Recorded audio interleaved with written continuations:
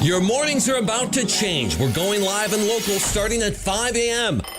Join me, Jeff Thomas, for the Fan Warm-Up Show. You get those late West Coast scores you may have missed and all the latest news and rumors from the CLE. Hey, if you're up that early, you may as well worry about Cleveland sports with me. The Fan Warm-Up Show starting at 5 a.m. only on 92.3 The Fan. Talk sports with guys in the know. It's embarrassing. I mean, are they not embarrassed? It's time for Baskin and Phelps, Cleveland's sports radio, 92.3 The Fan.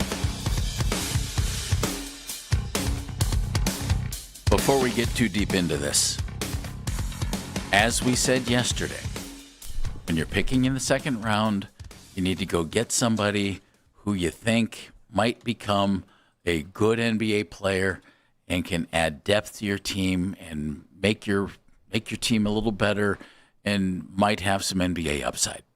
Okay? Before we get too deep into this. Okay, don't get deeper, Jeff. I'm getting confused. That said, hey, you can't have too many guards, can you, Andy? No, you can't. My God, Jeff. let's go get another guy who's under 6'4".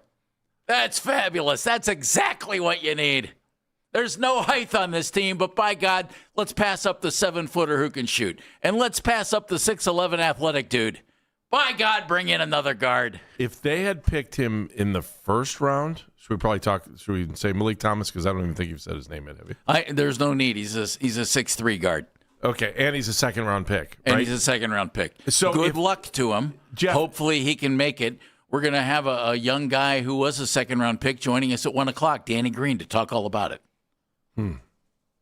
Okay, so you can have a wonderful career. If he had been a first-round pick, Jeff, I might have thought that maybe they're moving one of their two current guards. But he's a second-round pick. 19 years old. He's a good shooter. 19 years old.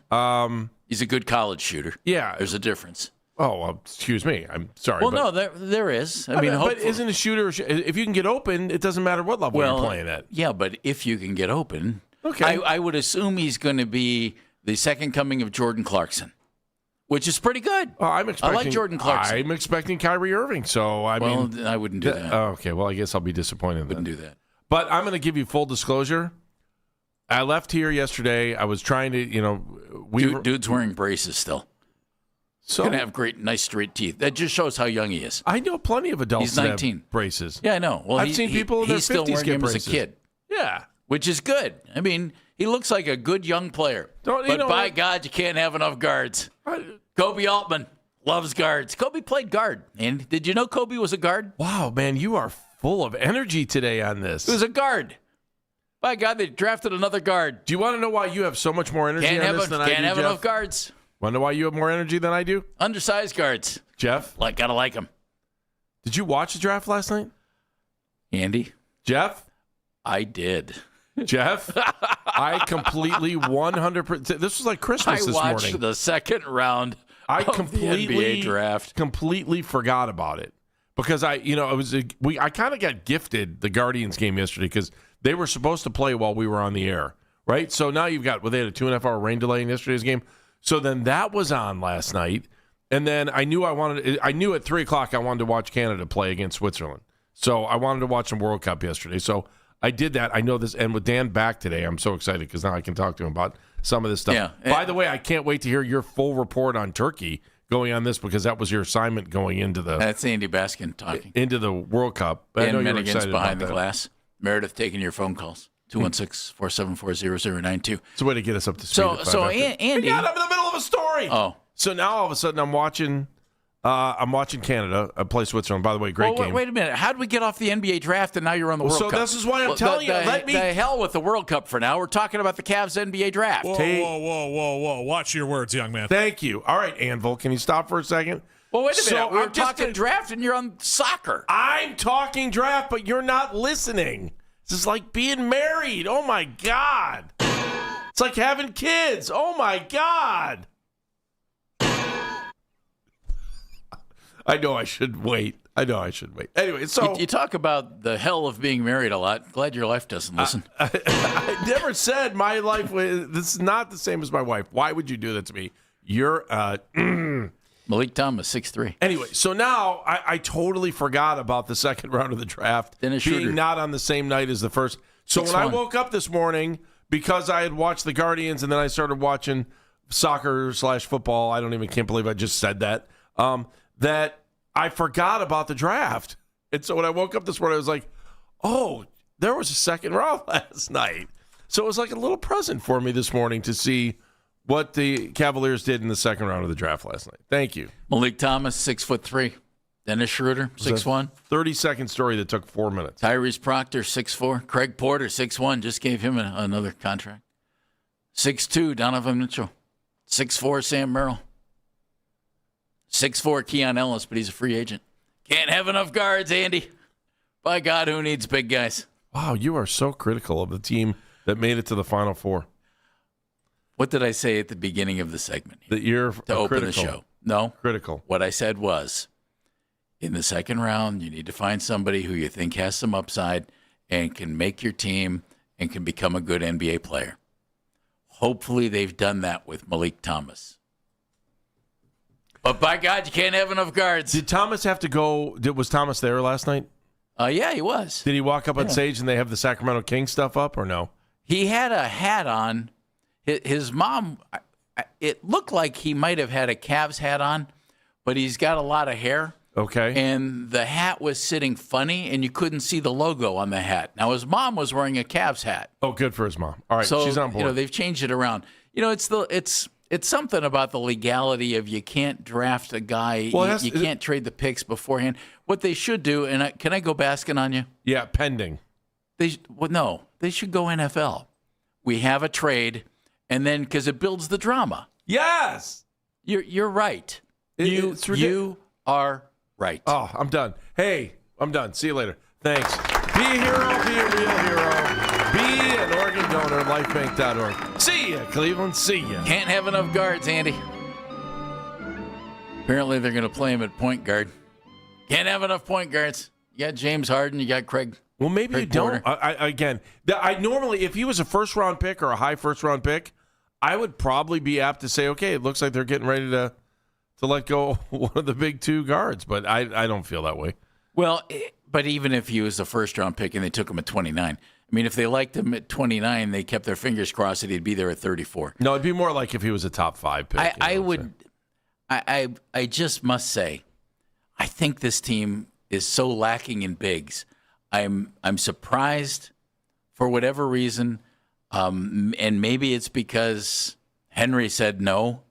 They didn't draft Henry Vassar, That's who dropped like crazy. I know. Well, but as the guys on ESPN said, and as you see in the second round, he didn't go till 52. But as they said, and they're right, sometimes in the second round, it's one of those situations where a guy says, like a team might call and say, "Hey, we'd like to draft you, and we'd like to sign you to a 2-way contract." And nope, I'm not going to do that.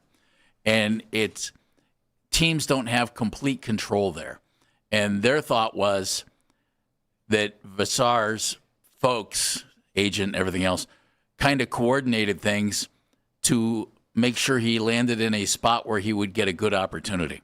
And all the folks on the ESPN crew last night, it was Jay Billis was there, and Wendy was there, and Bobby Marks was there, and they all said, yeah, the Hawks probably had the best pick of the second round when they picked up Henry Vassar, the 7-footer from North Carolina who can do a lot of things. Yeah. And then the Clippers took Baba Miller, from the kid from Cincinnati. Yeah, I knew that's who you wanted to. Well, Andy, what I wanted was somebody who was, on the radio. It would have been fun. What I wanted was somebody who had some size to him.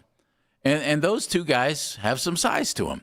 And I think our team is lacking in size. You know, I don't think you're alone in that. I agree with you. Especially if now we're all of a sudden thinking about you're going to trade one of your big guys. What? I can't imagine them. It doesn't make any sense. It doesn't. I don't get it. It's not easy to get these big guys. We have two very good big guys. One who I think can get even better. I think we all believe Mobley can get even better. I saw Mobley. We saw it with our own eyes this year, guys, gals. I mean, we watched it. He played more aggressive. He was more apt to go to the hoop. I don't. That was the thing I liked about the tape that we saw on. Was it Vassar, the guy? Why do I feel like I'm saying his name wrong? Vassar. Sorry. I've heard it pronounced 6 different ways. I've heard it Vasar, I've heard it Visar, I've heard it Vasar. I looked through the pronouncer like 2 days ago. Yeah, I know. Too, and I was just and it's not Henri because it's Henri, which would be the French. Henri. Henri. Yeah. It's Henry. Oh, okay, good. All right, well, Henry. Yeah, okay. So, anywho, I wanted them to get another big guy. I love the way, if you go back and watch his tape, he goes to the hole all the time. Now, again, Andy, I know I'm watching a highlight he steps rule. behind the line and hits threes. Well, he's not scared to go to the basket. Oh, no, Andy, that guy at North Carolina, anyway, had a really nice all-around game. Could score inside, could score outside, rebounded well, had not done as well in his 2 years at Arizona. All that said, if I'm taking a shot on somebody in the second round and I'm a team like the Cavaliers, who not including free agents Dean Wade and Thomas Bryant, are you sitting? Yeah. I think I am, yeah. The Cavs have 4 guys over the height of 6'7". That's it. They have 4 guys over 6'7". Allen and Mobley, and then Naquan Tomlin, who I like, but he's 6'8" and played all of 19 minutes in the 3 playoff series. So though I thought he had some interesting moments in the regular season, he was an afterthought in the playoffs. And the other guy they have is Oliver Sarr, who's 6'10", and he played in 4 games in the regular season. They picked him up during the season when he got cut by Oklahoma City, I believe. And he did not play in the playoffs. So basically, they have 2 guys over the height of 6'7" who they actually play. I thought, a great opportunity to add some length, add a big guy who could come in and help the team. They didn't do it. Instead, they went for another smaller guard in today's NBA. You know what's interesting? If he ends up being a good NBA player, congratulations, you have a second-round pick who can actually play. So, but by God, I would have taken a chance on a bigger guy. Real quick, I know this is no big deal because most people don't look at even think about this stuff. But I just quickly looked at the Charge roster that they had for last year. Do you realize they had like 8 guys over 6'6"? Yeah, well, on that team. I don't get it. Forgive me, they're in the G League. No, I know, Very but few do you think G League guys end up making it? So there you go. Is that something? That's what I'm asking you. Why are they're hiding all these guys? 6'6" is okay. If you're 6'6" and you play on the wing in today's NBA, Andy, you're 6'7", that's great. If you're 6'6" and you say, I'm a center, good luck to you. They had 8 guys on the roster at the Chargers You're going to love over Barcelona. 6'7". 8 guys over 6'7", and can you say hi to Olivier Turkey? Sarr was 6'10". What do you think of playing for El Mensajero? 216-474-0092, number to join us. Hey, Danny Fair. Cavs had a chance for a big guy in the second round. Again, it's the second round. If you find a guy who can play, who you think has upside, and you can develop him, and he becomes a good player, congratulations to you. But they decided to go for a 6'3" guy instead of guys with size. I don't get it. Unless they obviously thought he was the best guy available. Okay. But you can't have enough guards. It's Baskin and Phelps here on The Fan. It's time to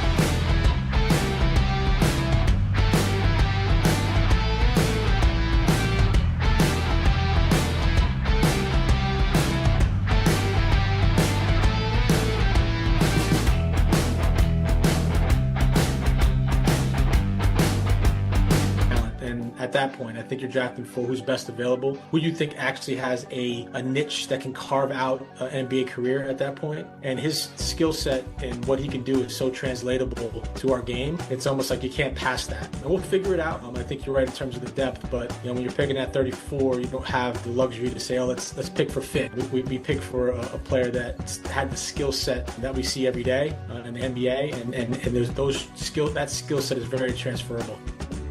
Well, it's Kobe Altman. After the Cavaliers drafted a guard, Malik Thomas from Arkansas, from Pittsburgh native.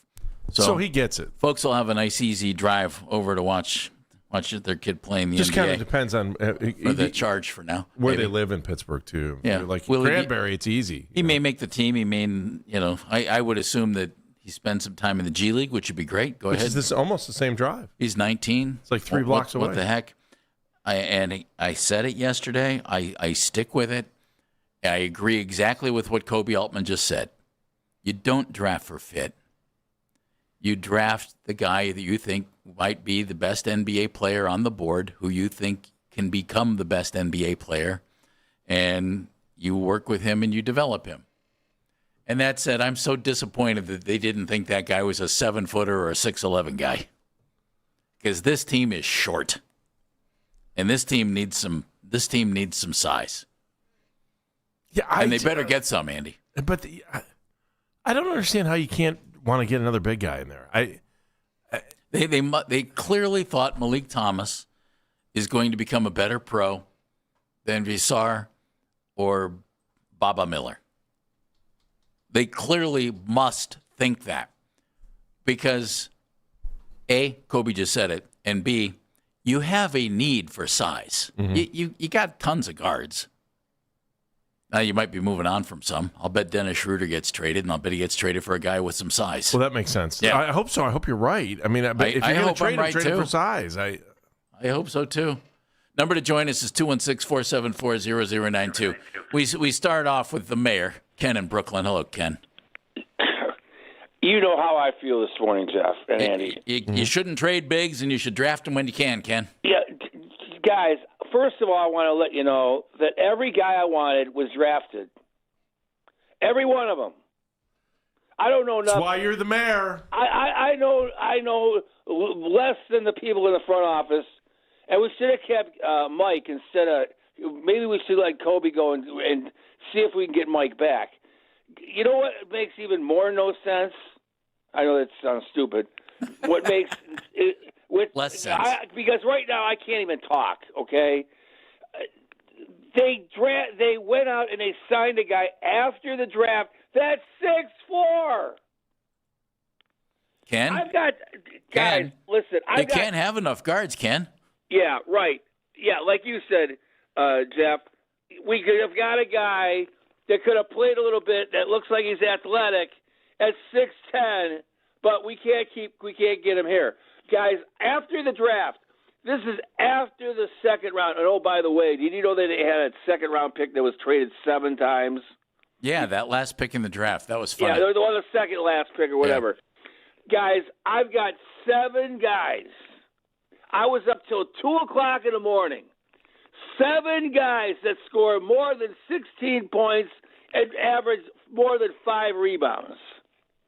Every one of them is 6'7" or better. 6'7". We're talking about a guy that you took. I don't care about his upside. I don't want to hear it. You've got how many guys that are the tallest guard we got, because Jalen Tyson is a swing guy. Okay, he can play 2 or 3. He's more of a 3. That is no bigger than 6'5". Are you serious? Ken, they have 4 guys who are over 6'8" or bigger. That's it. And two of them didn't play in the playoffs, really. Right, and you got to sign Dean, and I mean, and I'll bet you don't. I'll bet you don't sign Dean Wade. Well, you're going to have to. I'll bet you don't. I'll bet he goes somewhere else. I'm telling you guys, this is turning into a total nightmare. And I don't know what's going on here, but we want 6'7" or better size for that wing guy, and we're drafting guys that are 4 or 5 inches smaller. What? Or Ken, draft the center. Get a third big guy. Yeah. I mean, I just don't get it. I don't either. Oh, I have one on the board. Nate Bittler from Oregon, 7-footer, 17-8, Jeff. All right. Is he a free agent right now? All righty. Oh, Ken, thank you. Have a good day. Ken, enjoy. Enjoy, Ken. Guests of the Baskin and Phelps Show, stay at the beautiful Cardboard Box Inn. We'll cut a window for you. Just give us a butter knife. You, too, can stay in the alley right next to the Halley Building parking garage. It's the Halley Alley. Boink. Continental breakfast for whoever leaves some food on the street. Look, this is not about Malik Thomas. The kid might end up being a really nice NBA player, and that's great. And if so, mission accomplished. But oh my God, don't we have enough guards on this team? Don't we have enough guards, Andy? Ken wants a wing guy. I do too. I want a center. Get some size on this dang team. Cool Ray's in Bedford. Cool Ray. Cool Ray. Hey, what's up, fellas? How are you, bud? I'm doing good, man. That draft was, I don't know how to What explain draft? it. There wasn't even a draft. We didn't have a draft. We weren't part of this thing. Yes, they were. We were onlookers. Come on. It got so confusing with the trades and guys walking up grabbing the wrong hats. I was like, I'm going to turn this off. Man. But it's not the wrong hat. It's the right hat. It's the league because you want to blame Ted Stepien for this, right? Isn't that why it is? I mean, seriously. In the second round, it's not Stepien. I don't know what it is. But my thing with the Cavaliers was like you was in the perfect position of all the Cleveland teams. Like all the best players was taken. You was at the bottom of the draft. You could have just picked for size. Like it was almost like they didn't want to go, if we got this guy, we don't want him to be showing up. We don't want him to be better than what we have. Wait, are you saying for the first round? Is that what you're saying, Corey? Instead of not taking a pick in the first round? Yeah, for the first round and the second round. Okay, I'll get you. But on the first round, they were locked, right? Like they didn't want to have to pay guaranteed money. I understand. I totally get the first round, but I'm with you on the second round, Corey. I'm with you. Right. It's like I didn't understand what they were doing, and then you put this narrative out all year last year about how you can't win with small guards, and you picked another guard that we loaded with guards. Like, maybe, you know what, I figured it out. They tried the big three a few years back, so maybe we're going to go with the small five this year. Cool, Ray. Thanks, buddy. Jeff in Cleveland sends me this text. Kobe Altman knows more about the NBA than any caller you have, and I hate to say it, than any host saying that they should do this or that. Jeff? He sure as heck better. Yeah, we're not getting paid for that. He sure as heck better. We're just the suggestion box. Come on, man. But Jeff, guess what? You're almost as tall as Malik Thomas and Donovan Mitchell and Craig Porter. What's Jeff's shot look like? Jeff has no shot. He's unathletic as you know what. Wow. What was Jeff's gig when you worked with him? Jeff's just a great dude. Oh, okay. Right. But he's opinionated. That's okay. Nothing wrong with it. It's opinionated. All right. Look, again, this isn't about Malik Thomas. And truly, I truly believe this. If the Cavs coaching, and I heard word last night that they really liked him all along in this process and kind of had him earmarked for 29 and then traded out because of the guarantee and everything else. And they're happy to get him at 34. That's wonderful. And it's not about him. Hopefully, the guy is great. And if their evaluation was that he was absolutely the best guy on the board, I get it. I get it. Then they should have taken him. My hope was just that they thought that the 7-footer or the 6'11 guy was the best guy on the board at the time, and they could develop that guy. Because good luck finding guys like that. Good luck. Good luck. Kobe Altman had more to say about Malik Thomas. And again, he's just 19 years old. And here's what he had to say about it. Look, this is a long-term thing, right? We want to continue to have the draft be a lifeblood of this program. And so we have to continue to use these opportunities to develop him, put him in situations he might be uncomfortable with, especially in summer league. That's okay as we grow him, right, for the next 3-4 years, especially with Kenny Atkinson as our coach. We continue to make player development a big part of what we do. And so this is not just this year, right, or this summer. It's an evolution of his development as a 19-year-old. All right, first of all, draft's not the lifeblood of this team because they traded the picks. They traded everybody for Donovan. Who's on the roster that's and Evan then Mobley, right? I'm like, and then develop him over the next 3 or 4 years because Kenny Atkinson is your coach. Have you seen the tenure of NBA head coaches? Wait, did he say he would like for it to be the lifeblood, or no? that He said it is. He said it is. Oh, Kobe, man, I love you, but come on. You got to be kidding. One of their starters was drafted. The lifeblood? We're on life support if that's the way the franchise is being run. One of their starters was. Anybody got paddles? Come on. Dan's in Cleveland. Hey, Dan. Serious? Good morning. Hi. Hey, Dan. Jeff, I agree with you. I didn't realize I don't follow it that close on the heights. I didn't realize how small the Cavaliers really were. I thought Donovan Mitchell, as good a player he is, I thought he was playing at 6'4" or 5", and here you're telling me he's 6'2", correct? He is 6'2". Okay. They look taller in shoes, though. I play basketball. I can't believe you just said that. Wait, I just want to make a point, and I'm going to hang up. Okay. Go ahead, Dan. Yeah. Okay. It's all relative. Whether I know we're talking NBA, but if you're NBA, college, high school, or a pickup game on Sunday, if you bring Donovan McMahon with you to play, Donovan Mitchell with you to play, and I got a guy 7'1" who can play and score and dunk from 1 foot, you're going to lose the game and not hold the court. Period. I don't care where you play; it's all relative because everybody has every league or situation has A, B, and C players. But if I got a guy 7'1" or 7", and you got Donovan McMahon, you're not going to win. Period. Dan, thank you very much. Donovan's a tremendous player, but he's part of a team that I think lacks size. And the Cavs made the Final Four. If you're going to tweak, you wouldn't think tweaking would be with a guard, but that's okay. ESPN has a draft grade for the Cavs. And again, it's not about Malik Thomas, I don't think. It might have been for ESPN. What they had to say about the Cavs draft choice, which might not be fair for a 19-year-old. Coming up next on Baskin and Phelps. Hey, everybody, it's Andy Baskin for FanDuel on the biggest stage in the world, FanDuel.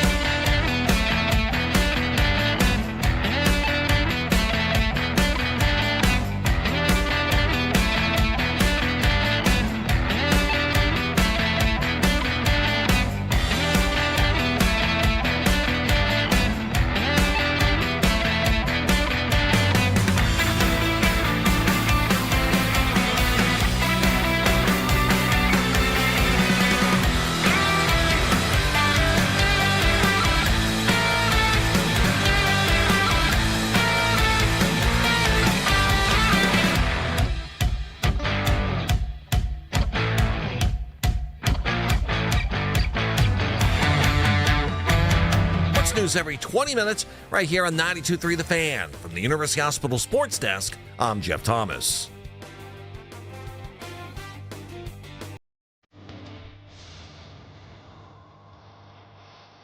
So we got what we believe to be a first-round talent in the second round, and pocketed a distant second-round pick from Sacramento that when that's going to pop back up again. We might be able to use that at the trade deadline. We may be able to cobble that together with other assets to go get somebody. So these are meaningful things for us. These are things on the margins that people don't talk about, but they're impactful for our organization.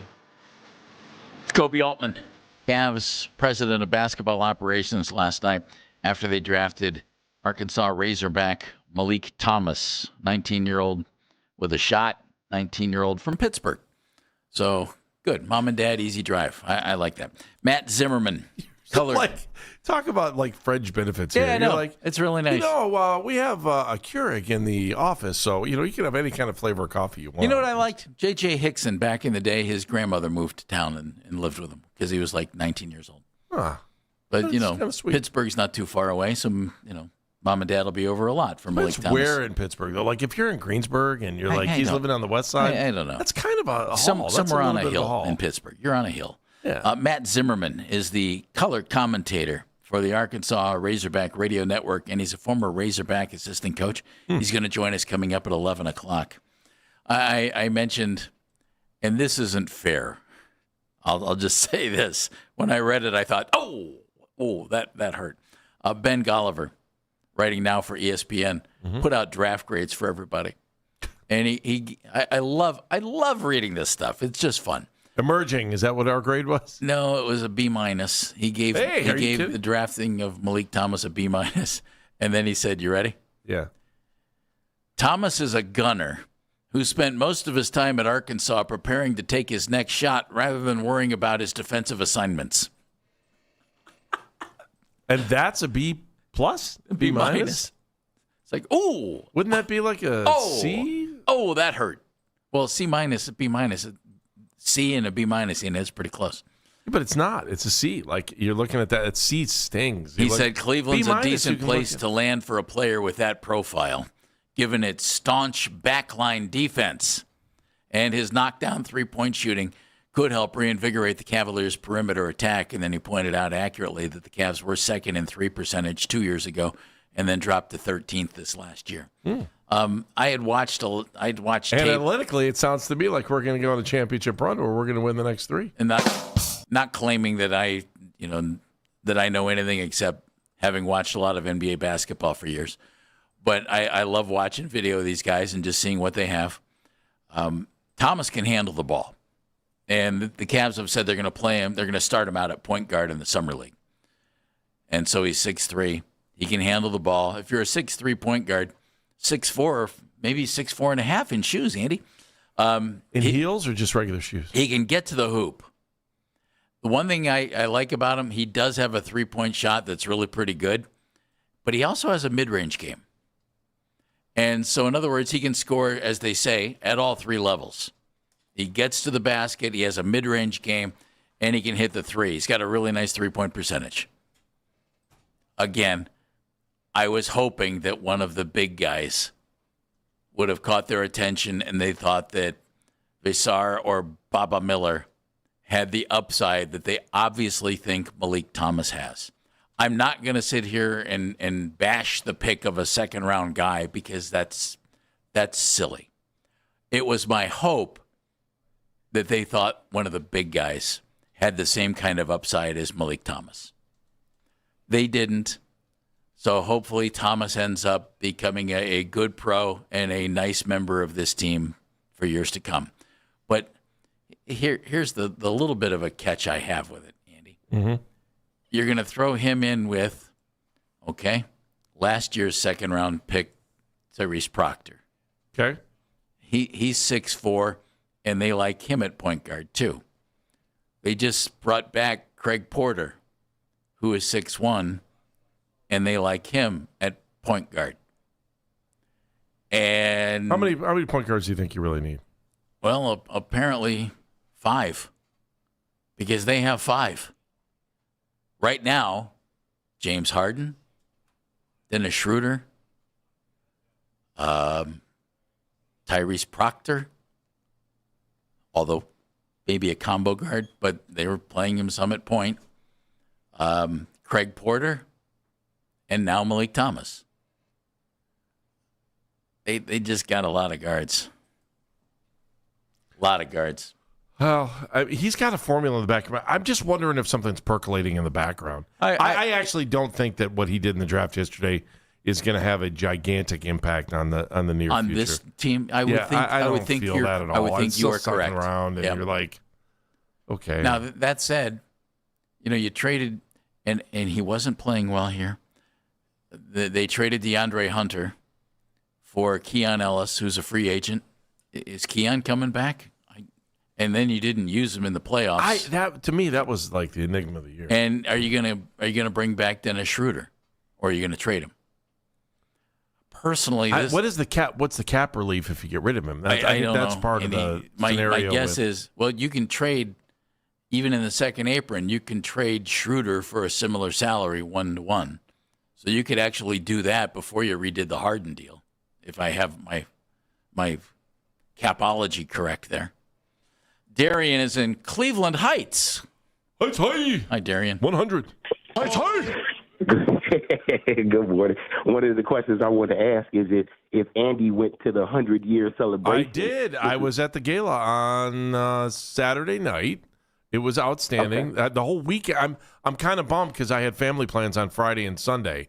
So it looked to me like the stuff that happened on Friday and Sunday were off the hook. A lot of fun. They had tents up at the stadium, and I saw a million pictures. So it was a good deal from what I really enjoyed myself on Saturday. So that was fun. Cool. You must have bought one of those $2,500 tents. I'm just playing. That's our point. No. It was $10,000 just for my seat alone. It was weird. I was just like, what is this? Come on now. Are you kidding? Do you think I'd pay $10,000 for anything? That's what I said. That's why you didn't see me there. But look. Everything you guys just said about the draft pick, I also heard he led the team in steals and rebounds. So I think that's something that we need to look at as well, because that's defense that we need. But I really think the painting on the wall. I don't think he led the team in rebounds. I'm not sure about that, Darian, but I'm not sure. I don't think. Okay, well, check for the steals. I know the steals for sure. But one thing I think that this leads to the writing on the wall, and y'all could say I'm crazy, but I think that they're going to trade Donovan instead of Evan. And I think that we're going to bring Jaylen Brown in. They like this guy, and he has all of that. I'm not saying he's going to be the next up, but I think that that's what they're going to do, because I don't see a world where Jaylen and Donovan can take us to the next level. I don't see that. And then the last thing I want to leave you guys with, and I'll listen, is that we probably said the same thing about Jalen Tyson when we drafted him. So remember how he turned out. So we don't really know yet how he turned out, Darian. Okay. But I like him. I am with you. I like him, and I think he could end up being a guy who actually starts in the backcourt. 6 in rebounds, tied for first in steals, 1.5. So second in scoring. Okay. Yeah. Okay. So you mix all of that with the scoring and everything. He's a pretty much all around player.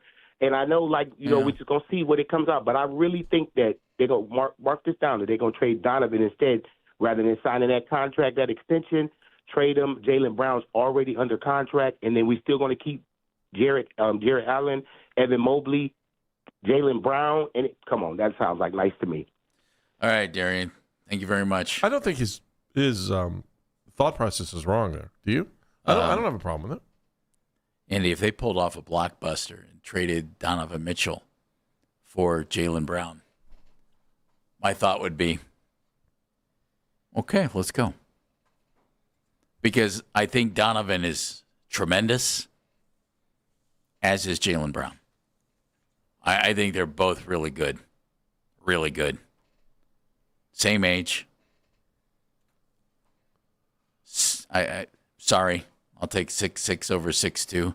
And Jaylen showed this year that he's capable of leading a team because Jason Tatum was gone. If that were to present itself, I'd be hard-pressed not to do it, because I don't want to, as much as I like Donovan Mitchell, I don't want to pay him $70 million a year in his early 30s. It's funny. And Darian's right, because with Brown under contract already, all right, you're good to go. He's not going to cost you 70. It's going to cost you a lot, but yeah, it would make things interesting. I don't know that I would be against it.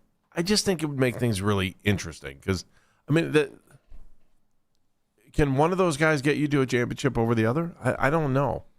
I know that we. I would think Jaylen Brown's track record shows that in the right situation. I mean, he's won an NBA title, but he had Jason Tatum with him. Yeah. So are you saying if he has Evan Mobley with him, that might make a difference? If he has James Harden with him, does that Andy, make a difference? I think I'll forever say Donovan is a tremendous player. I'll make you mad. I've had him on my fantasy basketball team forever until somebody offered me Cade Cunningham for him, and I traded him. And I would do the same thing in the NBA. If somebody's going to offer me a bigger guard who can do the same things, I'm going to take the bigger guard. Now, with Cade, it was because, assists for stupid fantasy reasons. But if I can get a guy who basically plays the same type of game offensively as Donovan, but is 6'6", and can defend it a little bit better, that might give you a better chance to win a title. And if you're going to make a big move, that's kind of like keeping your team together and just swapping out 6'2" for 6'6". And I'd be hard pressed not to do it if Boston offered me that. I'd wonder why Boston would do it, though, if you want to know the truth. What do you think he'd want to go? This is a very Jeff Phelps theory on this. Ready? Okay. You know how everyone wants to talk about Mitchell being from New York. Like, he went to high school, like, at one point, almost a little closer to New York, but halfway between New York and Boston. He was at Brewster Academy, which is in, he was at Canterbury School, which was in Connecticut. So a little bit there. And then for his junior and senior year, he was in New Hampshire. So, like, he was north of Boston.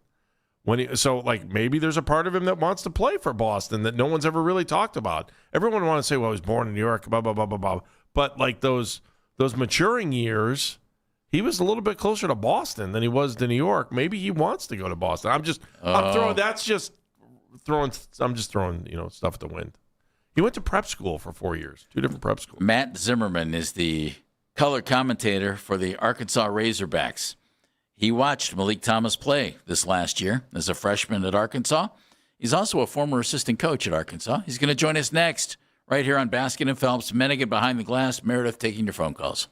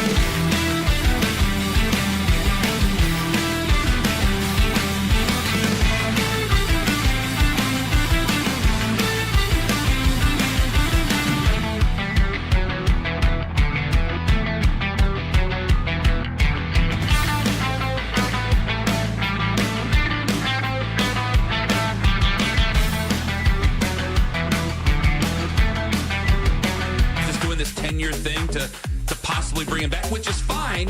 There's no real celebration without LeBron and without Kyrie. And neither of them are here right now. Both of them still play in the NBA. I think those things would happen if LeBron were retired, but he's not. The Ken Carman Show with Anthony Lima. Weekday mornings starting at 6 a.m. We are Sports Radio 92.3 The Fan.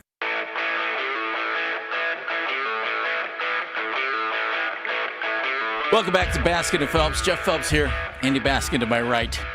Cavaliers one pick in last night's draft.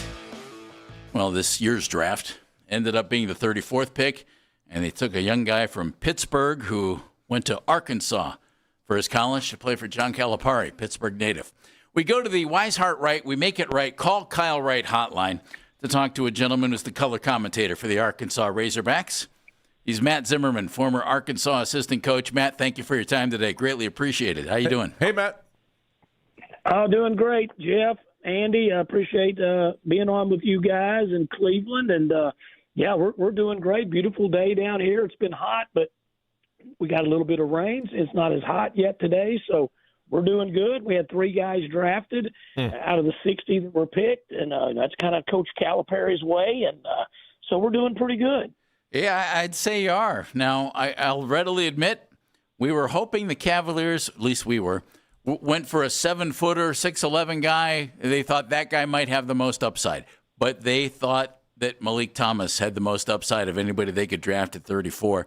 And that's a great compliment to a young guy. He's only 19 years old. What is it about Malik that impressed you, that impressed the folks in Arkansas so much? He just really can score. He can really shoot the basketball. He can drive it pretty good. He's got a good pull-up game. He doesn't get quite to the rim. We had this guard last year that was only the second player in our conference's history to lead the league in scoring and assists, a kid named Darius Acuff. So Malik was kind of always a little bit overshadowed by Darius Acuff, who was a 7th pick in the draft, and who's an outstanding player. I mean, I think he'll be an NBA All-Star. He's a tremendous scoring guard. And Malik was just about as good as him. He just got a little overshadowed. And, Darius could score and had these huge assist numbers. Malik was a scorer. And, man, he can shoot the basketball. We go to the Sweet 16. We won the SEC tournament. We had a really good season, 28-9. He was the second-best player. And, we averaged right at 16 points a game. And he was a guy that we could just count on. He had probably, 28-9 is 37 games. We lost in the Sweet 16. Malik probably had 4 games that he wasn't very good in. That's outstanding for a freshman. He played well about 32 or 33 games for us. We went to Missouri late in the season, last regular season game of the year. Darius Acuff is a warrior, and he'd been in a boot, and he was kind of just fighting through game after game, putting up huge numbers, but his foot was hurt. And coach decides, Darius said, I'm playing. And coach said, no, this game, we were already going to be we were tied for second. We couldn't move up in the league standings. It was the last game of the regular season. We were going to be the 3 seed in the SEC tournament. And Coach Cal said, we're sitting Darius. And Malik came out, and everyone knew, or Missouri should have known, we're on the road. Hey, this is the guy you got to stop. You stop Malik Thomas, you beat Arkansas all day, and Missouri gets a nice little home win to end the regular season. Well, they couldn't guard him. He just wore him out. He scored 30 on him, and he wore him out. And it was game after game where he was consistent. Malik's like a 6'4", 6'5", slender-built guard.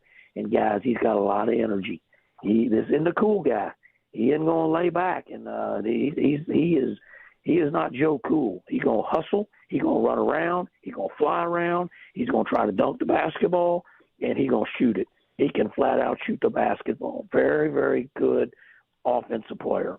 So being young, right, can you talk about his transition to Arkansas? And then on top of that, he now finds himself in maybe even a little bit of a similar position, although he's playing with the big boys now. He'll have Harden and Donovan Mitchell in the backcourt if one of those guys doesn't get traded. Just your thoughts on both those, the age transition, maturity thing, and then playing with Harden and Mitchell in the backcourt.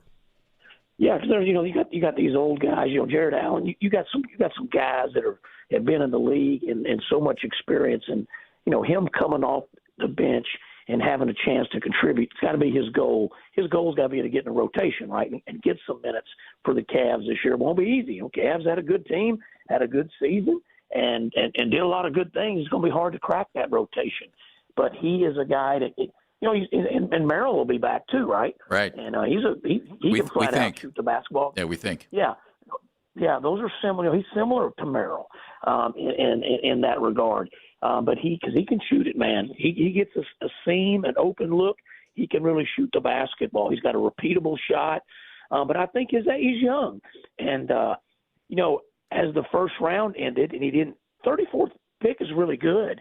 It's so important to be in that top 40. A lot of people don't realize that. But obviously there is a difference between the first round and the second round. But to go somewhere where they didn't have a pick, and he's the first one of the draft for them. And it seems like they really wanted him. And I think that he's a hungry, motivated kid. He really is. He got good family. And his age, it's going to take him a little bit. He's young.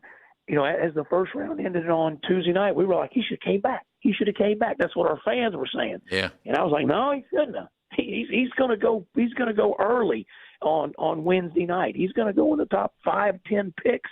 And he's going to sign a good contract. And, now we pay very well here. We're the only show in town. In Arkansas, we're the Cavaliers. You know what I mean? We're the only thing going here. We pay too.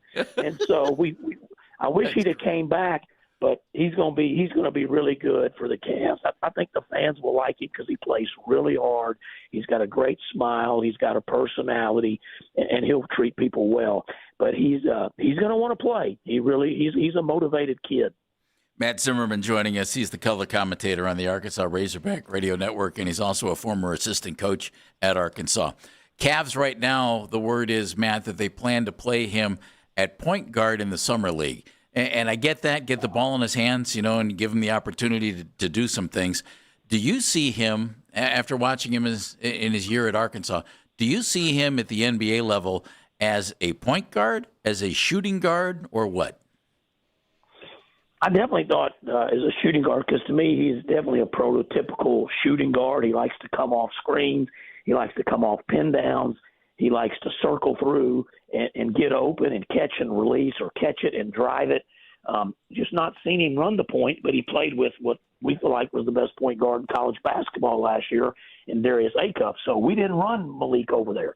Now, I know at this time last year and then end of the fall, Coach Cal would be like, our point guards are Darius Acuff 1, Malik Thomas 2, and Billy Richmond 3, that type of thing. So our staff was always like, he can run the point. We do dribble drives, so it's a little different. It's not like old school where you just have like it's a point guard just at the top all the time running things. And but Darius, we kind of evolved as the season went, where he dominated the basketball, and Malik had to learn to play off of him. And now Malik's not afraid to shoot it.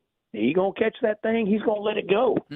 So he'll have to adapt a little bit as a NBA guy if he's going to be the playmaker. If he's going to be a point guard, he'll have to evolve. But, one thing that I was impressed by him. So Acuff had 232 assists. That's a lot. And he had 78 turnovers. And Malik was playing a little bit less minutes, but Malik had 92 assists, 37 turnovers. That's pretty good for what our fans would consider a shooting guard, a shooter, to have 92 assists, 37 turnovers. He did for all of our guys in our top 8 rotation, he was the least turnover guy. He was very good at not turning the ball over. He really was. Now, he wasn't running the point. So that'll be really interesting to watch. I didn't know that because I always just see him as a shooting guard. Mm-hmm. Hey, Matt, let me ask you this, because you just brought it up about Malik and fans wanting him to stay. I mean, how has that decision changed for a guy? And put yourself in coach's shoes, right? Like if you're coaching and you're recruiting your own kids year after year after year, how has the whole world changed about somebody who was in his shoes, who ended up being a second rounder, and how they make the decision now to stay because there's still cash there in college? And your thoughts on that? Yeah, well, it has definitely changed, even since 2021 when NIL came into effect, and now revenue share. So we could, you can pay a kid right out of your athletic department, right. $21.5 million this year, and so there's money here for the players. In a place like us, we pay a lot of money, so it's a harder decision for them. But it's still not NBA money or the hope of getting the big NBA contracts, and so. They still go that way, but I do think it causes a lot of players to pause and to have to really think it through different, because we're guaranteed money here. You know what I mean? Yeah. And if they're telling you, hey, you're not going to be picked till the second round, you may not get picked. You're going to have to go to camp. You're going to have to go to summer league. The summer league is so difficult, and so. It's just difficult for those guys to get any kind of – more and more of our kids are staying around because of the money that we can pay. Now, if you're Darius Acuff, you leave. You're going to be the seventh pick in the draft. But if you're not our assistant coaches, they'll tell guys, hey, if you're not in the top – if you're like top 15, top 20 pick, you need to come back to college because we can pay you. And so I don't know what he'll make. It'll be interesting when his contract numbers come out. But I know the Razorbacks were prepared to pay him a lot more than we paid him last year, and we paid him very good last year. And so, if you want to pay him a lot more and then see what the Cavs do, now obviously going there, he gets him closer to the pension. It gets him closer to that second contract, the bigger contract. But we try to keep our kids, and it's also interesting with Coach Cal because he is definitely historical. Send his kids to the NBA. The NBA's always been an important piece for him, right? And he loves to have players go to the NBA, and that's a big part of his recruiting pitch. And he's just not the kind of coach that's going to sit there and tell Malik Thomas, hey, we're not sure where you're going to go. You need to come back here and make this amount. He's just not going to do that. He's very good about telling those guys, man, you're an NBA player, you need to go. And now I would have recruited Malik Thomas since the day we got beat. We lost in Arizona in the Sweet 16. I'd have recruited him every day. I'd have recruited him every day to get him back. And I know our coaches did, I'm sure, to a degree. But they're also very good about because they recruit to come here. I mean, I've coached, coaches coached Anthony. He's coached all these great players. Shai Gilgeous-Alexander, and Willie Cauley-Stein, and Devin Booker, and on, the hundreds of great players Coach Cal's coached. And a big part of that is, I'm going to put you in the NBA. You're going to be there.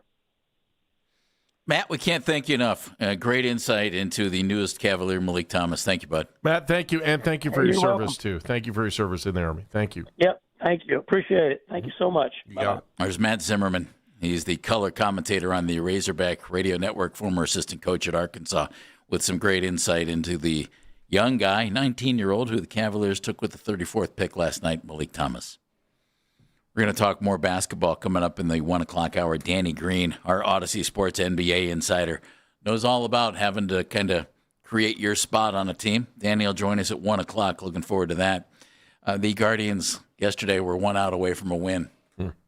Took them a little longer than that, but one of the reasons why, some guys are hot, some guys are not. It's coming up on Baskin and Phelps. Man, I love this place. I've been surfing here since I was a kid. Now, seeing my grandson out on the water...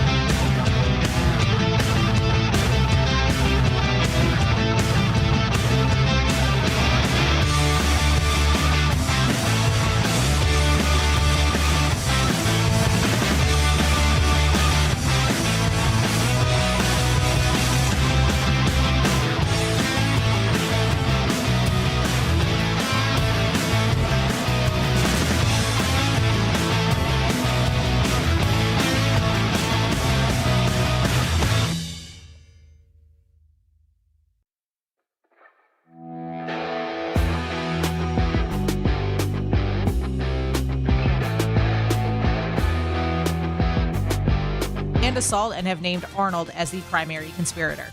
You can now find 92.3 The Fan on YouTube. Subscribe to our YouTube channel and get the best content from our shows each and every weekday. That's 92.3 The Fan on YouTube. Headline sports news every 20 minutes on 92.3 The Fan. From the University Hospital Sports Desk, I'm Meredith Kane.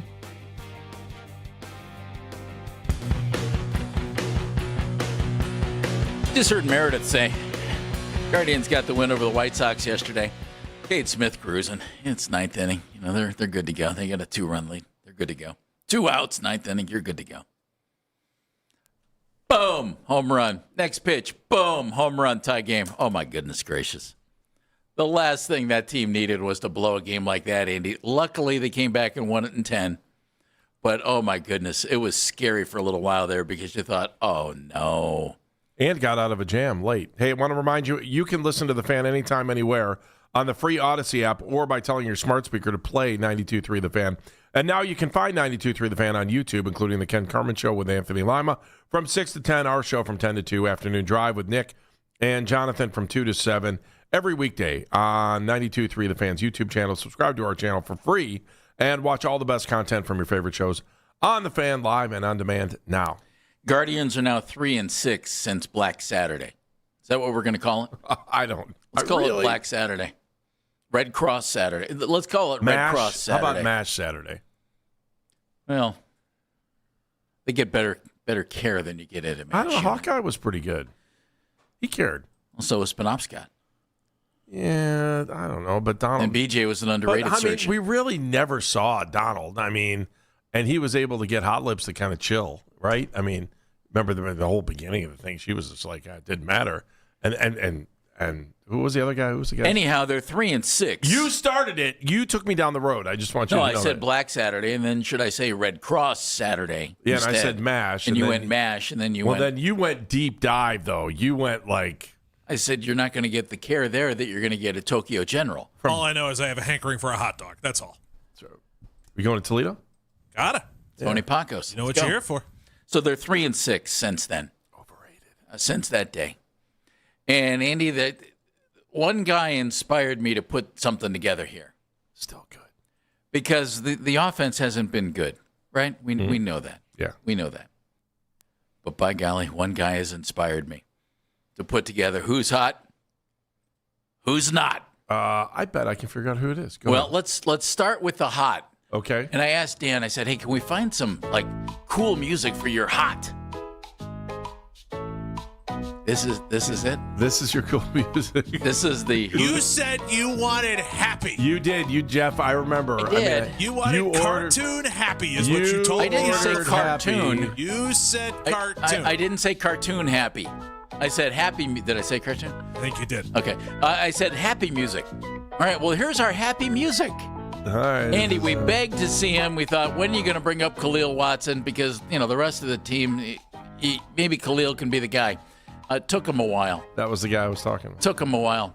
But in his last 3 games, Khalil Watson is 5 for 9. Yes, he is. That batting average would be .556 in his last 3 games, 5 for 9 with a home run. And most importantly and most impressively, 6 runs batted in his last 3 games. He had 2 huge hits yesterday. And the day before. Just leave him on the field, please, Stephen Vogt. So Khalil Watson leading our group of Guardians who are hot, and that's outstanding. Unfortunately, we have a bunch of guys who are not hot, and I asked Dan, can you come up with some not hot music? And this isn't bad. Turn around. And there are a lot of guys. Thank you very much. Kyle Manzardo in his last 17 games is 11 for 52. That's a .212 batting average in his last 52 games for Kyle Manzardo. Kyle's hitting, second, third, fourth. Come on, Kyle. That hitter is hitting .212 over the last 17 games. For 36 cents a day, you too can help. But you know what, Dan? Kyle Manzardo. We have some hot guys who are maybe making up for Kyle Manzardo. Oh. Would you believe?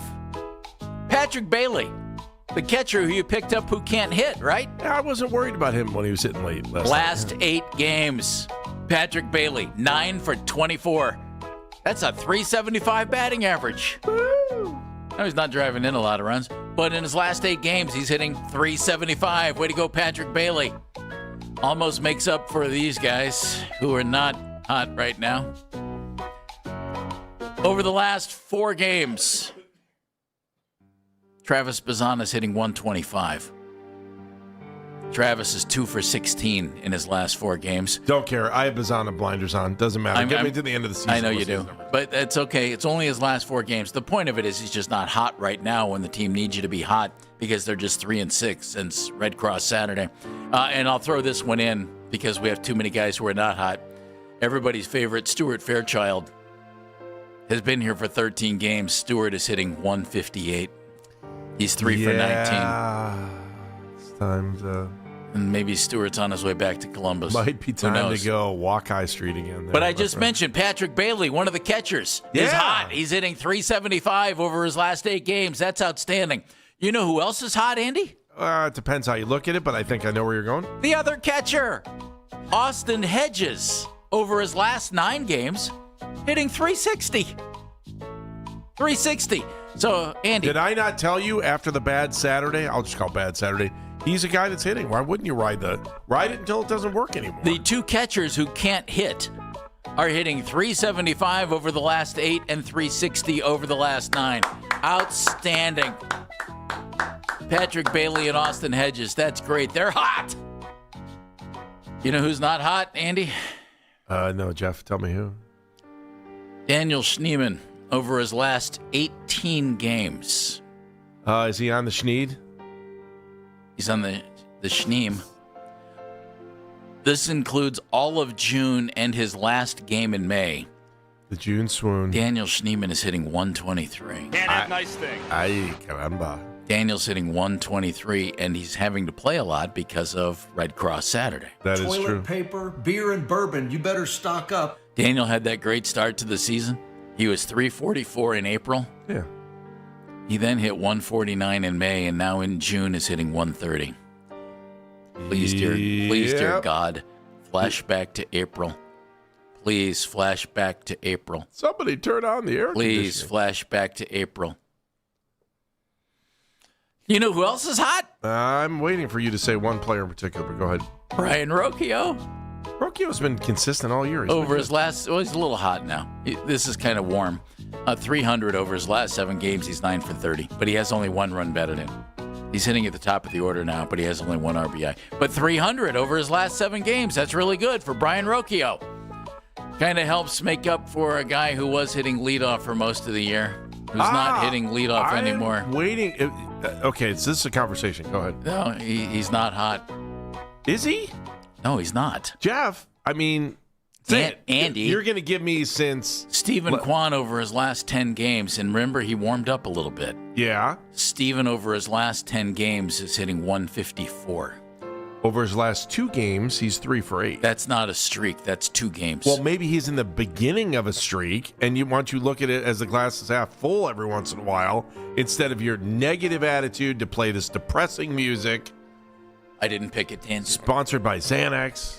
I mean, Stephen come on, Kwan, man. 154 over his last 10. He's 4 for 26. No home runs, no runs batted in over his last 10 games. And Andy, I made your note. And that's even with going 3 for 8 in the last 2 games. He had been in an 0 for 18 skid.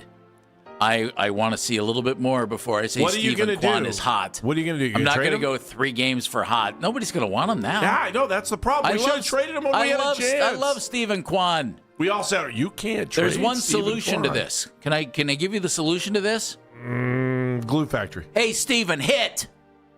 There you go. That's some quality coaching. That's what makes you outstanding. That's why. We have another hot guy. Okay, give me a good one. We'll get that fixed. We have another hot guy. Over the last 5 games, Petey Halpin. Petey. I think we got to let it go. I think he's probably taking this his whole life. He's taking heat for that. So can we just treat him as an adult? Petey Nance wants to be Pete now, so he is. Petey Halpin hasn't told us not to call him Petey. In his last 5 games, Petey Halpin is 4 for 13. That's 308. No runs batted in, though. So Rocchio and Halpin, no runs batted in over the last 7 of 5 games. But there you go. We have 5 of the 13 position players who are actually hot for this team right now. Hey, everybody, it's Snuffleupagus. Unfortunately, Andy, we have 3 guys who are not hot, who are bringing up the Faber pledge class here as not hot. Oh, are we back? Oh, God, are we ever? How bad was the top of the... I didn't look yesterday. Manzardo, Bazana, Fairchild, Schneemann, all not hot. What the hell's going on out here? And they're hotter than these 3 guys. Gabe Arias, since he's been back, is hitting 182. Yeah, Gabe has had a rough stretch. With 13 strikeouts and 22 at-bats. Is that bad? In the last 2 games... What's analytically, is that bad? Gabe Arias, 7 strikeouts in his last 2 games, 0 for 9. He has struck out in 7 of his last 9 at-bats. Now, this one pains me. I wanted them to sign Rhys Hoskins. I wanted them to sign him bad. Yeah, I know, Jeff. Hit a hit. I still think great. I still think he can come on and hit. He has a track record. 28 home runs, 85 runs batted in the 4 seasons where he's averaging, where he's played a lot. In the last 15 games, Andy, he's 5 for 52. That's an average of 0.96 in the last 15 games for Rhys Hoskins, with 1 home run and 3 runs batted in. And since Black Saturday, Red Cross Saturday, when you needed him to come on, he's hitting 107. Stop it, Jeff. But if you take it back even further to 15 games, he's hitting 0.96. Rhys, please, for the love of everything right-handed hitters have done in the past, channel your inner Manny Ramirez. Channel your inner Albert Bell. By God, I'll bet Jim Thome could have hit better right-handed. 0.96 in his last 15 games. Wow. And...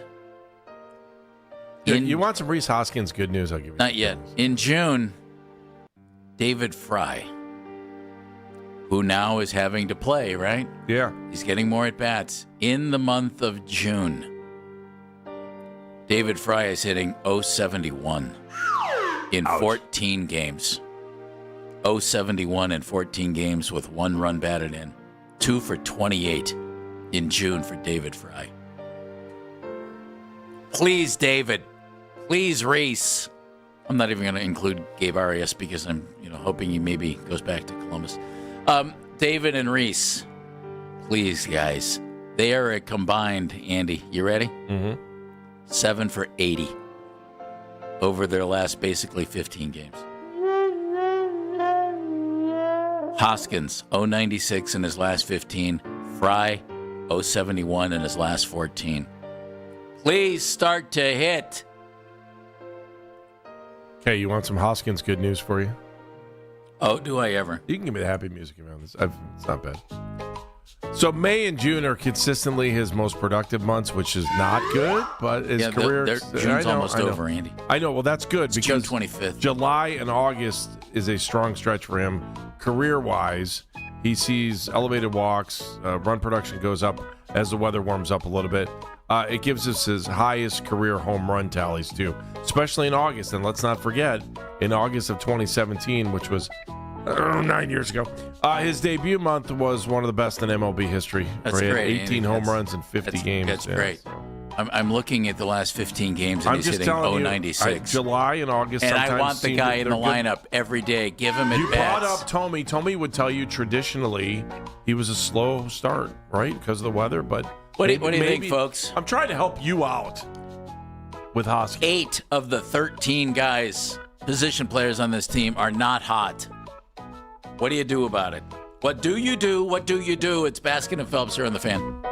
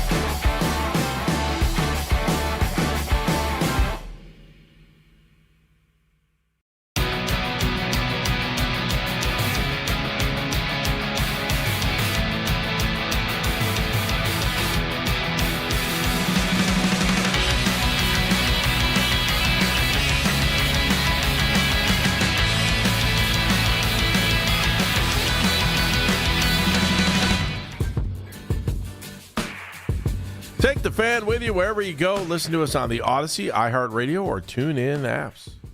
Welcome back to Baskin and Phelps. I'm Jeff Phelps. My buddy over there is Andy Baskin. Yep.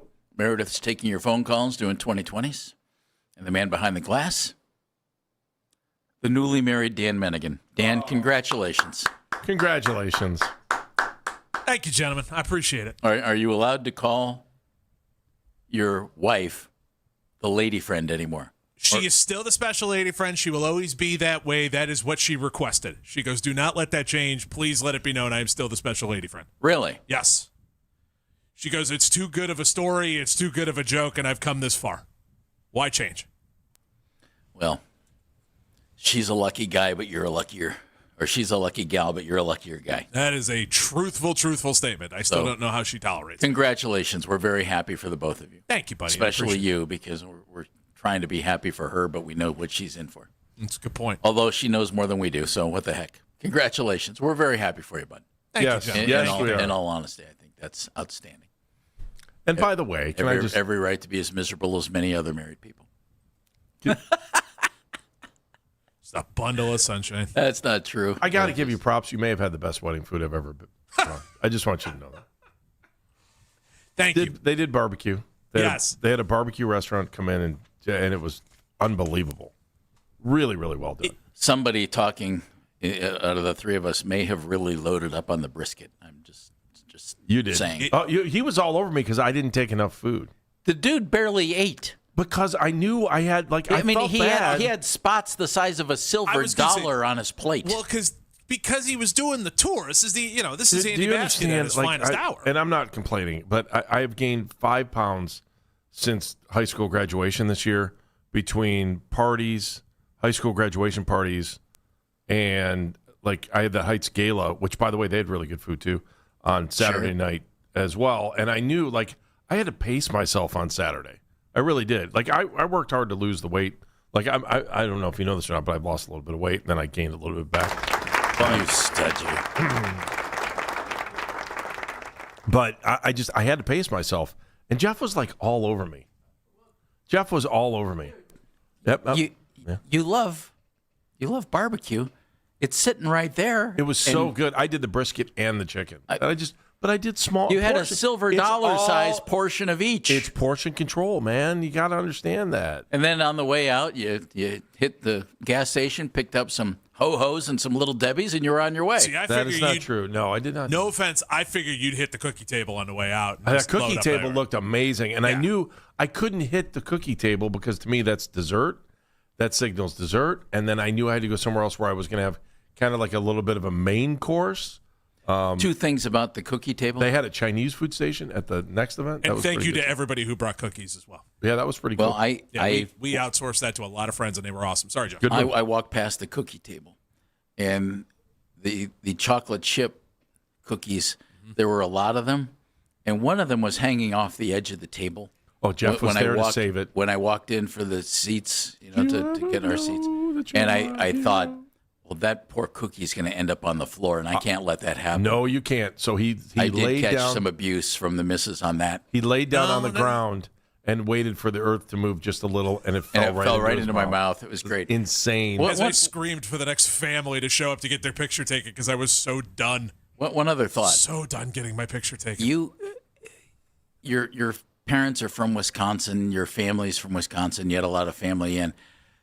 There was some type of dish that you need to tell me about. Okay. It was that circle thing with fruit and a white sugar. It was a Wisconsin something or other. I had and it's it's like a donut, and then you slice it up and you eat it. It's kind of like strudel, but it wasn't. And I had the blueberry, and it was phenomenal. Yes.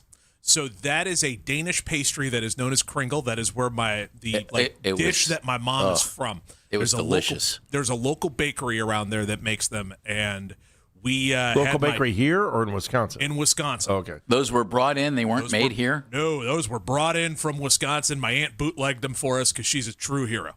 Well, they were phenomenal. There is a local. I shouldn't say local. There is a chain grocery store in this area that buys them from that particular bakery.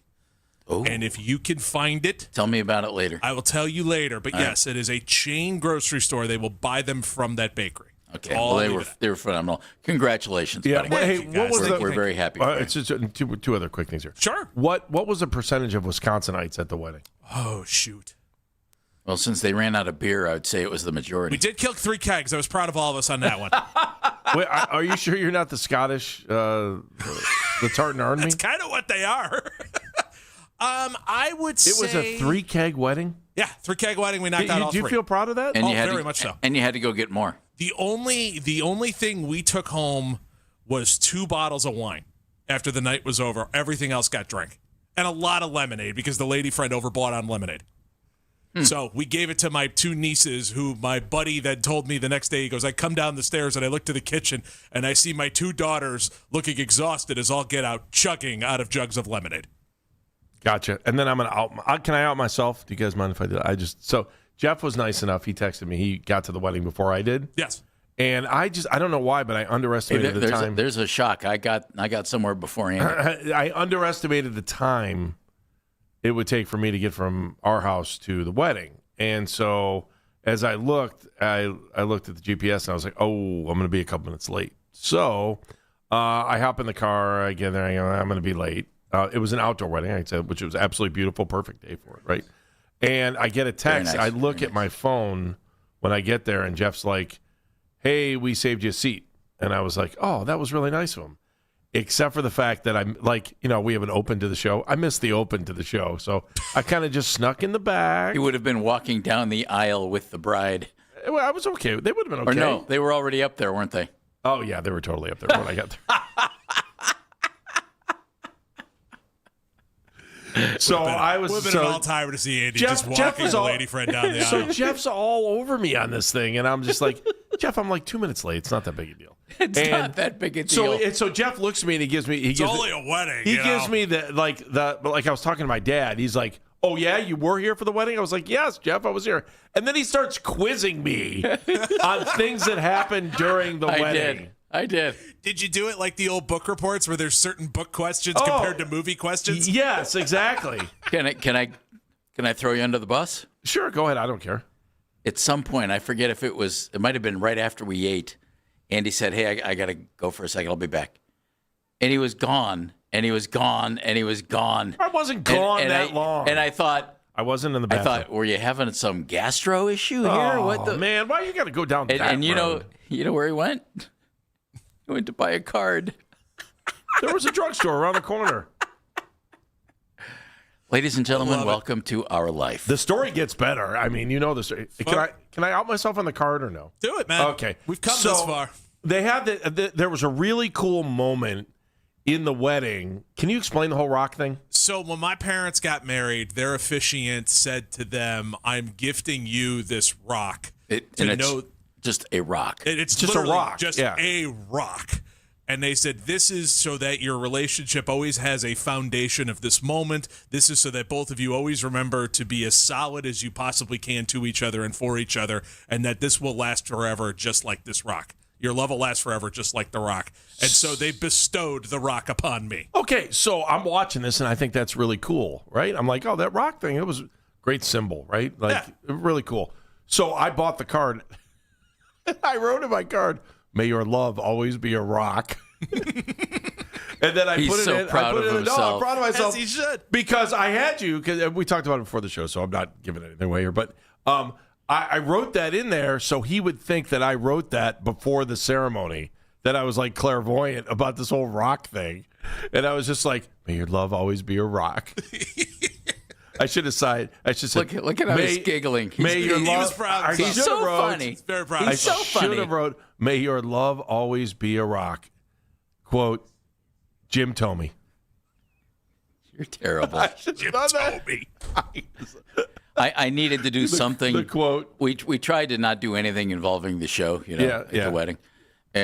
But there was one thing. Dan and his bride had folks fill out cards with suggestions from married couples. And it said, one thing to make sure you always do. And I said, get it fixed. We'll get it fixed. Yep, I had to do that. We'll get it fixed. We'll get it fixed. I told Dan, I said I was so tempted during the ceremony to yell out, We'll get it fixed.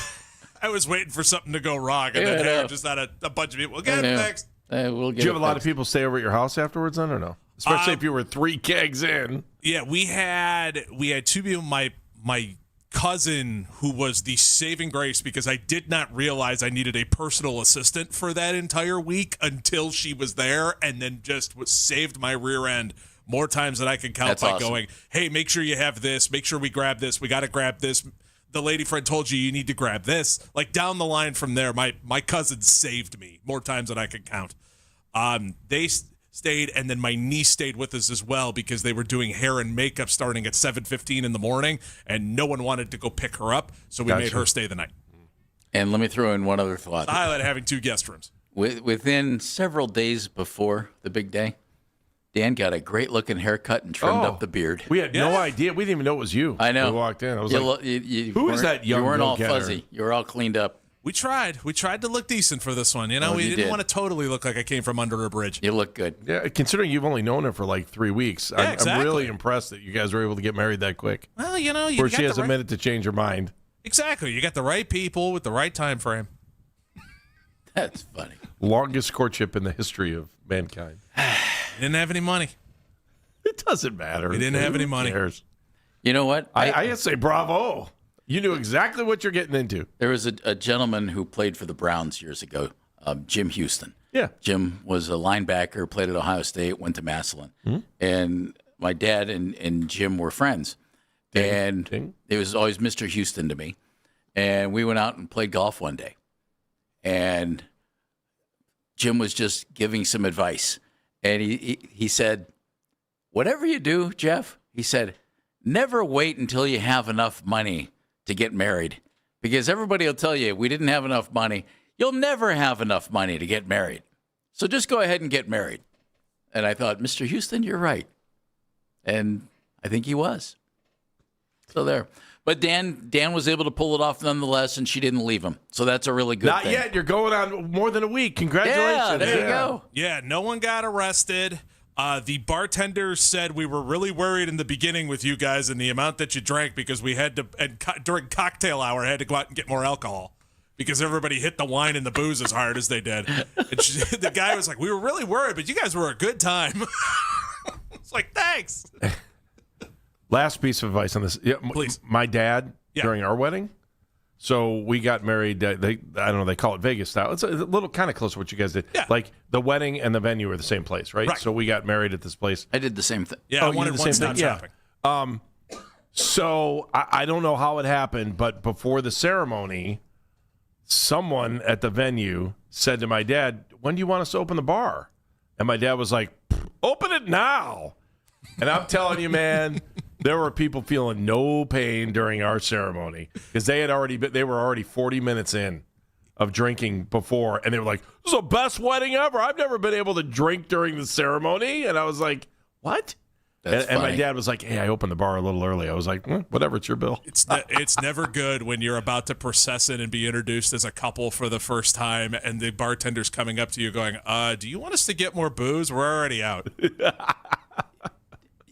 I'm not going to give anything too drastic away.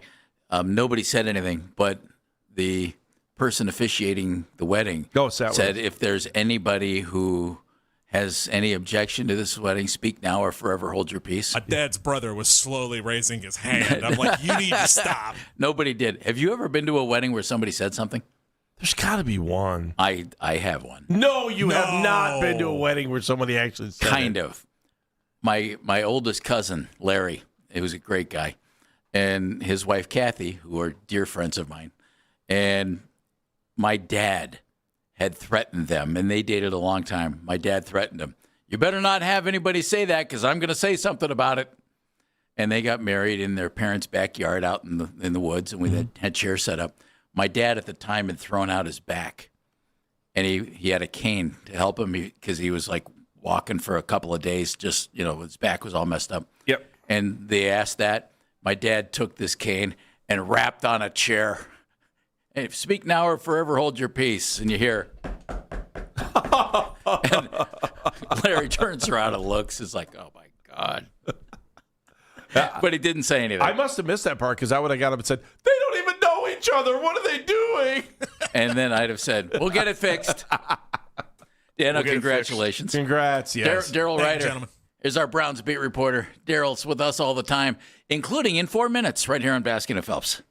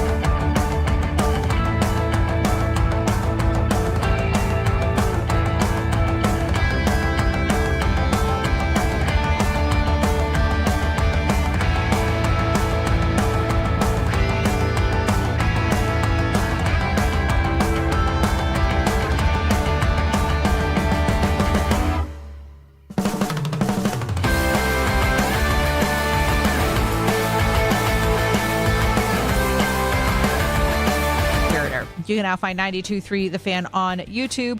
Subscribe to our YouTube channel and get the best content from our shows each and every weekday. That's 92.3 The Fan on YouTube. Headline sports news every 20 minutes on 92.3 The Fan. From the University Hospital Sports Desk, I'm Meredith Kane.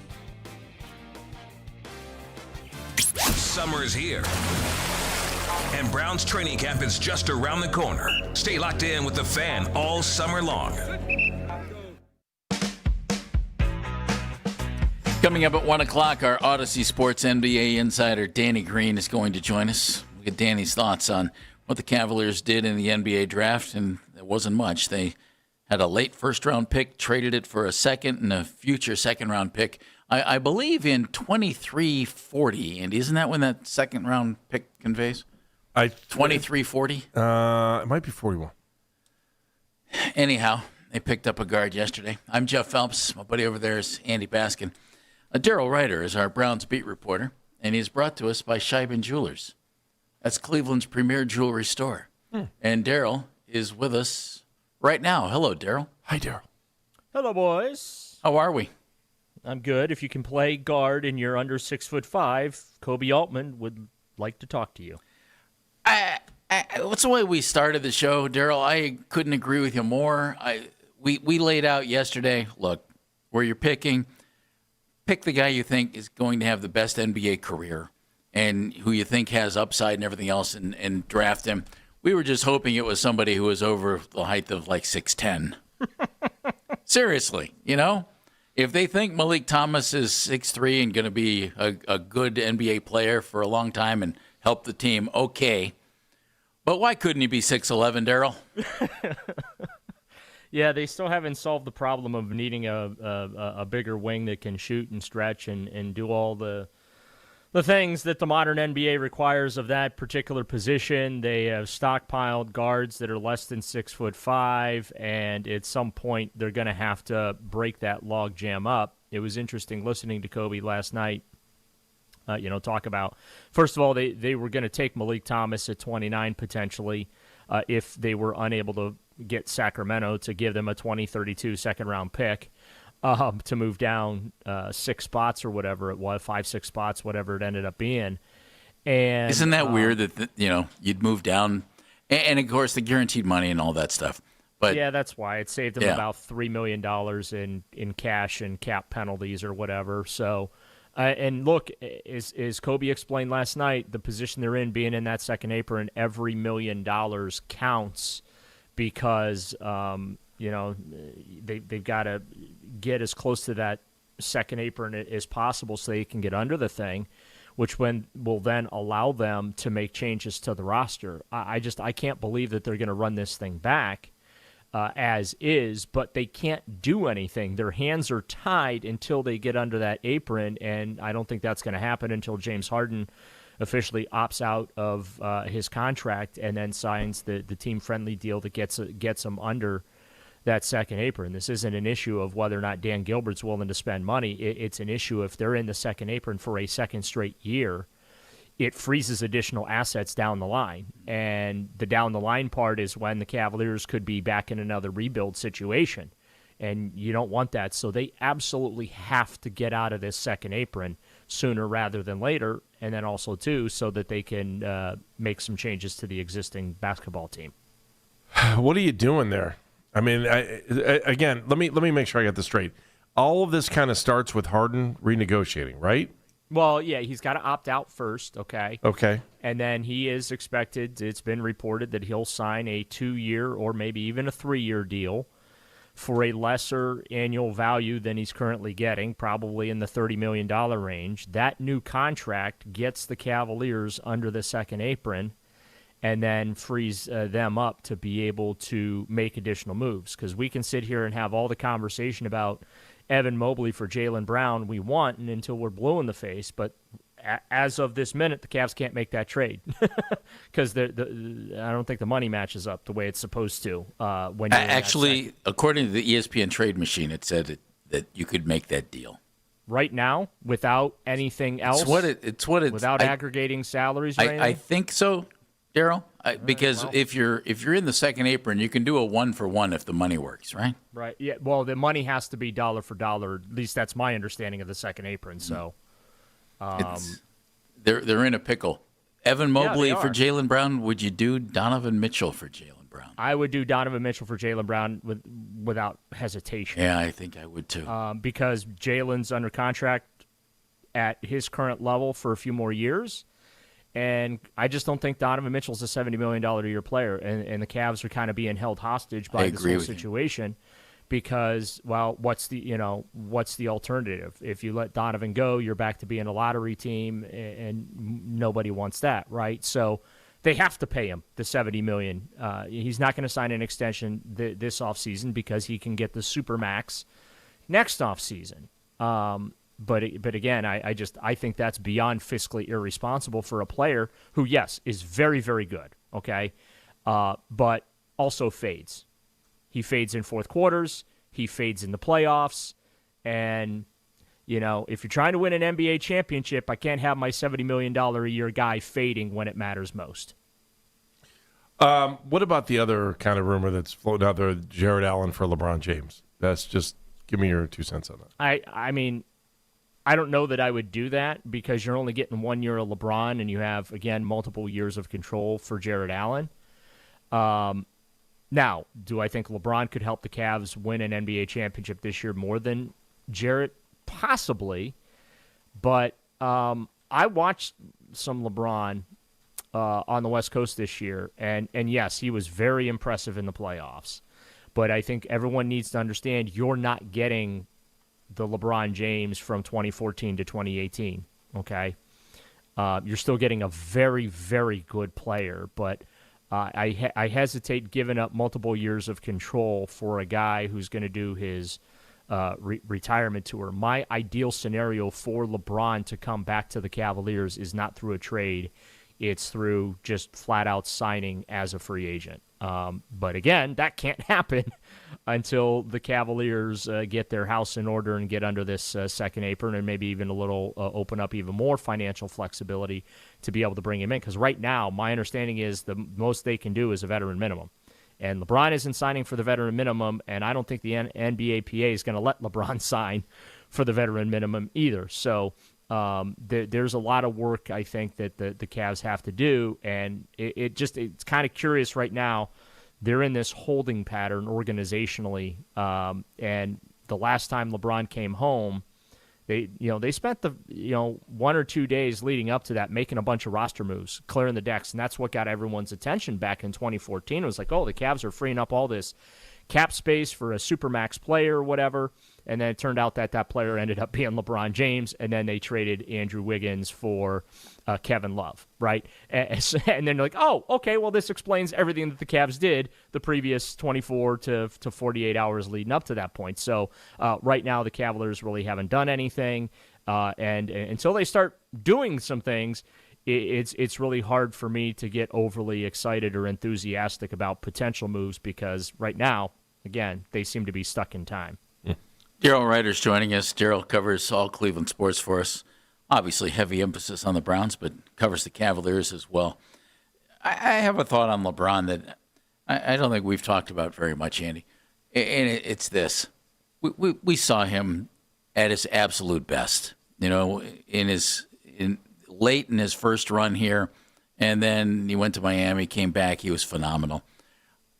I would argue his second time here in Cleveland was peak LeBron. I think you're probably right, Daryl. In his career. Yeah, I think you're probably right. But I know there's some fans that are probably still salty about LeBron's back and forth with Cleveland or whatever, but I would probably argue you got his best years here in Cleveland, the 2 MVP seasons, and then also 2 turn around that 4-year stretch when he was with the Cavs. And I mean, even the 16,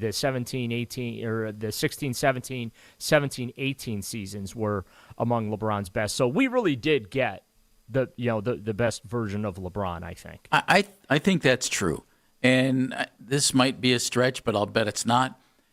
The way LeBron takes care of himself and takes care of his body and everything else, my guess is if he cared to, he could go ahead and play until he was 44, 45, 46, and actually help a team in a limited role in his mid-40s. Right. That said, I don't want to watch the slide of LeBron James. Well, I don't think he wants to hang around either. I hope not, because he's so dang good, Daryl. I don't want to see his game go south and like have that final year that so many guys have, where it's like, yeah, he hung out 1 year too long. Yeah, no, and again, I don't think LeBron's going to do that. Father Time is undefeated for us all, including the greatest athletes in the world. And I'm sure LeBron understands that, but he does not strike me as somebody who wants to keep playing for the sake of playing. I really mean this. I know the ring counters and whatnot aren't willing to give him his just due. I honestly don't know what else he needs to prove or accomplish. There's nothing. There's nothing. Yeah, I mean, yes, he's won 4 NBA championships, but for me, the greatest one was 2016. That's number one. I'll bet he would tell you that too. I would probably put his first title with the Heat as number 2, second title with the Heat as number 3, and then the bubble title with the Lakers is number 4. And I'm not disrespecting any of his championships. Like, I'm just kind of like ranking them right now.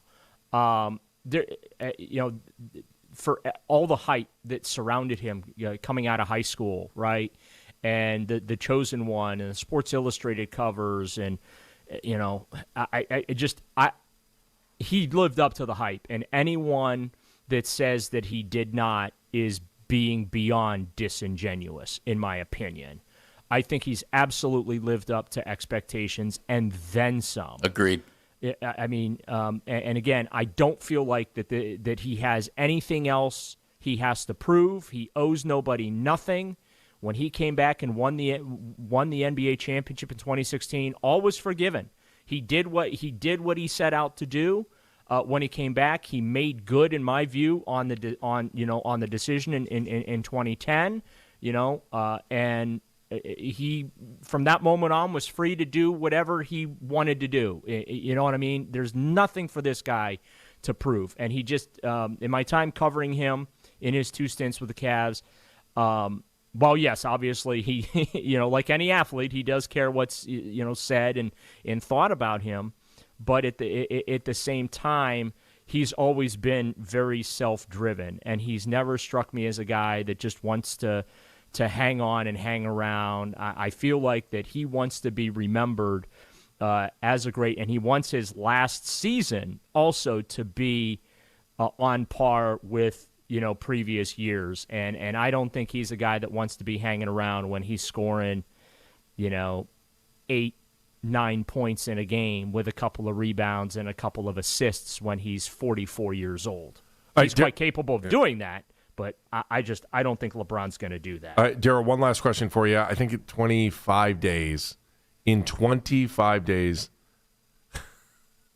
Jimmy Haslam traded Myles Garrett and Giannis. Thoughts? Tough month. Will history look back at it that way, or will history look back at it and go, that guy changed in some ways 2 different franchises? Well, the low-hanging fruit. Yeah, the low-hanging fruit is, way to go, right? Trading your two franchise players in less than a month's time. Mm-hmm. But when you look at the return, right? I mean, Milwaukee needed to pivot. If you got an unhappy player there in Giannis and whatnot, you got to pivot. I think they did a pretty good job, maximizing that asset. And the same thing goes with Myles Garrett. Unfortunately, the timeline's no longer aligned with the Browns. We've talked about that ad nauseum. Jared Verse is a very good player. You got a couple of draft picks that you really, really need to help you potentially get the missing piece to your franchise, which is that quarterback.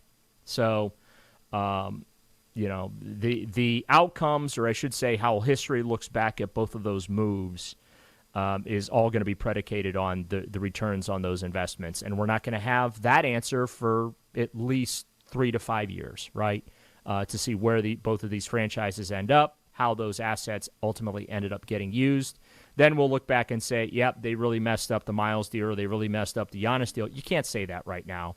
And so I think for the situation being what it is, they did their best to maximize both of those players. But, boy, right now on the surface today, that's a tough one to feed your fans that, you traded the best players in a generation for both of those franchises for the future. But they had to do it.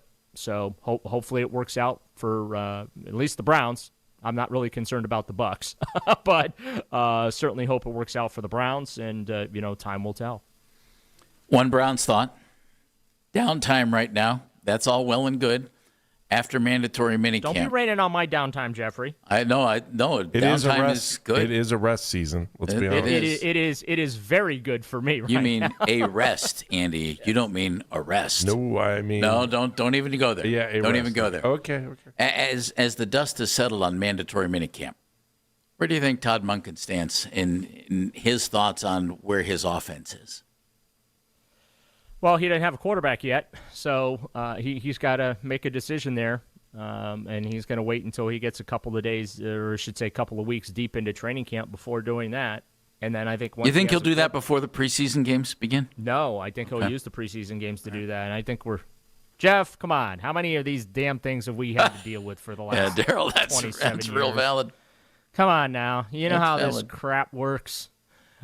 So yeah, we're probably going to go through, 3 preseason games, right? Because one of them's going to be your quote unquote dress rehearsal.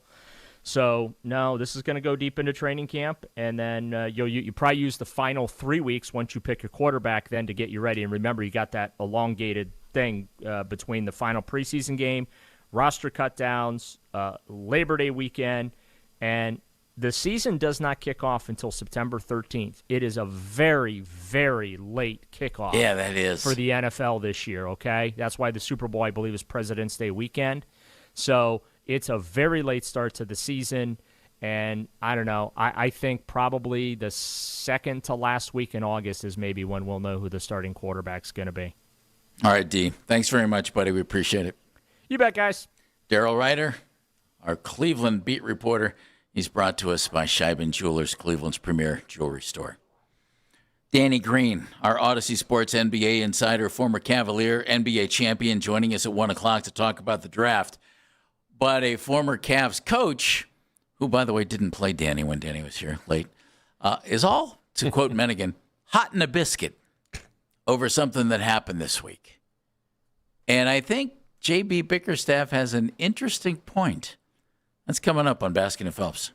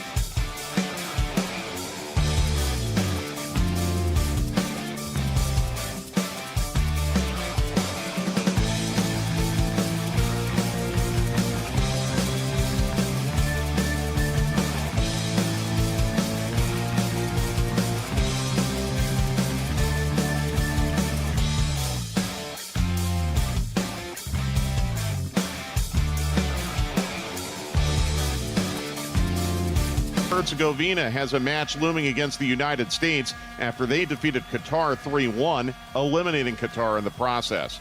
I'm Mike Conti. Talk sports deep into the Cleveland night. Overtime with Jake Volnick. Weeknights at 7. Sports Radio 92.3 The Fan.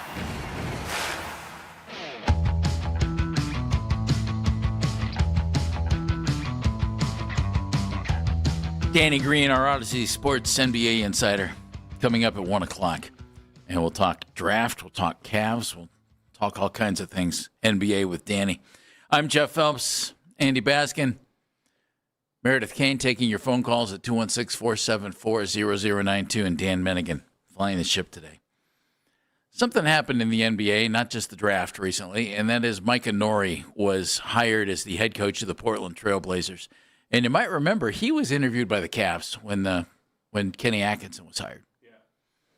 Yeah. And Micah has left the Minnesota Timberwolves, and he is the new head coach of the Portland Trail Blazers. Good for him, right? Yeah, yay. He had spent 5 years in Minnesota. Okay. He's a 52-year-old guy. It's his first time as a head coach ever. And he was in Minnesota for 5 years, interviewed for a bunch of jobs, didn't get them. And he gets hired by the Portland Trail Blazers, who interviewed a bunch of people, and their interim coach was Tiago Splitter after the whole Chauncey Billups mess. And they didn't hire Tiago, and their new governor, as they're called in the NBA now, Tom Dundon, and general manager Joe Cronin decide on Micah Nori. Mm-hmm. And Micah signs a contract that J.B. Bickerstaff, former Cavs coach, now Pistons coach, and here's the ding, ding, ding, president of the National Basketball Coaches Association. Oh, I didn't know there was that thing. Calls a slap in the face to our value. Oh, interesting. And that opinion backed up by several coaches throughout the NBA. Why is it a slap in the face? You tell me. Think about contracts that coaches get. They're pretty good usually, right? Usually, a couple years, 3 at the worst. In this right? day and age, you usually get at least 3 years guaranteed money. If a coach doesn't get a good contract, it's 3 years guaranteed. If he gets a pretty good contract, it's usually 5 years guaranteed. Micah Nori in Portland has signed a deal that includes 1 year guaranteed. Okay. With team options on the second and third year. The deal comes with a below-market base salary and incentives based on team success. Huh. In other words, the new governor of the Portland Trail Blazers, who has already curtailed a lot of spending by the team, like not sending people on the road for certain series and things like that, and making people check out a day early and sit in the lobby and wait to save some cash, and right, it's his money, he can do whatever he wants. Right. He didn't buy into the whole, hey, I'm going to pay you through the nose and you haven't coached a game yet. He gave him 1 year guaranteed with incentives, Andy. And we don't know what those incentives are. Would they be above it's on or beyond? It's on team success, basically.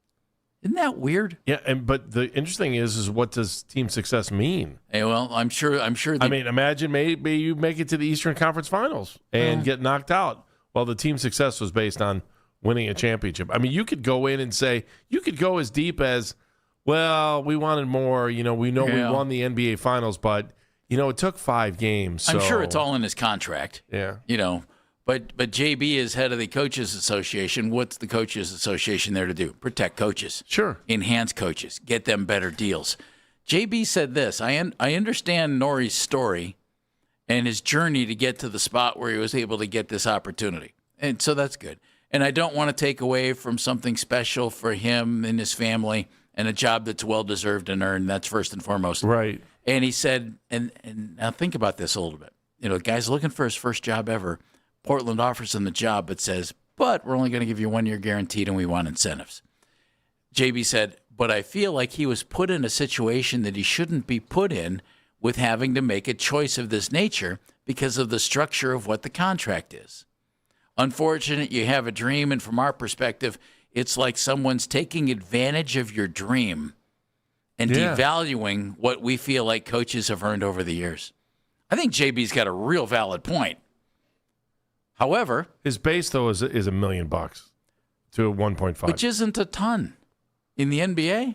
That's not Andy. That's not a ton, man. Right. Well, considering the market average is 4 to 5, it's really low. But this guy wanted to be a head coach. He's 52. He's been passed over numerous times. Other than Todd Monken, how many guys get their first head coaching chance at the age of 60? At the age of 52, even. How many basketball coaches get blown out every year, too? Exactly right. Yeah, no, you're right. And I understand why Norrie felt like he had to take the gig. If he wanted it, probably felt like he had to take it, Andy.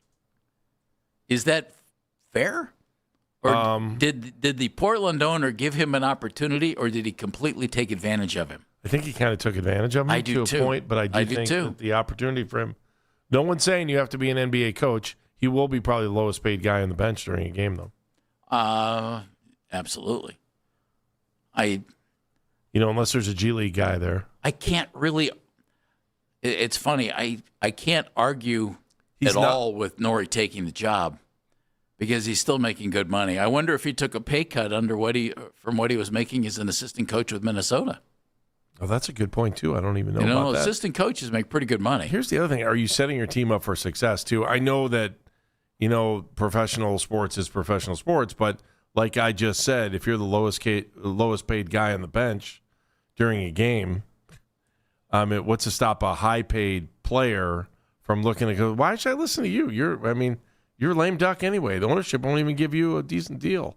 Rick Carlisle used to be. Don't you think that the owner is not setting his coach up for success at all? Well, but if he wins, but probably doesn't have the team to win big right now. No, and so that's another part of it. It's like, ugh. Rick Carlisle was the president of the Coaches Association, and he texted ESPN and he said, Micah is a very highly thought of coach by his fellow coaches. He's a great hire with a great opportunity ahead of him. He didn't say anything about the money and all that stuff. Interestingly, Norrie's agent is a guy named Brett Just, who also represents J.B. Bickerstaff. Oh. That's interesting. I don't know. I'm also in this weird world where sometimes we watch players get paid before they ever do anything on the field and wonder to ourselves, like, should there be more incentive-based contracts in professional sports? Yeah, the problem I have with it is the owners are making the money no matter what. Like, these big contracts seem really big to us because we're looking at them from the player's point of view. But, how much of a risk is ownership taking in some of these? You buy a team for, $1 billion, and now all of a sudden it's worth $4 billion.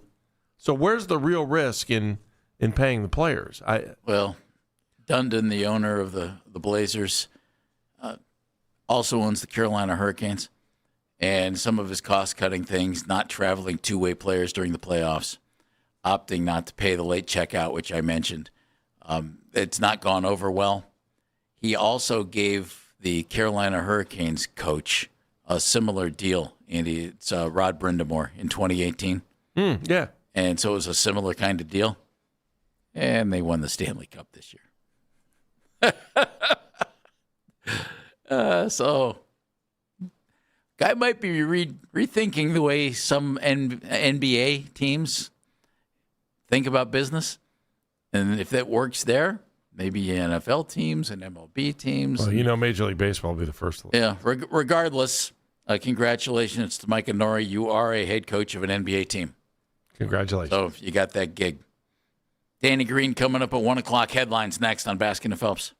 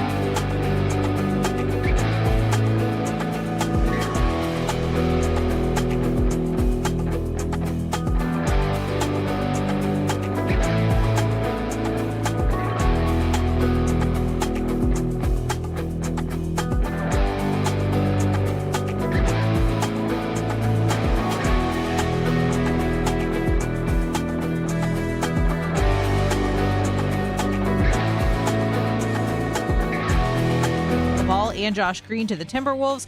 In exchange, they are receiving Naz Reid and 4 draft picks, and there are 3 pick swaps included in the deal. You can now find 92.3 The Fan on YouTube, subscribe to our YouTube channel, and get the best content from our shows each and every weekday.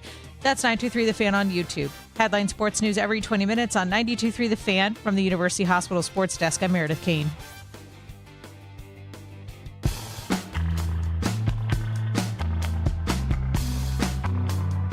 One o'clock, Danny Green, former Cavalier, Odyssey Sports NBA insider, will join us to talk about the draft and all kinds of goodies. I'm Jeff Phelps, Andy Baskin's here, Meredith Kane is here, and Dan Mennigan back from a couple of days off to bring us this. We think.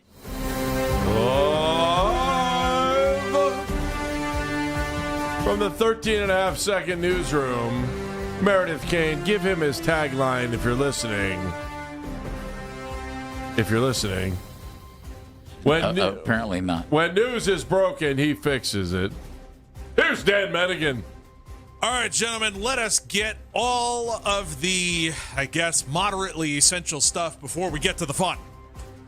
The Charlotte Hornets trading point guard LaMelo Ball and Josh Green to the Minnesota Timberwolves for Naz Reid and a series of draft picks, according to multiple reports. A 2033 draft or first-round draft pick and 3 second-round picks are heading to Charlotte as well, along with Naz Reid.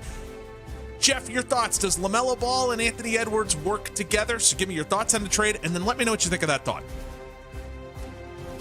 I love the NBA because big-time guys get traded all the time. I mean, it's so much more so than baseball, and certainly so much more so than football. And young Mr. Ball is a really good basketball player. And put him next to Anthony Edwards, that's going to be fun. That's going to be fun, Andy. And they're not 2 small guards, so that'll be good. And now let's just see, what else they can bring to the table. They just traded Julius Randle up there. So let's see. Minnesota's a fun team, man.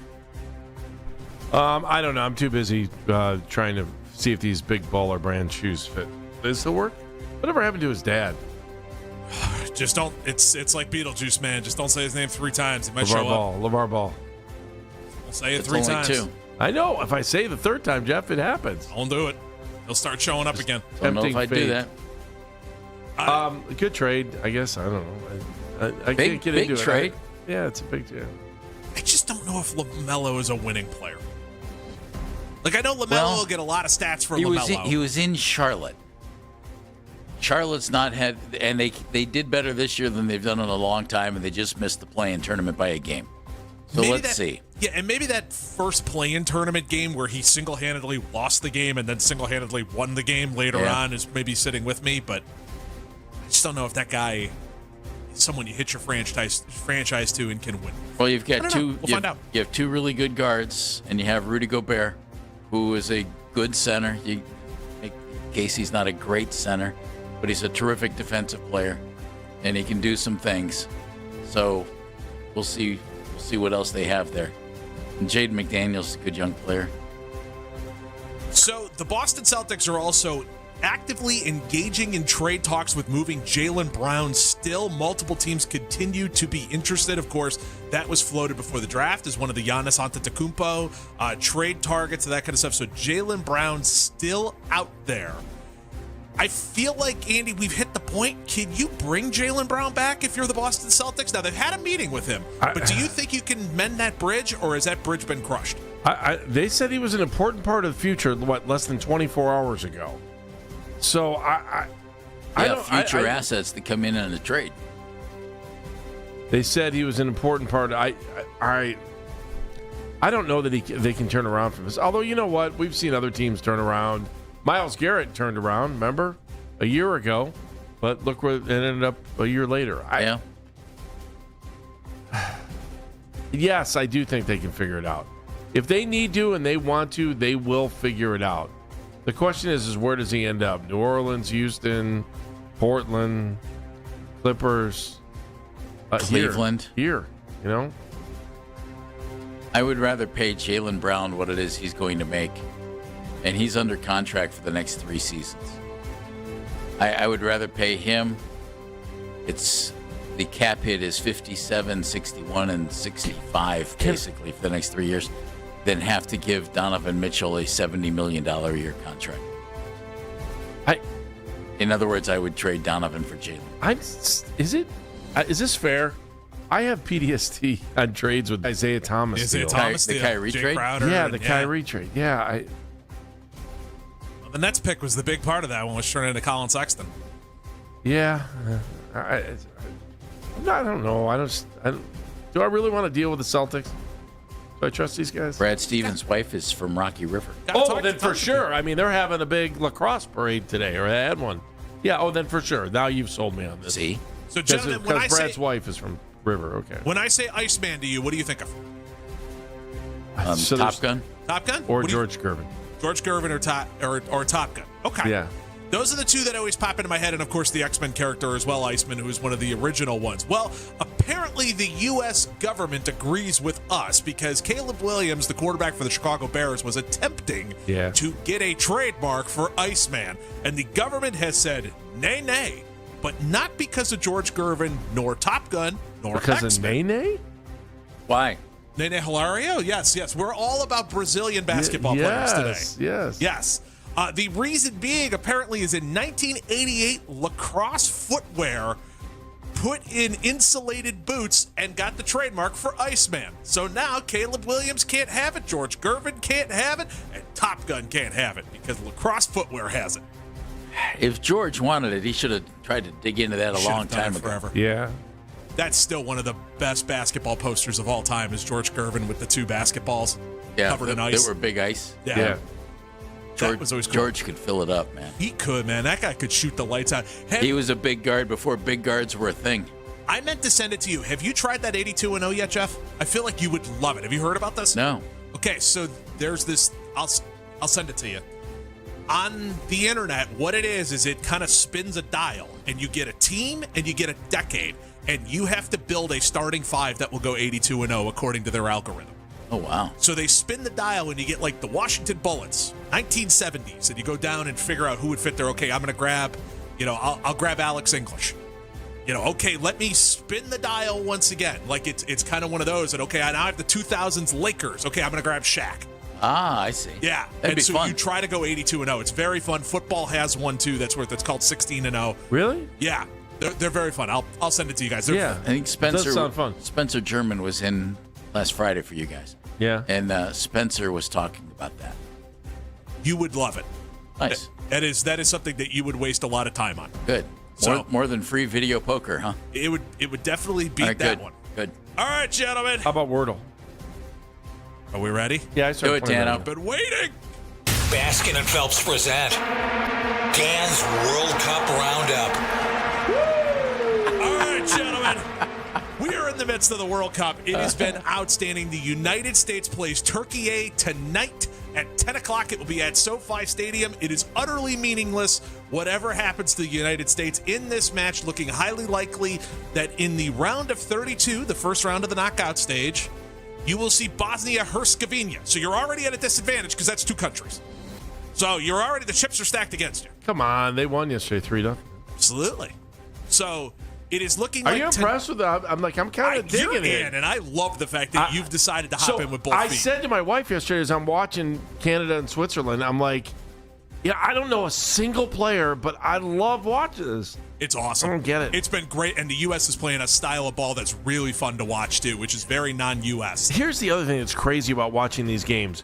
You're looking at these stadiums, like I'm looking at Miami yesterday, and I feel like they're playing in the middle of Europe, but yet I know, you close your eyes, it's the 97 World Series, same building, only renovated a little bit. We'll start with why. Because the Scots have found their way down there. So Scotland has decided to move from Boston down to Miami. Well, because they played a couple of games, and then this happened, audio courtesy of NBC Boston.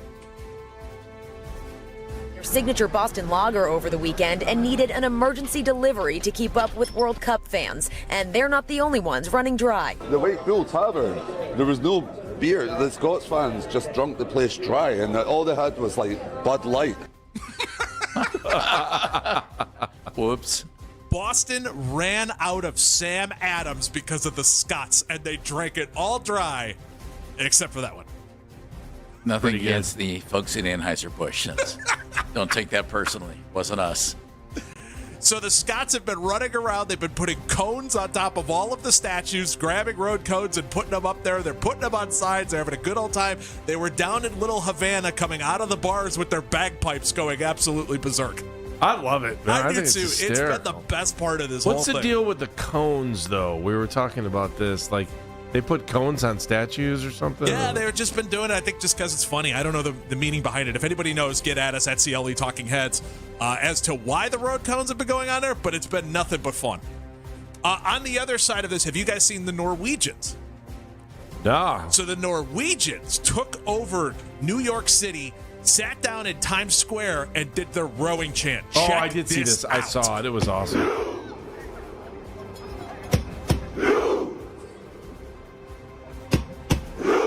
And the entire group during this whole thing is pulling back like they're rowing a boat. When they ended up winning in New York, the whole stands did it with the team at center field doing it as well. It is so cool to watch all of these countries do their celebrations here and be a part of it.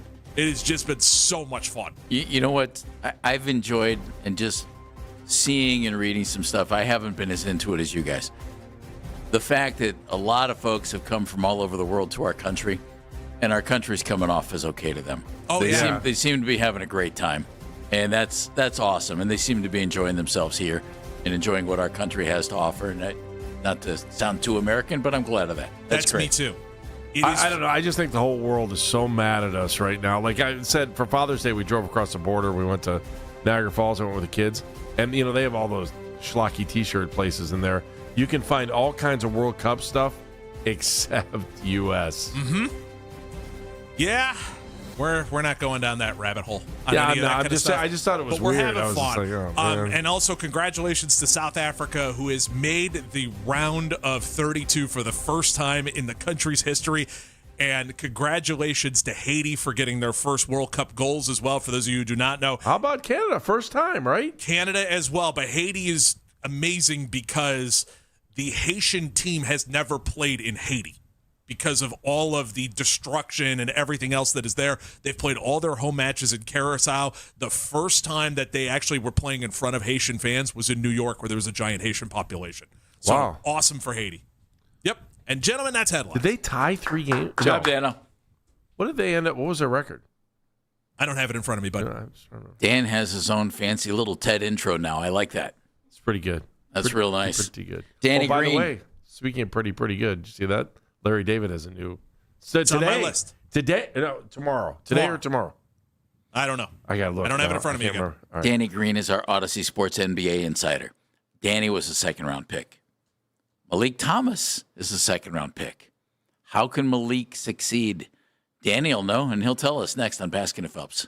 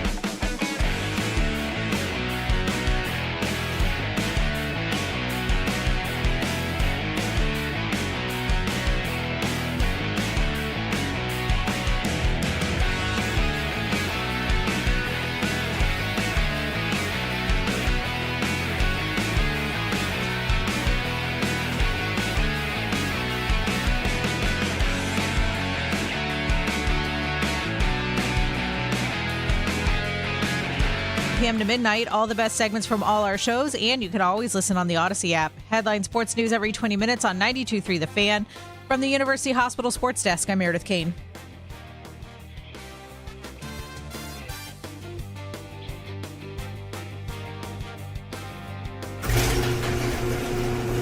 Leave the garage door open and turn up the fan. Spend the summer with your home for Cleveland Sports Talk. 92.3 The Fan. Cavs traded out of the first round, moved that 29th pick. Sacramento picked up the 34th pick, picked up a future second-round pick. It should come sometime in the next decade or three. And they ended up with a young guard, Malik Thomas, out of Arkansas from Pittsburgh. He's 19 years old. It's Baskin and Phelps here on The Fan. I'm Jeff Phelps. My buddy over there is Andy Baskin. Our Odyssey NBA insider is Danny Green. And Danny's brought to us by Hyundai. Discover what's next at your local Hyundai dealer, official partner of the FIFA World Cup 2026. Danny, welcome. Good to have you with us, buddy. Hey, Danny. What's up, fellas? How you guys doing? Always good to be on. Never downplay a second-round pick. You were a second-round pick. You had a fabulous NBA career. You were a very good player. You made a lot of money. Congratulations. That's what you're supposed to do as a second-round pick. A lot of second-round picks don't get, well, it's legit. A lot of second-round picks don't get credit. A lot of them don't hit. You did. How can Malik Thomas, a 6'3" guard who is young, 19, how can he cultivate where he is now and become an NBA player? It's all timing, right? I mean, in the meantime, you may not get the opportunity right away, but you got to continue to work on your game when that opportunity comes, because it will present itself. There's always injuries, there's always trades, there's always a lot of things that happen, and you're going to get an opportunity. And if you show you're ready when the time comes, you know, it goes from 0 minutes to maybe 5 minutes a game, you know, and then 5 to 10. So really, it starts in practice, starts in summer league, it starts in training camp, and every day of being a professional and showing that you're ready to be there. So he can do that and kind of separate himself from the other young guys, but also show that he can produce at this level. It'll help him a ton. Danny, and obviously two different people, but what surprised you when you got to the NBA, when you got to the Cavs? Like, what was the hardest thing about the transition? I don't think anything super, really surprised me, but, you know, everything changes. The speed of the game, the strength of the game, it gets stronger, faster, guys jump higher. But the speed of what you're thinking, the IQ, your IQ has to be that much sharper and faster. You have to think more on your toes. You have to, within a split second, know who you're guarding, how to guard them, you know, and also a lot of communication, the defensive principles. I know people don't think defense is played in today's NBA, but it very much is. And the guys have to talk and communicate down the line. And that's the hardest thing, to make the adjustments on the fly. So I think that was the biggest thing, is learning the philosophies and then adjusting to them by be able to talk them through myself and to my teammates as the game goes along. Do you think the transition was easier for you because you went to North Carolina and you played 4 years? I mean, yeah, I think 4 years helped a lot in terms of off the court stuff. Yeah, but even on the court, yeah, being in school for 4 years, it helps you to your brain develop some. I think my frontal lobe wasn't fully developed, but a little bit more than 18 or 19-year-olds. So, you know, my 18, 19-year-old self, I don't know how I would handle that. But, yeah, I think it definitely helps. Danny Green joining us inside the green room. And, of course, the No Fouls Given podcast. Danny, former Cavalier, twice during his career, and a lot of championships in between with the San Antonio Spurs. We were hoping, Danny, that given the Cavaliers' situation, they would determine that the best player with the highest upside at 34 would be somebody who was 6'11" or 7 feet tall. Instead, they went for another guard, and not even a guard who's 6'6", 6'7", 6'8". I get it. If they think Thomas has the best upside, fine. But were you surprised that your North Carolina Tar Heel, Henry Vassar, was still on the board? The Cavs didn't jump. There might have been some behind-the-scenes stuff. Who knows? But they didn't take him. They didn't take the 6'11" kid, Baba Miller, from Cincinnati as well. Yeah, I think I was a little shocked that he dropped. I think he's a very serviceable big that can pass the ball, can shoot it, stretch the floor, and, you know, somewhat of a lob threat. Like, he can finish at the rim. So he's a very fundamental, good big. You mean Vassar, the kid from Carolina? Yes, Vassar for sure. I didn't think he necessarily needed to go to Cleveland, but I was shocked that he dropped that late. But yeah, I thought Cleveland, if they're talking about the trades that might move, like if you're talking about moving a Jared Allen, I know they were talking about some Giannis sweepstakes with Evan Mobley. He's gone already. But again, if you're not keeping all those guys, I think you need some more depth at the big position, especially when one of those guys goes to the bench.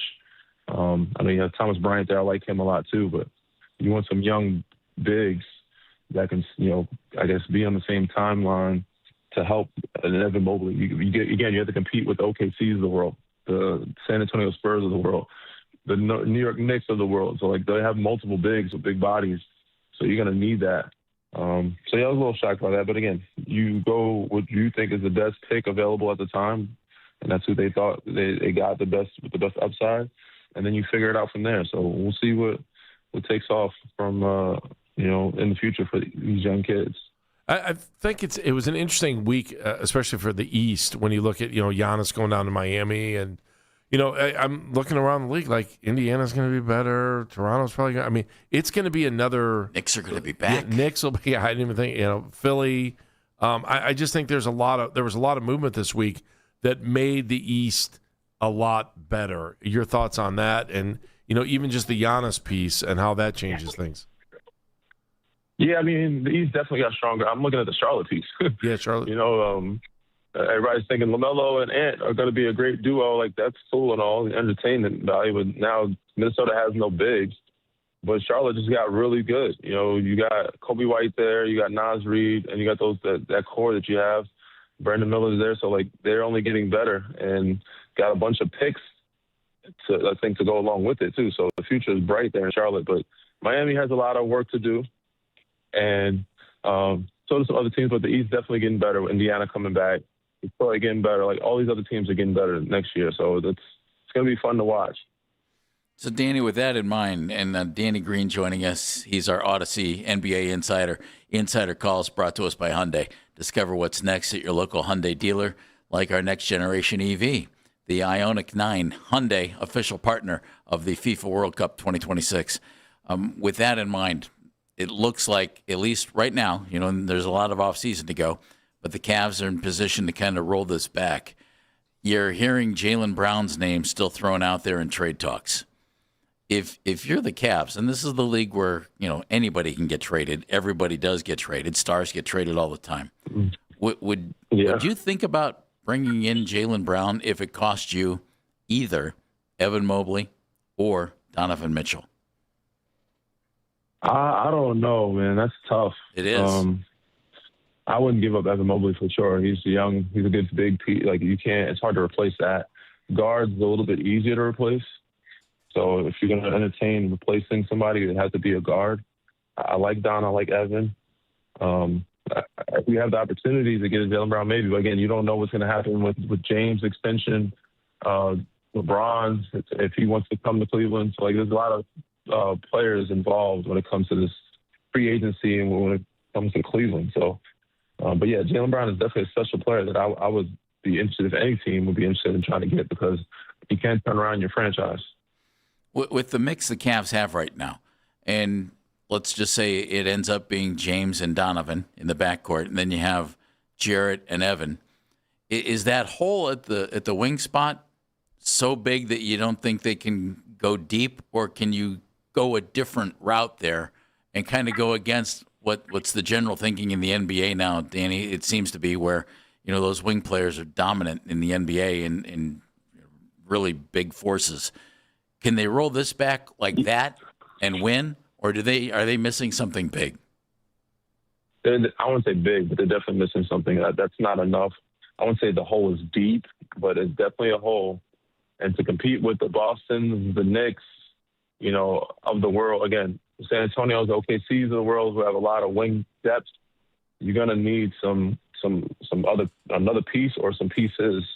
So yeah, I don't know if it's enough. It's good enough to put you in Eastern Conference Finals contention, but I don't know who's happy. You got it done this year, so that's a successful season. But if you're just happy staying in that realm, I don't know. I think most teams want to move a step forward. You don't want to stay in the same place or be running in place on a treadmill. So the goal is to get better every summer, and you got to find ways to do that. And as constructed, you guys are good, but you're not great and not better yet. You have to get better somehow. Danny, a little bit kind of off on the side question here, just because it happened today. But, Portland gets a new coach in Mike and Nori, right? And he ends up signing this deal that's like $1 to $1.5 million, which, I mean, to average person is like, wow, that's a lot of money. But in that coaching world, you're looking at like $4 to $5 million is the average. Bickerstaff, JB Bickerstaff, who was here obviously, and is the head of the National Basketball Coaches Association, says that's a slap in the face to the value of a head coach. I'm just curious, do players ever think about, like, I mean, if he's making $1 million or $1.5 million, that's like a little bit above G League money, right? And so do players ever look down at the bench and go, this guy's on a one-year deal. Why am I listening to him? Like, what does that mean that this guy gets a chance to coach, which is awesome, but by the same time, it kind of feels like ownership maybe took advantage of him a little bit. Yeah, I mean, I agree with JB on this one. It's a little disrespectful, but I don't think players pay attention to it too much. Don't care. Coaches' salaries and things of that nature. Even about being on a one-year deal, right? Does that make sense? Yeah, so that's part of it. It definitely plays a part in whether or not, when frustration happens, if you're like things aren't going your way as a player or a group, it's like, when you talk to your agent, you talk to the front office, it's hard. The coach doesn't really have much leverage. So it's like, don't get discouraged. You don't know how long this coach is going to be here. It's hard to even feel or think like this is stable or this is permanent or this is a guy, they believe in him. So once things go south, it could go wrong all around because it's like nobody believes in him because he's not here stable. But if he's doing his job, I don't think guys are looking at it. If things are going, they're playing well, they're winning, or they believe in his system, then I don't think it'll be an issue. But if once one thing goes wrong, they're going to be like, I don't know how much longer this guy's going to stay. That's where it becomes sticky, right? And that's why these coaches should be valued more than that. Because, yes, one-year deals, it's not just the amount, but I think the years is more so the slap in the face or just the one-on-one. Like, it's very much a two-way player type of contract. Danny Green joining us. When you were a rookie with the Cavaliers, your head coach was Mike Brown. Chris Gent was an assistant coach on that staff. And they're now NBA champions. What did you think of the work they did in New York? What did you think of the Knicks' run to the NBA championship? I thought it was great, man. I was impressed, man, and I was super proud of my guy OG and, of course, Mike Brown. Talked to Chris Gent. I know Gent for the years. He came to me and was, "Oh, you talking nuts about us?" I said, "No, I talked about what I saw. In the regular season, you guys did not have it, but when you guys started playing, I pretty much gave you guys flowers, and I actually picked you guys to win, even over my San Antonio Spurs. So you guys are doing something right." But I was super happy for them, super proud of that group, what they've done. It was really, really fun to see and impressive. So they've done some great things in New York. I'm sure they'll continue to do that. We'll see what they do this summer. They'll keep their free agents. That'll determine a lot. But either way, they're etched in history, and nobody will ever forget the run that they had and what they've done in the city of New York. So, yeah, those are my guys, man. I still say hello to them and get a chance to see them when I can. Jalen Brunson was great for the Knicks. One thing that was kind of a little sideshow during the finals and during the whole thing to me was the old comment from your former San Antonio assistant coach, Becky Hammond, that came up where she said, they keep giving Becky stuff like she's the only person that said it. But, yeah, I know. A lot of people have said it. Exactly. But, Becky was the first one that comes to mind. And you know what, Danny? All she was doing, and as she has said, is take a look at NBA history. Teams that have their best player being a small guard don't win championships. Yeah, she's not wrong. No. It's a rare thing. It's an anomaly. And just because he did it doesn't mean now all of a sudden the small guards are going to start doing it over and over.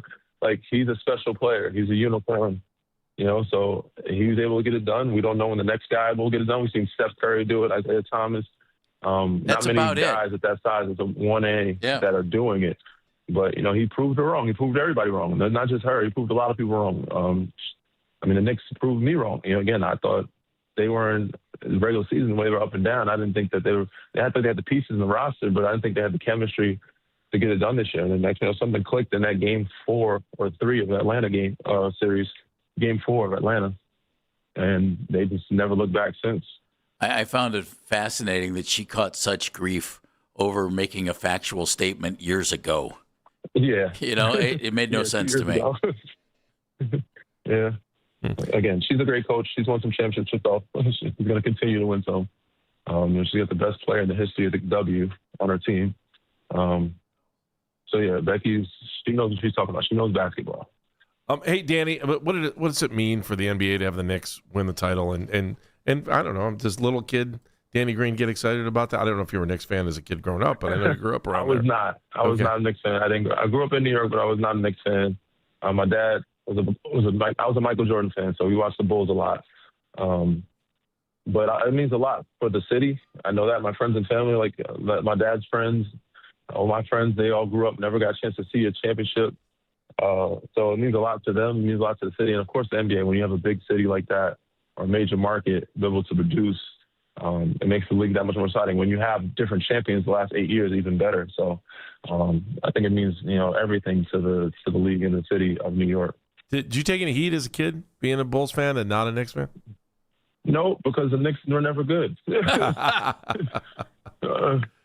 really no true. heat. I mean, they said it was tough to be a Knicks fan during that time. The 90s, the best. They did go to the finals in '99 or something. But then again, they had everybody keeps talking about the Pat Ewing layup. They just have a lot of PSV moments of where things kind of crumbled and went down, and it was just that mantra. The Knicks are gonna nick. They're gonna do this. They're gonna crumble, and nobody believes in them until they actually get it done.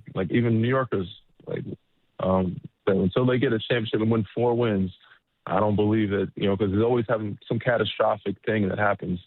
So they thought they were cursed for a while, but it's good to see them get it done this year, man. That's why you fit in so well here. You were you have the DNA of a Browns fan as well. It's the same thing. We feel exactly. I guess. I could never get mad. Yeah. It was hard for me to get mad at LeBron for not liking the Browns and being a Cowboys fan. Yeah. Because, he changed though.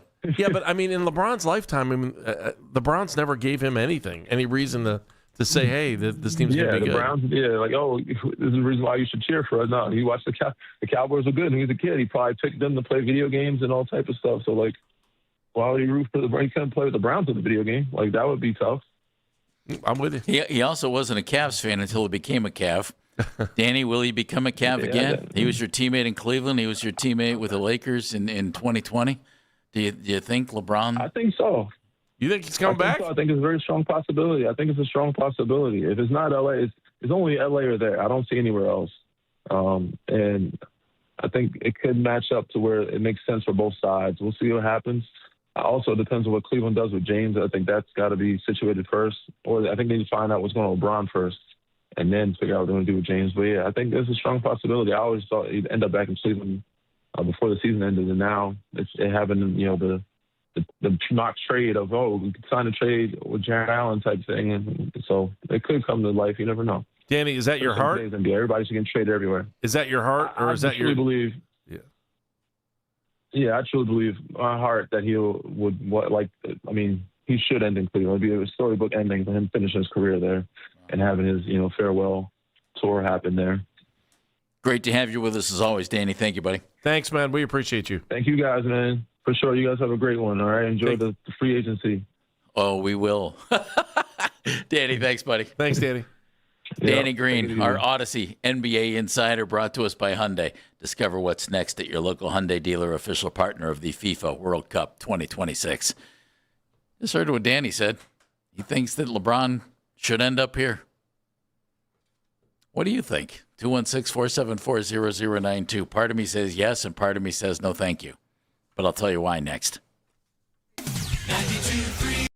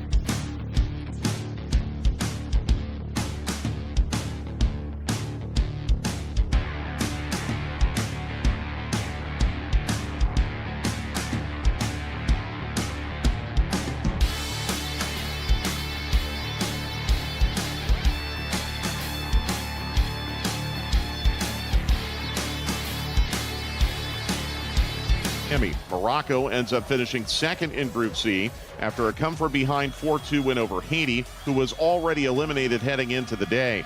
Scotland may not make it to the knockout round after finishing third in the group. I'm Mike Conti. Listen to 92.3 The Fan on the Odyssey, iHeartRadio, and TuneIn app.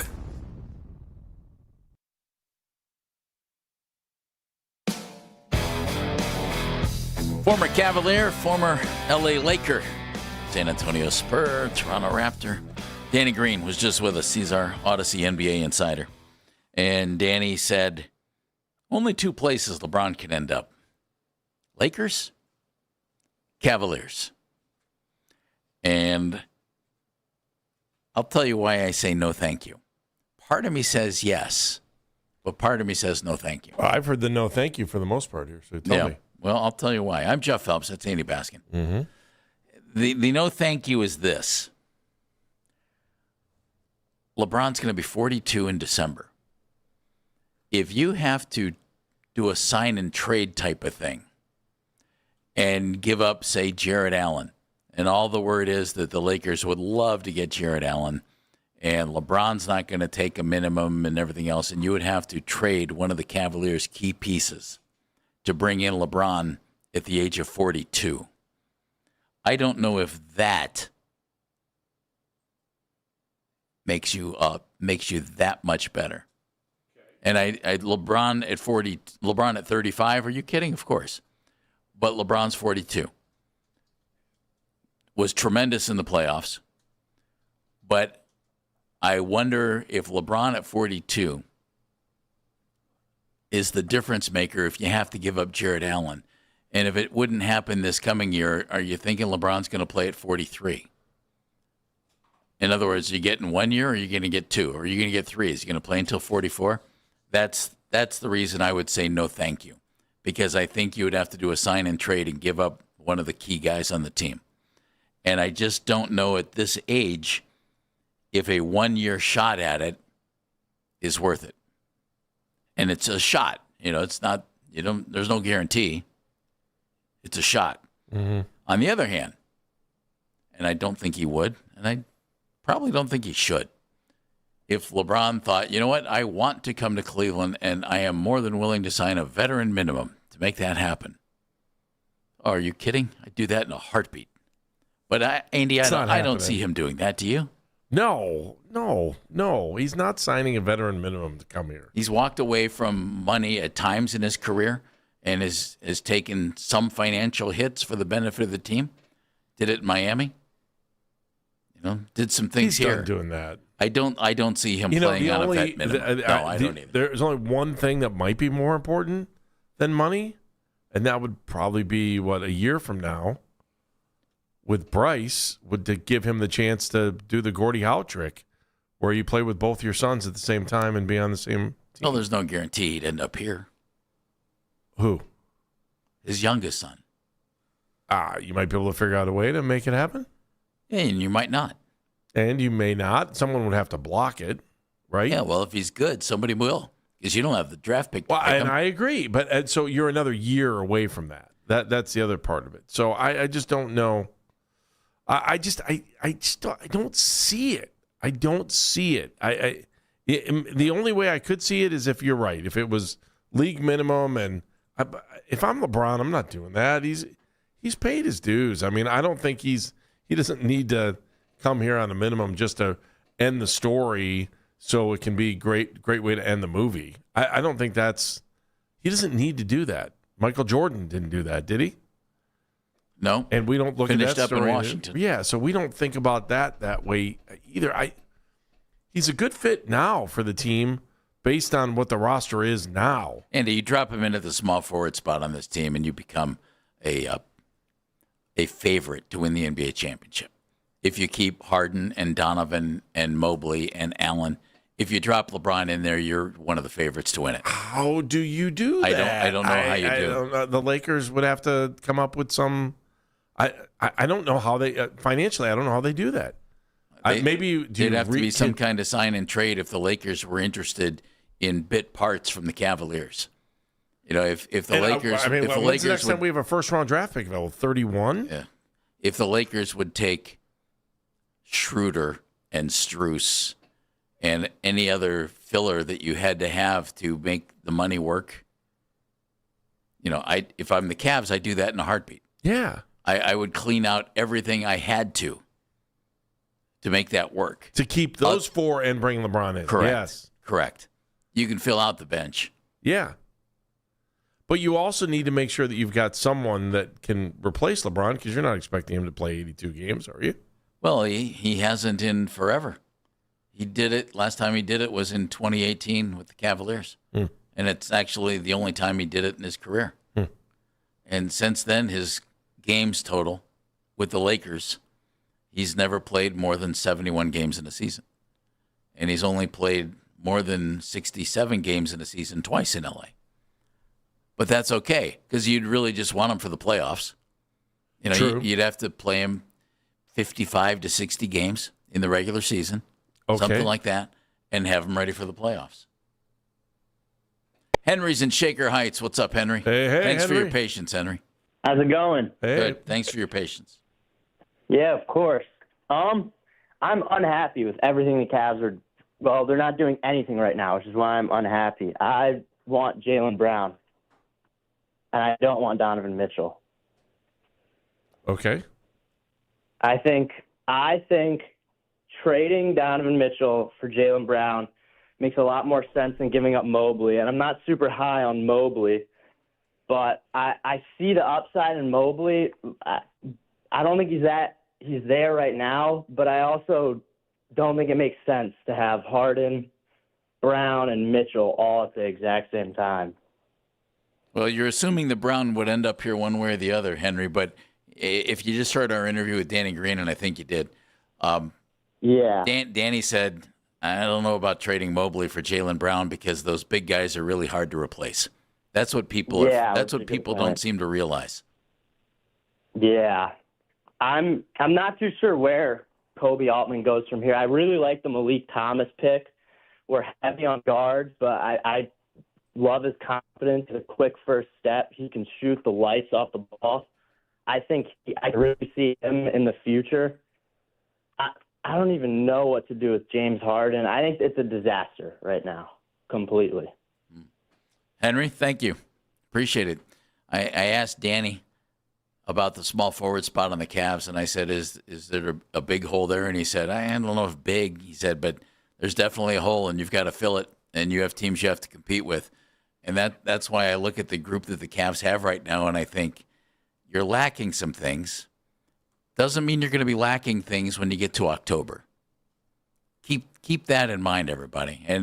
And we can sit here and talk all about the Cavs roster and the way it looks right now. Doesn't mean that that's the way it's going to look when we get to October. And I'm real curious to see what Kobe does with the bench on this team. What pieces, what guys he moves off the bench, I would assume in an effort to add to the wing position. I think it's big. It's Baskin and Phelps here on The Fan. Hey, everybody, it's Andy.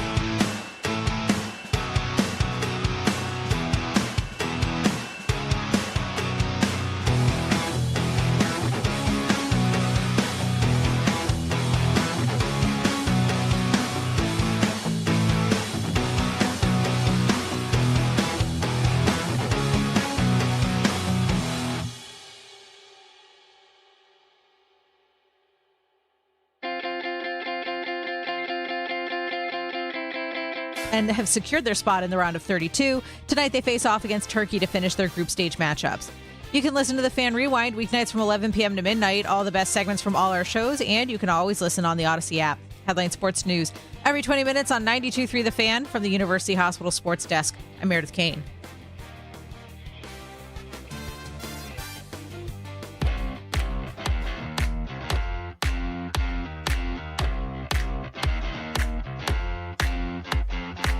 At 11 o'clock today, the color commentator for the Arkansas Razorbacks joined us. It's Mr. Matt Zimmerman, former Razorback assistant coach, telling us all about the brand-new Cavalier Malik Thomas, drafted in the second round. And at 1 o'clock, former Cavalier second-round pick Danny Green joined us and told us all about everything going on around the NBA. If you missed those interviews, missed a moment in our show, any show, use the Rewind feature on the Odyssey app. It's powered by Integrated Restoration, your local experts in water, fire, and storm disaster restoration. I'm Jeff Phelps, Andy Baskin, sitting to my right, Dan Mennigan behind the glass, Meredith taking your phone calls. Saw a story today, and I thought, and I can't even win like $10 on the lottery. My buddy JJ downstairs who sells the lottery tickets, I told him, some woman won big in Vegas. The least you can do is sell me a winning lottery ticket. He checked my ticket, ripped it up right in front of my eyes. Good, you earned that like it's his fault. Come on, man, be better. Well, we kind of have fun with it. Okay. So this lady from Atlanta. You know you can do it yourself. You can just kind of take the barcode. But it's not as much fun. That way JJ gets to give me grief, and he looks me in the eye, and he rips up my lottery ticket right in front of my face. All right. That's fun, Andy. Hey, if you're a masochist. Say goodbye to that $2. Okay. All right. So this lady from Atlanta went to Vegas, and she walked into the Westgate Las Vegas Resort and Casino. And it was back on June 16th, so a little over a week ago. And she was playing slot machines and $5 slot. She put in $5, and she's spinning the slot machine, right? Put in a single $5 wager. Pulled it, hit the button. You don't pull it anymore. Yeah. And won. You can. Won $10,292,912.32. Wow. A $5 bet on a slot machine. Put in $5. $10,292,912.32. Hello. Man. Isn't that something? Good for her. Wow. You know what I want to know. How much tax? Yes. Why do you you're poo-pooing everything? There's a reality to it. I got to pay tax on that. I'm only going to end up with $6 or $7 million. Oh my God, that's terrible.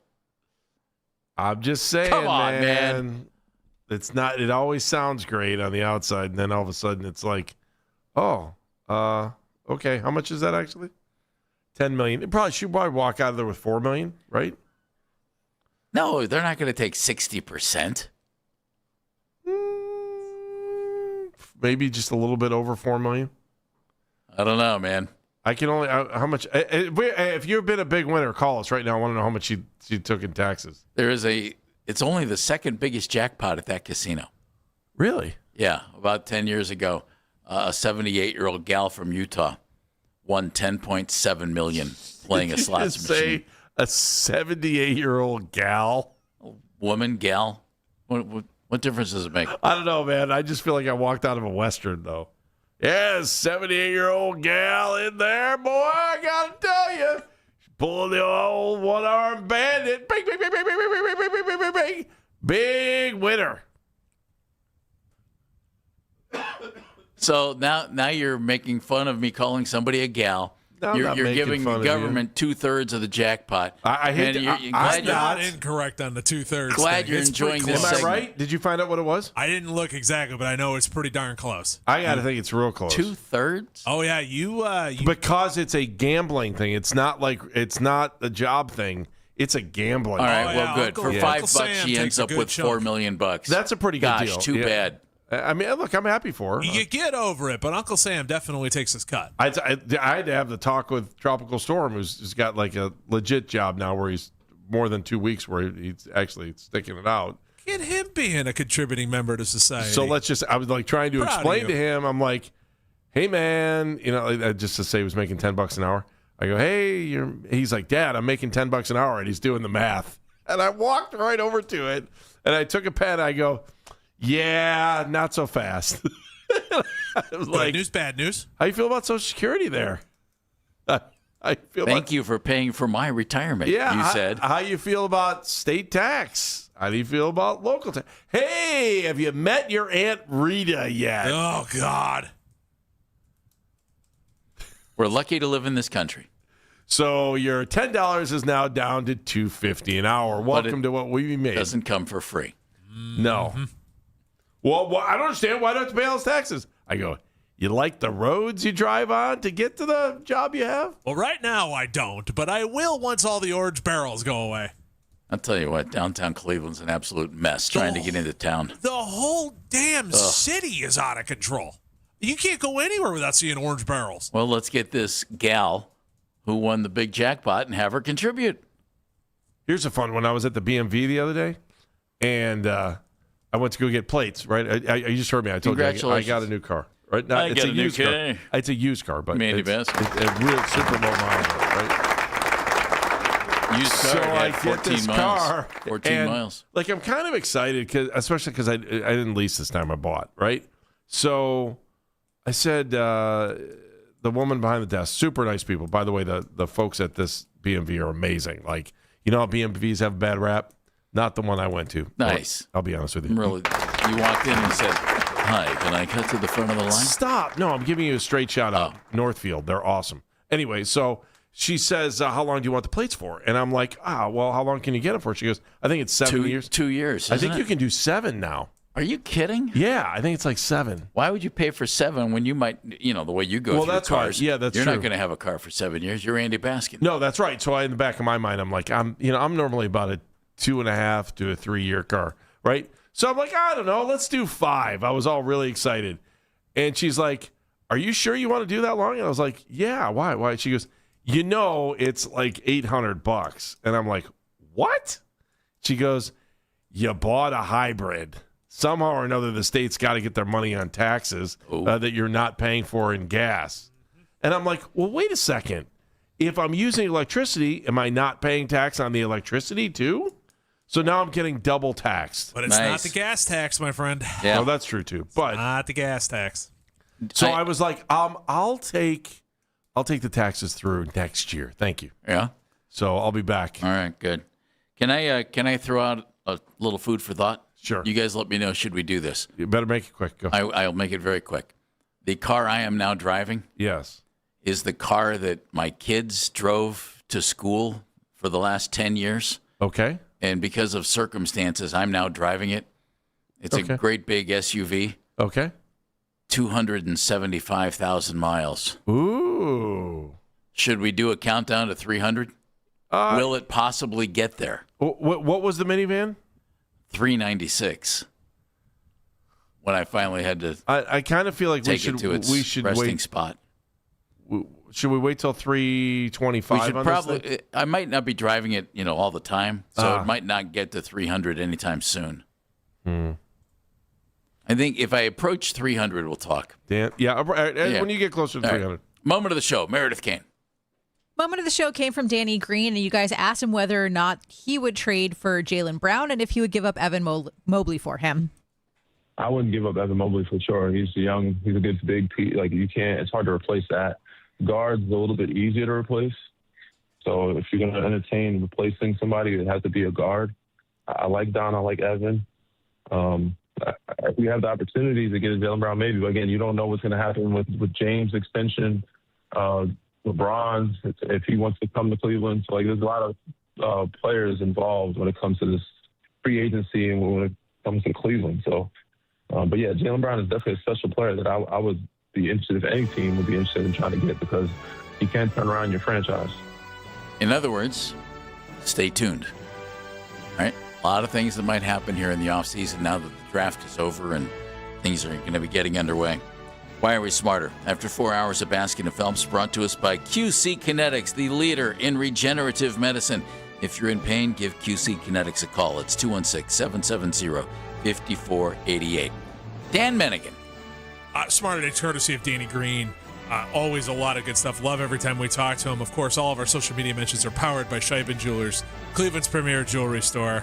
Well, and I'm a little smarter because of this. Scots fans just drunk the place dry, and all they had was like Bud Light. Meredith. I'm smarter because I learned who you, Jeff Phelps, thinks is hot from the Guardians. Yeah? We learned which guys you think are hot. It's a short list. And that you want more hot guys. It's a very short list.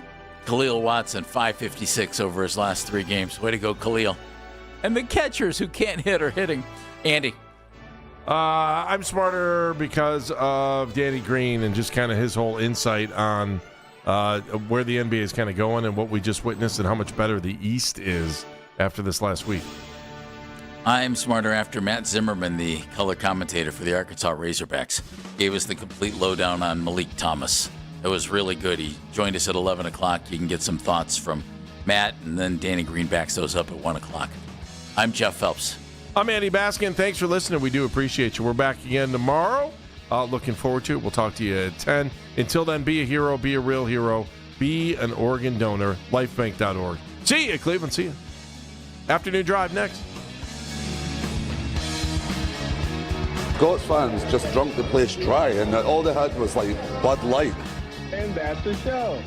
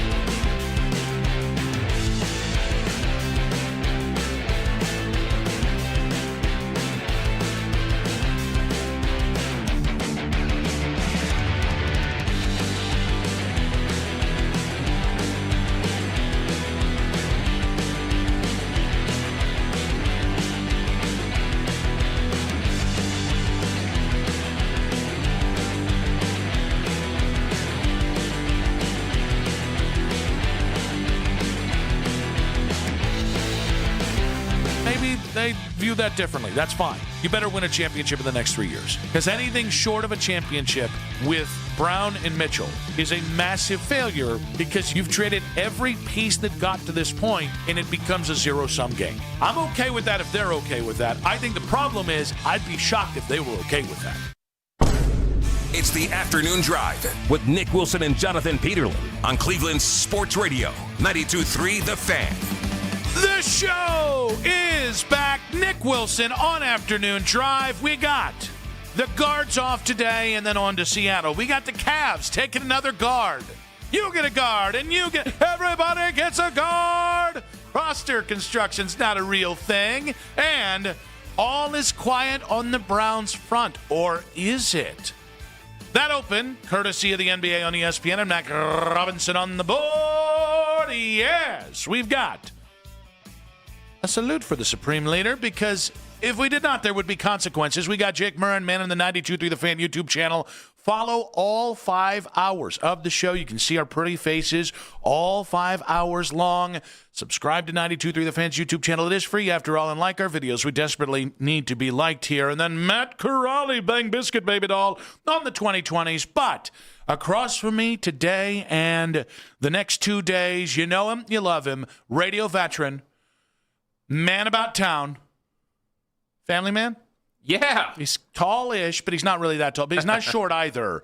At Cleveland.com, the plain dealer, Cavs and NBA reporter Chris Feeder. What's up, buddy? What's going on, man? Happy to be here. Thanks for having me. It's a beautiful day. I will tell you that this is me officially asking Mayor Justin Bibb to let me know which roads are actually open in Cleveland. I think if we just started which roads are being worked on, that's going to be too long of a list. I think we might have 3 roads that in some way aren't actually being worked on. I'm going to need that so I can make sure I'm here on time every day. It is every highway at this point. Yeah. It feels like collusion, but I don't know to what end.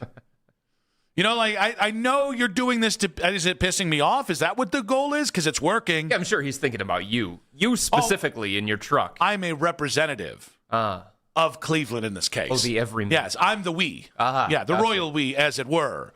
But no, we had the Cavs drafting Malik Thomas last night, which we will get into. But I guess we can start with this because you threw out a very dicey carrot. As we talk about the Evan Mobley for Jaylen Brown possibilities, that's another day of that today. Mm-hmm. You threw something out in the pre-show meeting I'd like to hear you explain about your stance on Evan Mobley here. Yeah, I think when it comes to Evan, the collective we all have to recognize he's a good player. He is. He was second-team All-NBA last year. He was a first-time All-Star, Defensive Player of the Year. We're not talking about a bad player. There's a reason why Boston wants him. I agree. Right? There's a reason why Oklahoma City wants to trade for him. There's a reason why Milwaukee wanted him as the centerpiece of a Giannis package. But the Cavs need him to be better. If they're going to win a championship with this group as it's currently constructed, the Cavs need him to be better. And I think there are legitimate questions, Nick, about whether he can get to that point, whether he can become more of an offensive force than what he has been, whether he can be more involved on the offensive end of the floor more consistently. And I'm just wondering, as we continue to go on and the Cavs heap all this praise on Evan, and they've talked about him being a unicorn, and they've talked about comparisons to Giannis combined with Anthony Davis and Chris Bosh and Kevin Garnett in this superstar mix of guys that kind of look like him and sort of ish play like him. I'm starting to wonder if this fan base is going to turn on him. And I say that because, as I said, they need him to be better. I don't know that he can get to that level. The level that the Cavs need him to get to. The level that this fan base wants him to get to. The level that the Cavs have talked about him getting to. I don't know that he's ever going to get there.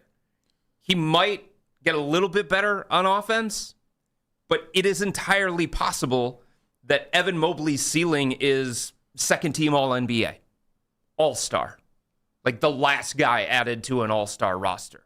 And that's not what they've talked about him being.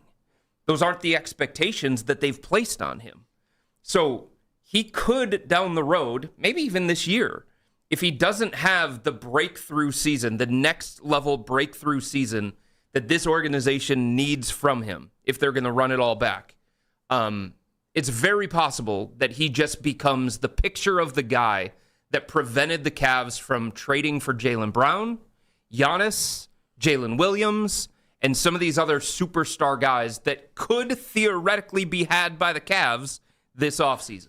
So I think you're on to something, because there's a difference between Evan Mobley, the player, and fan perspective. Mm-hmm. And I think we're already starting to see a little bit of that, because I think we've already moved the goalpost with both Evan and Jarrett.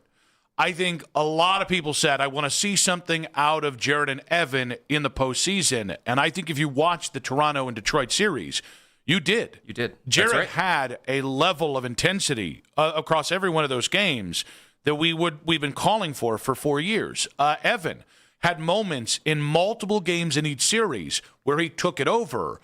And those are the guys who got blamed a lot from what I was seeing from fans for the New York series.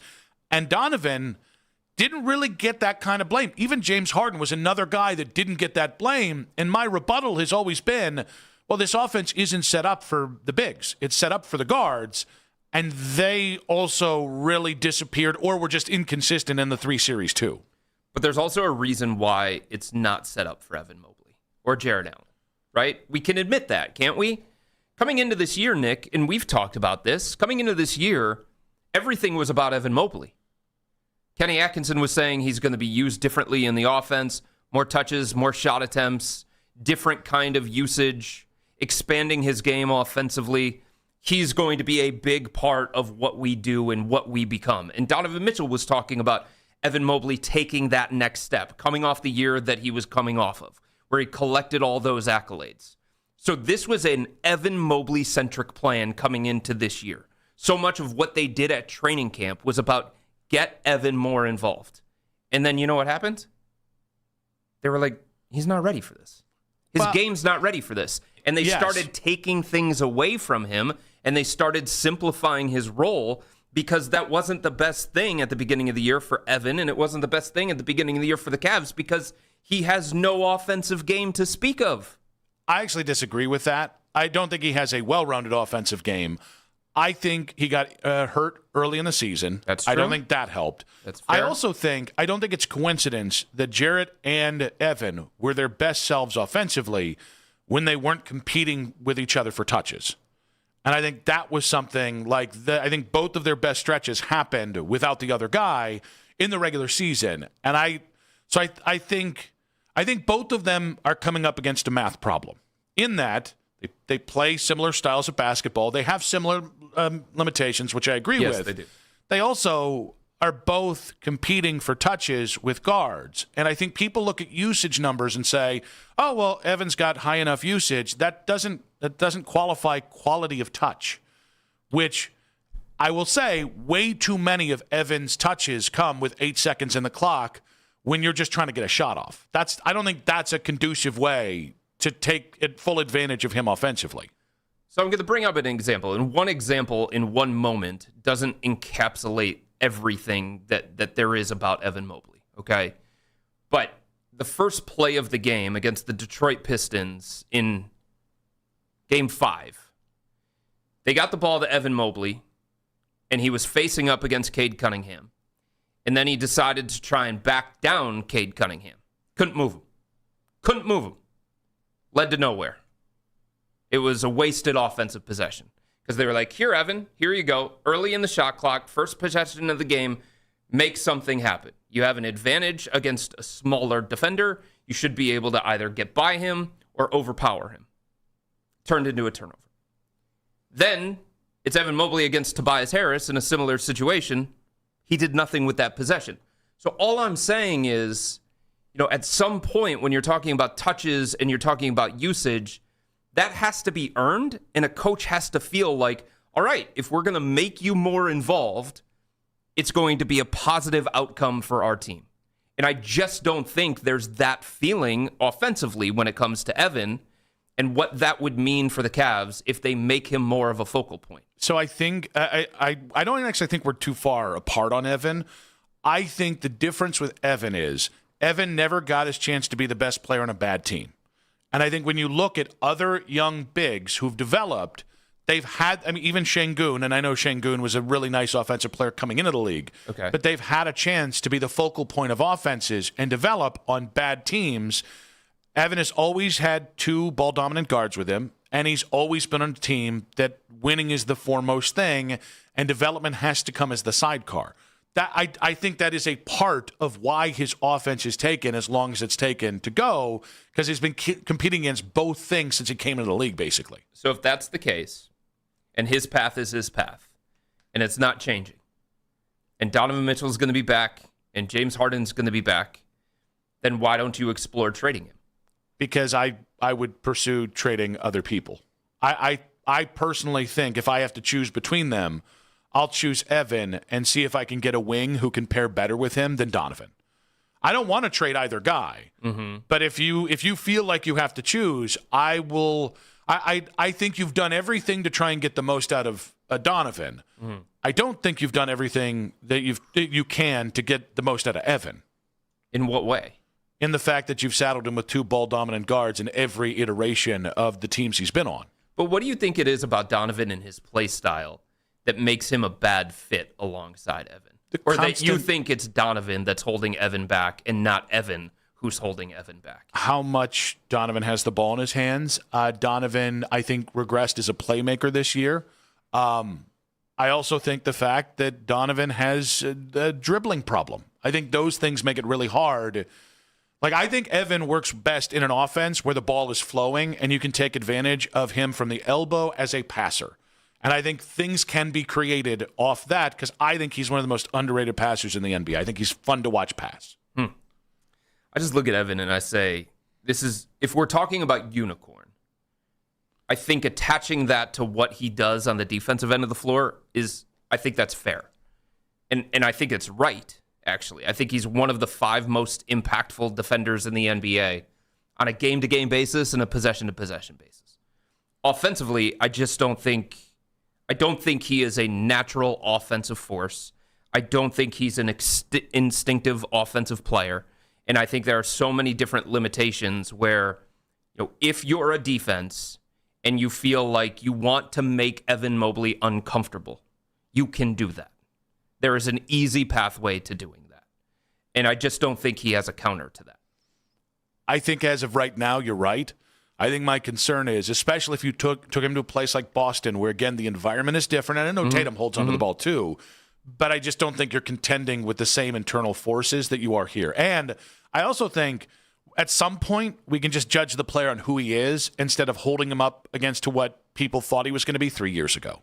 Yeah, but we're not the ones, the collective we're not the ones that did that. Evan didn't do it. The Cavs did it. Yeah, but why are we holding Evan accountable for the Cavs? Evan also did it. When did Evan come out and say, I'm the unicorn? Do you want to read my feature on him? Do you have it? Said to me, yeah, I can give it to you.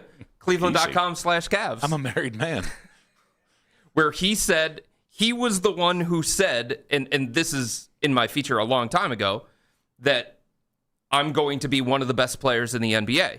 And then last year, during the All-Star game, he said for the next 5 years, it's going to be him and Wemby. He said it. I didn't say it. I just reported what he said. So, yes, he has said that. And yes, the Cavs have said that. And yes, that's where the expectation and the pressure is coming from. It's not from me. It's not from you. It's not from all these other people that are paying attention to Evan Mobley and wanting more out of him. It's the organization. It's Evan. It's his teammates. It's everybody in that circle that is laying those kinds of expectations. Doesn't mean you should trade him, though.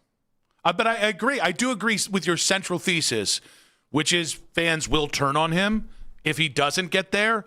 And I think it's going to happen this year. I think you're probably right. I think he is next year's Darius Garland. And I never thought I would see people turn on Darius the way people did here in town. It doesn't happen. It doesn't take time for that to happen. It's something that happens very quickly. Because people aren't going to turn on Donovan. It's not going to happen. Which drives me crazy. Not because I want people to. It's just what star of a team can have the postseason that he has, and fans don't think twice about paying the guy $70 million a year. Well, I think part of that is the other option. So if you don't have Donovan Mitchell on this roster, what do you have? You have Evan Mobley. So that's why you're willing to pay him James $70 Harden. That doesn't make it a good decision to pay him $70 million. Sure it does. No, it doesn't. Because you're competing for conference finals. Yeah, that's not competing for NBA finals. And like, I do think there's the idea of, can you take a step back before you take a step forward with Evan? I'm willing to pursue that path. Oh, no, sorry. I'm willing to be open to that. And I think where I am maybe a little inquisitive about what the Cavs' approach is why you aren't open to everything at this. They seem to have roads blocked off that I don't think you can after the way this postseason's gone 4 years into Donovan. I think you're a lot of people right now, including... I'm just Nick. Including executives in the NBA, where they're looking at the idea of Evan Mobley and not what he has shown to be to this point. 216-474-0092. At Nick Wilson Says. At Chris Fedor on Twitter. Social media reactions on X. Powered by Scheiben Jewelers. Cleveland's premier jewelry store. Right out of the gate there. You heard Chris's Mobley take. Will Cavs fans turn on Evan Mobley? We got quick hits at 2:40. Eric Pincus, Bleacher Report, NBA cap guy, NBA reporter at 3. We'll talk about the NBA. Justin Latta of Locked On Guards to talk some guards ball at 4:20. 216-474-0092. Will Cavs fans turn on Evan Mobley? And is there a downside to running it back? That's in 5 minutes on 92.3 The Fan. Hey, everybody, it's Jeff Phelps. And if you've even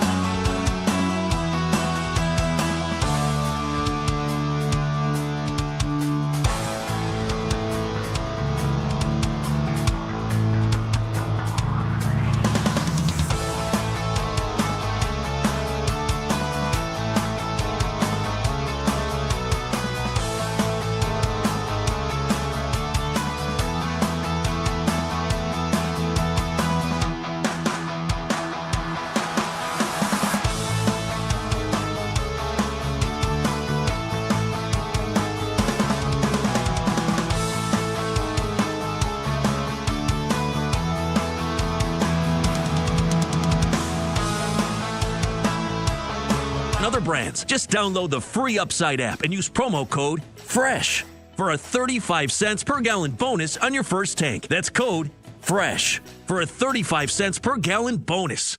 On the road this summer? Get the most live sports talk in Ohio on 92.3 The Fan. Or binge our podcast on the Odyssey app.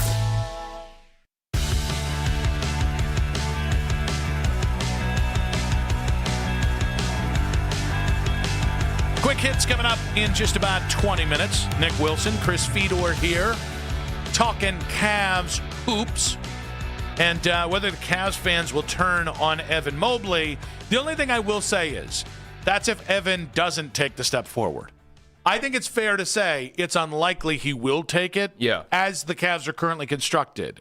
But like Darius's inability to stay healthy was why the Cavs fans eventually turned on him and made him the fall guy for the lack of playoff success the previous couple years. I think if Evan doesn't take a step forward this next year, it makes sense. I really do believe in the talent of Evan Mobley, even if I agree with some of your criticisms. I believe in his talent too, but it's not as an offensive focal point. That's where the difference is. Could he be a secondary guy? Like the second option. I don't think so. Because I think that's where he could be. He's got too many weaknesses in his offensive game. He doesn't create for himself. He's reliant on others to create for him. He doesn't have a post-up game. He doesn't have a face-up game. He can't bully smaller defenders not consistently. R.J. Barrett was pushing him under the rim. R.J. Barrett of the Toronto Raptors. Cade Cunningham was standing up to Evan in the post. So he just doesn't have a reliable, consistent offensive package. I think it can be developed. And I also think when it comes to How long have you been saying that? 5 years. I don't recall. Point, right? I don't 5 recall. years? I don't recall. And I know development is not linear and everybody matures at their own rate. But in high school, it was his brother. His brother was the alpha. In college, it was his brother. His brother was the alpha. Like every step of the way, these organizations or these colleges or these high schools have been waiting for Evan to be more than what he has been offensively. And it just hasn't happened. When did we go, though, from let's keep developing, let's do this? When do we flip the switch? Because I think that's when I look at him, and he's still, 24 years old. I still do look at the defensive impact, which I think gets completely overshined. It's incredible. And I also look at the way the thing is built around him. There are guys who need things built more to his strengths, and I don't think that's what the Cavs are. So I don't know when because you're not alone. There's a lot of Cavs fans who agree with everything you say. I just don't know when we turn the tables on this one. And again, comparatively, have not held Donovan to the same regard, have not held Harden to the same regard. I mean, I think even Jarrett gets a pass compared to Evan. I think we have held Donovan to the same regard. In which way? The difference is that Donovan has performed at a higher level consistently than Evan. He's scored more points. I don't know that he's performed. What else can he do beyond scoring? So this year for the Cavs, in terms of on-off differential, how you perform with Donovan on the floor versus off the floor, it was one of the most lopsided numbers of anybody across the NBA. That spoke to his impact. And I know it was the regular season versus the postseason, but that spoke to his impact. Yeah, he was in the MVP conversation. That's where I struggle with it. He was in the All-NBA conversation. Where was he in the postseason? Well, Evan Mobley was a statistical negative in the postseason. But I mean, just Donovan. Where was Donovan in the postseason when it came to off and on? Well, he wasn't a statistical negative like Evan Mobley was. I think Donovan's telling you right now. He showed weaknesses, and there are questions about whether he can be the best player on a championship team. I get that. But he wasn't as bad as Evan was from a statistical standpoint. I think Donovan versus Evan is a textbook case of what siloed player, what non-three-dimensional player are you willing to live with? An elite defender who has, and it's fair to say, limitations in his offensive game, or a guy who is an undersized combo guard who scores at an elite level, but then tell me what else he does beyond that. Well, I think like they're both limited, and I think Donovan gets a pass because he scores 28 points a game. Well, Donovan also gets a pass because he turned the franchise around. I mean, they were on the cusp. It's not like he rescued them from the lottery. See, that's the thing.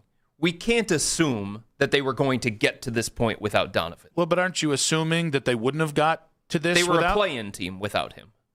Yeah, but we don't know what they would have been without him. I think we do. No. The best player would have been Evan Mobley. No, the best player would have been Darius. And so the best player would have been Darius. How far do you get there? I think Darius, you become Evan, the and Chicago Jarrett, Bulls. I think Darius, Evan, and Jarrett could have been okay. I'm not trying to relitigate. It was a good trade. I think there's enough evidence to say that they would have become a play-in team or play-in adjacent if Darius would have been their best player. So like a first-round team? Yeah, okay. Probably. All right, so Donovan got you the second round. 3 years. He also got you to the conference finals for the first time without LeBron James since 1992. Did he? Yes. Did they show up in the Eastern Conference Finals? I can't remember. They did not. They were terrible in the Eastern Conference Finals. Awful performance. One of the most lopsided conference finals losses in NBA history. But they got there. And we can't just assume that they would have gotten to that point without Donovan Mitchell. Donovan Mitchell has been to the playoffs every year of his career.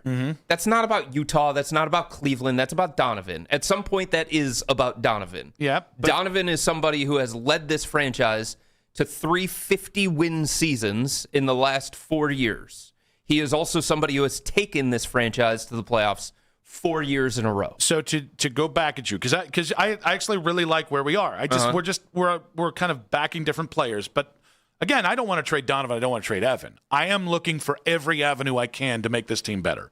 Okay. But in the same way that I agree with you, Donovan being in the playoffs every year of his career is a statement on Donovan. Yes. Donovan not making one Eastern Conference Finals and not ever having his team be a serious contender for an NBA championship is also a statement on Donovan. I would agree. And I think once you get to a point where you are 9 years in and the best you've done is getting swept out of the Eastern Conference Finals, and I got to start making that future conversation about you, I do start to get a little concerned that I'm paying for past production with a guy who in the playoffs consistently looks like he's wearing down.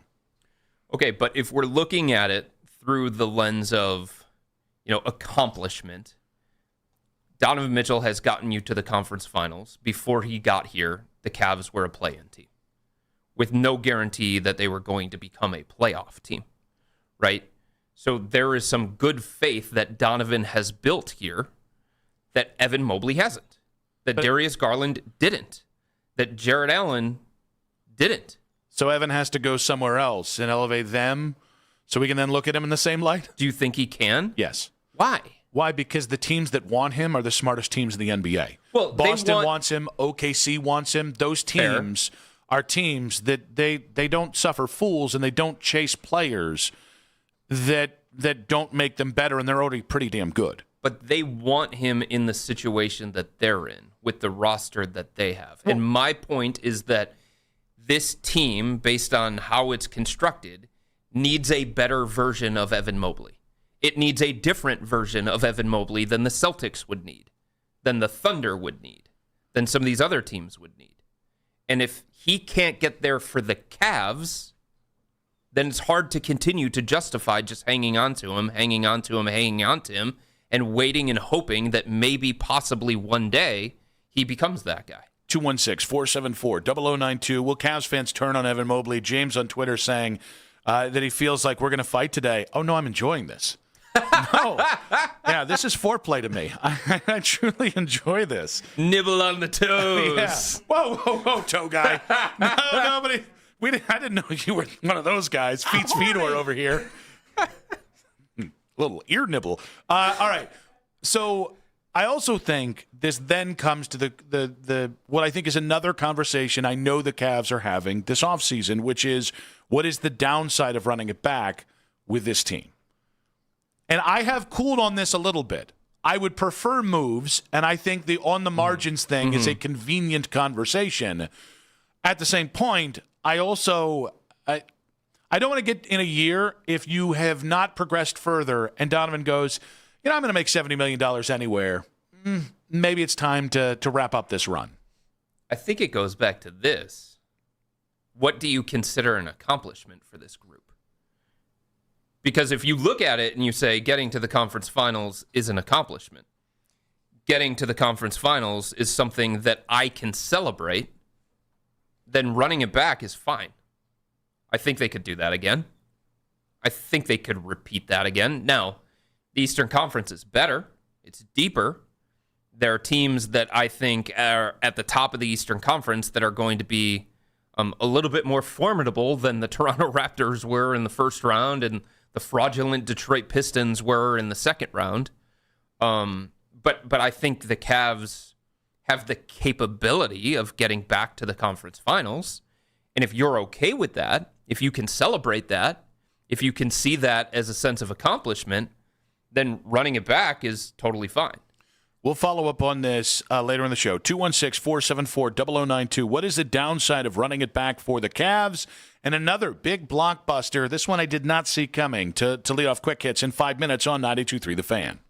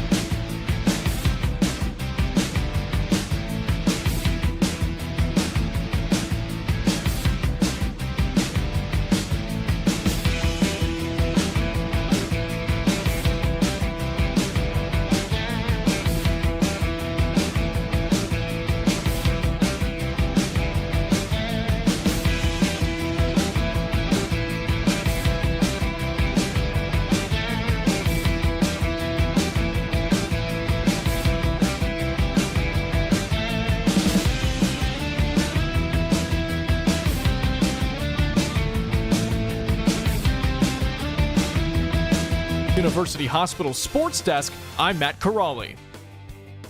If you can't listen to us live, we've got you covered. You can hear the Ken Carman Show with Anthony Lima, Baskin and Phelps, an afternoon drive with Nick Wilson and Jonathan Peterlin as a podcast. Full hours, full shows. Find it all on the Odyssey app, Apple Podcasts, Spotify, and anywhere you get your podcasts.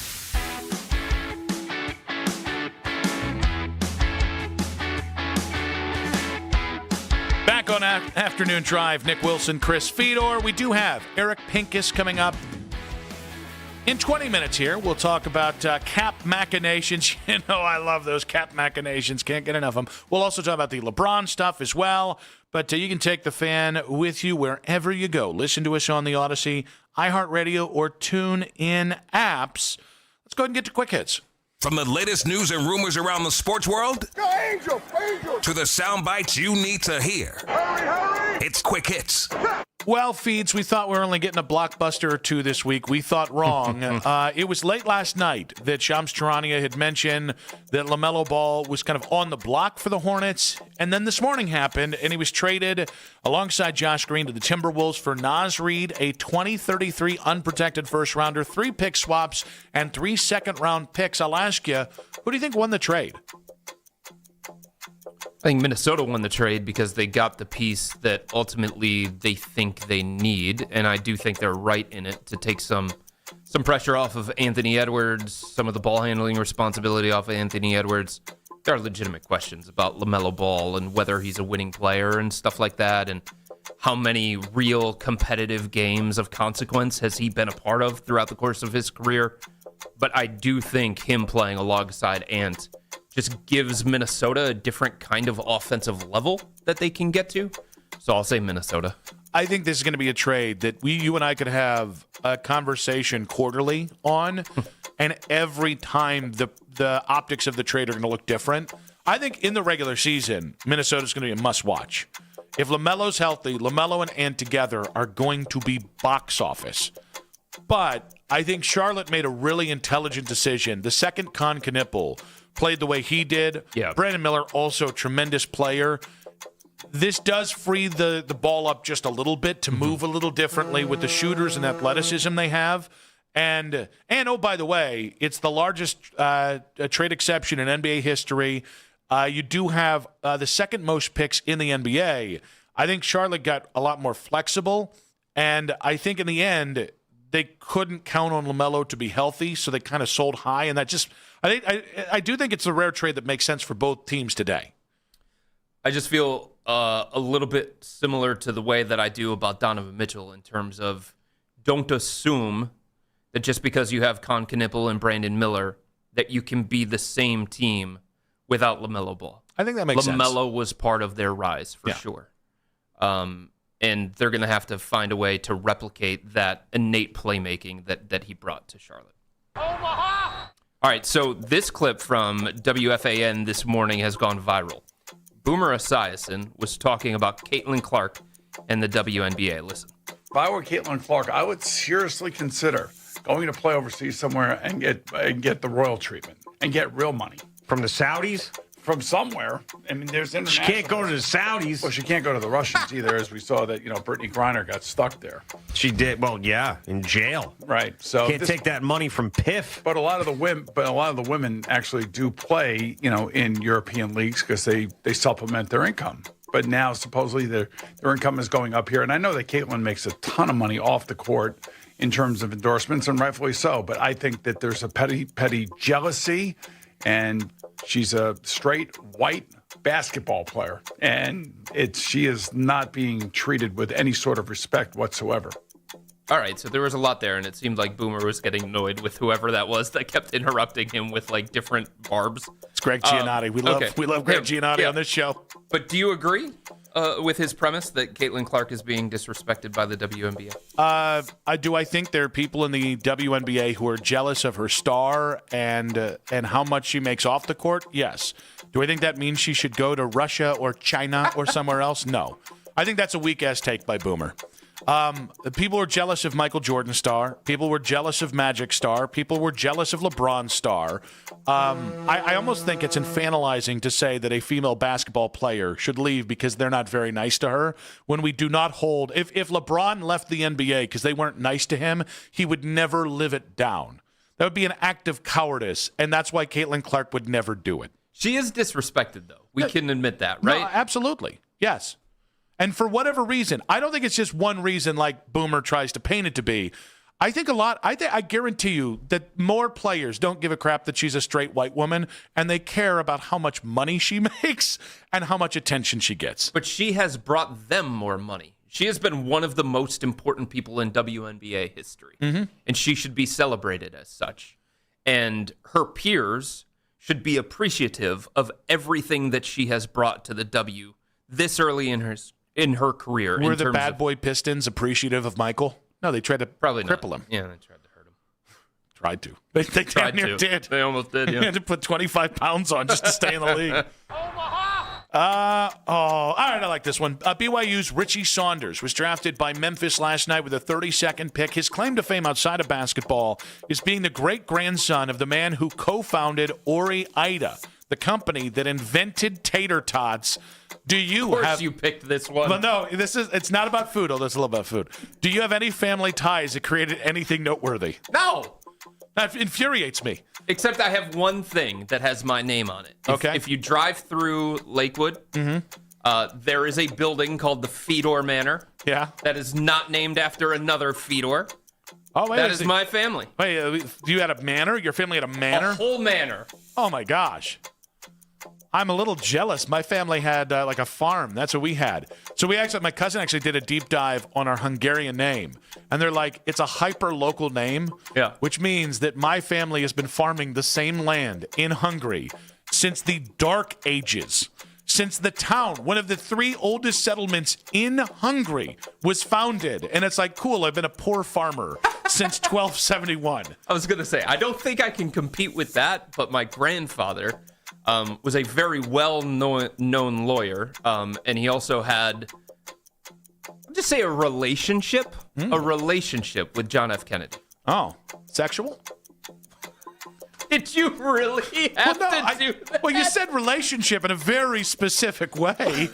Well, I'm not judging. I didn't want to paint it with like he was John F. Kennedy's lawyer because that's where maybe most people would go. Oh, okay. You obviously went to the complete other end. Who wasn't JFK Stupping? Oh my goodness gracious! I mean, I thought it made a lot of sense. JFK got around a bit. I'm not judging a man. Not that kind of relationship. But you know definitively? Do I know definitively what? That they weren't, Of course not, because I never asked. Well, so it's not so out of bounds. Yes, of course it is. It's 2026. There's nothing wrong with it. It wasn't then, obviously, when he was still around. It wasn't 2026. Thank you very much. It was a different time back then. I don't know what's going on in Fedor Manor. Notice it's not Fedor Womanor. Oh, my goodness. Oh, my buddy, ESPN's Brian Windhurst, was on Get Up this morning. He said that the Pistons trading Isaiah Stewart could lead to a bigger move for Detroit. This is a salary cap move to open up cap space because they're chasing somebody. The Lakers were aware that this type of move was coming. It's one of the reasons why they increased their offer to get Reeves done. And now there's other potential targets out there. Who is next up on the list? A player to watch is Kawhi Leonard with the LA Clippers. If he is cleared and everything is normal, the Clippers have the choice to extend his contract or trade him. And if they trade him, Detroit wants to be in line. What would your reaction be if the Pistons got Kawhi? Man, that's so tough. Because I almost feel like Kawhi is in the same perceptional bubble that James Harden is. For different reasons, obviously. But it's just, like, it's underreported how good Kawhi was last year. Oh, and yeah. Just statistically how dominant he was. Yeah. But yet, will he stay healthy? And will you be able to get the same thing out of him that you could have with Toronto 6 years ago? I think it's the kind of shot Detroit needs to take. It also has a risk of being your Antoine Jameson to LeBron or Shaq to LeBron circa 2009. Yeah, but if it doesn't work, they still have Cade, and they still have a bunch of the other pieces that help them become a 60-win team. Yeah, but what are you giving up to get him? Well, you have to give up Asar? Probably. I would think so. I know Asar is looked down upon because of his offensive game, and I get it. I love watching that guy play defense. Well, look, if you're gonna trade for somebody the caliber of Kawhi, and I think Brian's right from the standpoint of, okay, the Giannis domino has fallen.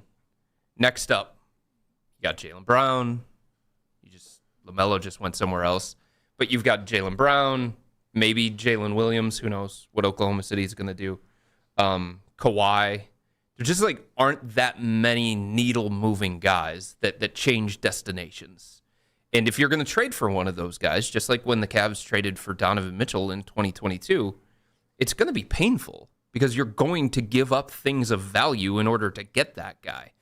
Pistons can't just cobble together a bunch of stuff and say, hey, we really like Kawhi, so take this trash and just accept it, because everything that surrounds Kawhi with his contract situation, his injury stuff, his availability, you're going to have to give up something of value, especially because the Pistons aren't the only team that's going to be interested in Kawhi this offseason. All right, Tom Brady detailed an early episode of what he called dumb confidence when he joined Daniel Cormier's Champion Mindset podcast. I think there's no greater passer of the football than Aaron Rodgers. Holy, I mean, there's certain stop that people one. That's here. not the right one. I don't get to call Tom Brady an idiot for that one. That was actually a salient Tom Brady take. Here's the right clip. I got to the Patriots, and I was the fourth quarterback on the depth chart. We had Drew Bledsoe, John Freese, Michael Bishop, and me. I was a sixth-round pick. It was 2 weeks before final cut, and I called my agent, and I was like, hey, I'm going to buy Ty Law's house. It was like $240,000. I made $185,000 in my first year. That was my salary. Yeah. And he's like, Tommy, you haven't even made the team yet. I'm like, I'm making the team. What are you talking about? And he's like, listen, let's just, before you buy a house that you don't even know if you're going to make the money, what are you doing? I'm like, I'm going to make the team. What I think is funny about this is all I hear is athletes right now of the same era being like, $50 million isn't $50 million. And then Tom Brady's telling a whole bunch of young athletes, buy that house you can't afford. You will make that team if you just believe it enough. Somewhere Jimmy Haslam is saying to himself, see, the 4-quarterback thing worked somewhere else. We can follow that model, and it can work for us, too. Okay, sidebar. But there's nothing funnier to me than the Myles Garrett trade being referenced out of both sides of people's mouth, where it's like, well, you know, the Bucks, they wanted to make sure that they didn't trade for Jaylen Brown, who would then want to be traded a year later. It's like, but you just said the Jared Verse thing was, I don't know, just bleep it. And we're just able to just use logic in every which way we want to turn it. That's Jimmy fine for you. Yeah. You know what, though? Think about all the good things that he's done. Oh, yeah. He's made himself richer. Isn't that great? They're all about him. Yeah. Yeah. I mean, gosh, who wouldn't love that? Hey, man. The new stadium's going to be awesome. I actually do think it's going to be awesome. You got that. As long as they don't go 3-14. Everything bad that happens with the Browns, you can be like, yeah. We got the new stadium, baby. We didn't have that 5 years ago. You're right. No, we did not. Always spin it positively. Eric Pincus, Bleacher Report, joins us in 5 minutes on 92.3 The Fan. If you're looking...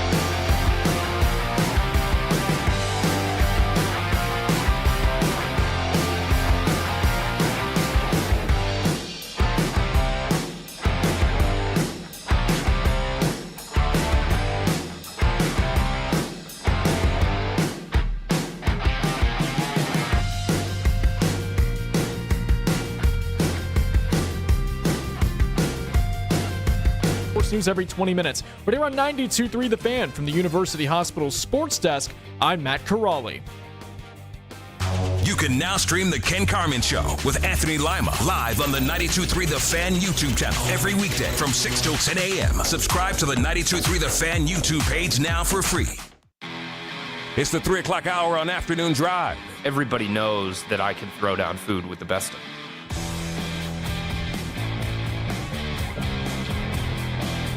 Nick Wilson, Chris Fedor back on Afternoon Drive. Missed a moment in our show. Use the rewind feature on the Odyssey app, powered by Integrated Restoration, your local experts in water, fire, and storm disaster restoration. Chris? Nick? Looks like LeBron's back in Ohio right now. The Instagram story says he was at St. V.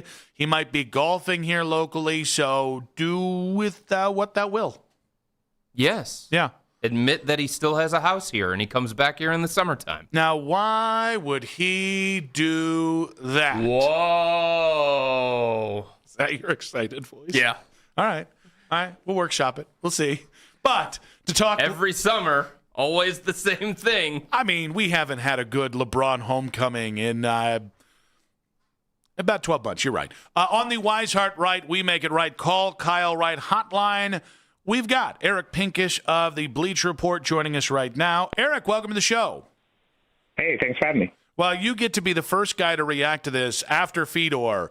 LeBron's taking pictures in Ohio. He's coming home, right? Well, I mean, it makes some sense. You can argue it.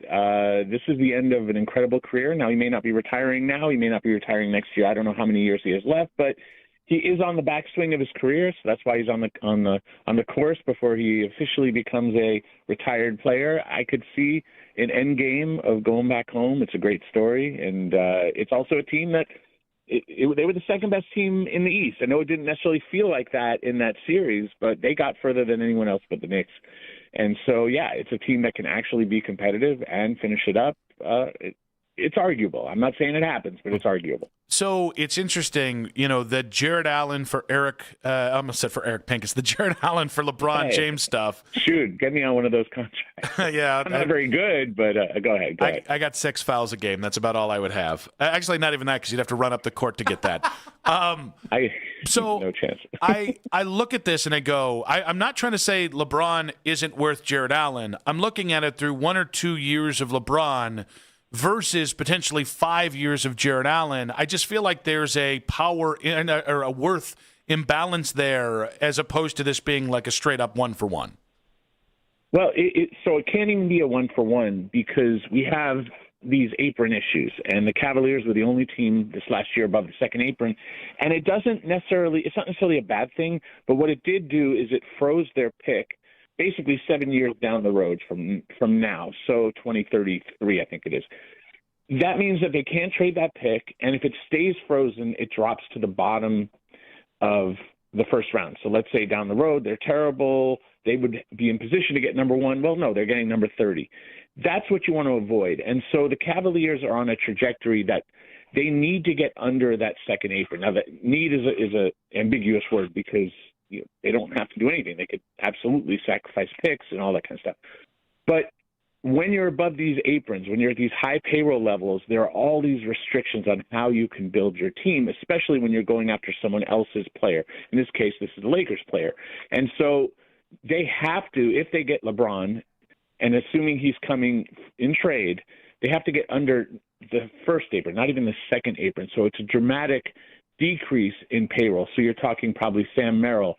You're not bringing back Dean Wade. I'd have to go through. It might be Dennis Schroeder, or if not Schroeder, maybe we recalculate it. Maybe it's Max Strus. Like there's some level of having to reduce the payroll. Now you could say it's not worth LeBron, but the question then becomes: is it something they feel the need to do anyway? Like, is this an inevitable path? And what you're doing is, instead of just trading out you trade Jared Allen for something else, you're trading for LeBron because of, it's LeBron. Can you get a better player in this window? You could say, sure, maybe get a better player for 5 years or 4 years or whatever. But in this window of trying to win 1-2 years. And then one last thing I'll just throw in there is maybe they view Evan Mobley as the 5, and maybe he needs to be the 5 with someone like LeBron at 4. and the duplication at center with those guys, maybe that's a decision that's made that says, yes, Mobley and Allen can work, but it hasn't worked well enough that maybe, and with the financial constraints, maybe it's time to commit to Mobley at maybe his more natural position and go from there. So, Eric, the Lakers obviously made their first move of the offseason with re-signing Austin Reeves, agreeing to a new deal with Austin. What do you think that means for LeBron in LA, if anything?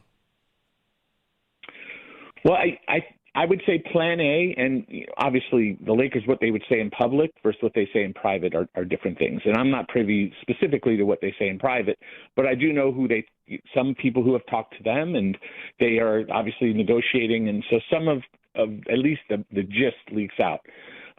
Publicly, they've said they'd love to, Rob Plink has been very clear, that their top executive, that they'd be happy if LeBron retires with the Lakers. And that's not entirely untrue, but behind closed doors, like they have to look at Luka Doncic, and they have to look at how many years he has left, which is, he signed an extension, but it's not a very long one. And so they have to consider building properly around Luka Doncic, which is a very specific thing. And if you are bringing back Austin Reeves, who's a very talented scorer, and that Austin is in that role of the Kyrie role, where you need a second creator scorer next to Luka. That's a must, because otherwise teams are going to throw blitzes and traps and get the ball out of his hands. You have to have someone else who can be a point of gravity. And so now you need to surround him with athletes and defenders and shooters and big guys who can catch lobs and all those sort of things. And as incredible as LeBron is, I mean, even at his age, he's incredible. He is another creator. You already have that in those two guys, Austin and Luka. So from my point of view, from talking to other teams to talking to agents, there's an impression that the Lakers are ready to move on and try to build with keeping Luka happy and building properly around Luka in mind. Whether they are successful or not is a whole different thing. And if their plan A of building properly around Luka doesn't transpire in the way they want, they may not have the opportunity. There aren't that many free agents that move the needle that they can get. The best big men that they can get are restricted, like Walker Kessler or Jalen Duren. Those guys are probably unavailable to them, although we don't know if those teams, I think Duren's going back to Detroit, in my opinion, but we're not sure on Kessler yet. But these are the kind of things that I think are more plan A's. But a plan B would be like, okay, nothing worked, then just keep LeBron. But if you have this opportunity, to get back to our point, if to trade LeBron to the Cavs and fill that spot with Jared Allen, if you can get Max Strus, or who does defend and fits what they're trying to do, or if it's not Max Strus, maybe it's a combination of Dean Wade via sign-in trade. I wrote this on Bleacher Report. It's all theoretical, like how it could be. And I think I'm going to probably do another one because, we now that we have Austin back, and my editors love this stuff because it's always fun and it draws a lot of eyeballs, and it's fun for me to try to workshop it, maybe get a third team involved. And I think if LeBron wants this and if the Cavs want this, I think it's reasonable. I just don't know what the Cavs want to do. Going back to LeBron for a second, do you believe that he would take the mid-level from another team? Yeah, well, I mean, so if the Lakers aren't giving him more, the Lakers may not, they have cap room to go spend, but they don't have it if they spend on LeBron. Now, they're not going to spend 50. Are they going to spend over 15? There's a world in which the Lakers can say we'll do 20 because no one else can do more than 15. But you have teams like, obviously, the Nets and the Bulls are teams with cap room, but the Pistons they're trading Isaiah Stewart to try to get some money cleared. They're sending him to Memphis, and so Detroit could go to LeBron and say, "Hey, we'll pay you 20 or 25 or some number that he could live with." It's basically cutting what he's earning in half. But first of all, LeBron's made plenty in his career, and I'm sure he'll get some sort of I don't know, streaming service to record the end of his career. I mean, I was around Kobe Bryant in his final year, and he had that as well. They'll do some documentary about LeBron's end of career arc, and I'm sure he'll get paid a mint for it. So I don't think money's the issue. But that said, the Warriors could be appealing. Once Jimmy Butler gets healthy, which maybe is January or something, it's not an immediate thing, and maybe he's not quite as good, but equally, if you put him with Steph and LeBron and, a good roster, Draymond Green, all that kind of stuff, it's old and it probably can't beat the Spurs or the Thunder, but it would be a interesting to watch, and they could probably come up with about $15 million. So that's really what LeBron's looking at. If the Lakers aren't paying him what he's asking, and if he can't get money from anyone else, let's say it doesn't work out with the Pistons or something like that, then he's stuck at $15 million. And then it opens that door. Well, hey, if you can go to Cleveland, and if maybe pencil him in at 20, 22, I can do different numbers depending if you bring in a third team. The challenge for the Cavs is that the more you pay LeBron, the more players you got to get rid of, because you're going to have this hard limit at that first apron, which is, just an absolute, reality of acquiring a player and via sign and trade. And those are 3-year deals, by the way. So you would acquire LeBron. If you're Cleveland, it would be a 3-year deal. So let's just say it's 20. And let's say he got $65 million roughly over 3 years. There might be an agreement, and I think we saw this with guys like Tim Duncan and Manu Ginobili with the Spurs, where they got like 2 years at the end of their careers, but they were only going to play for one. LeBron could say, okay, I'll do 1 year, or maybe I'll do 3 years, or sorry, I'll do 2 years.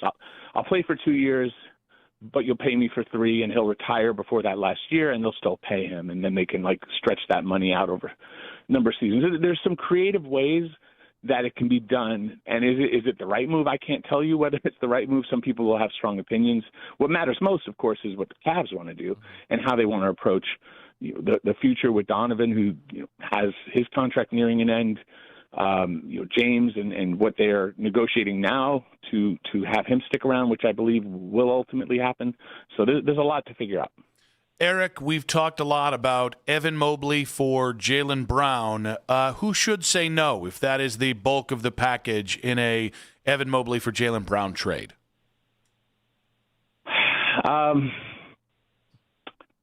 Lordy, it's a tough one. Like, I can argue for both sides. I can argue against it.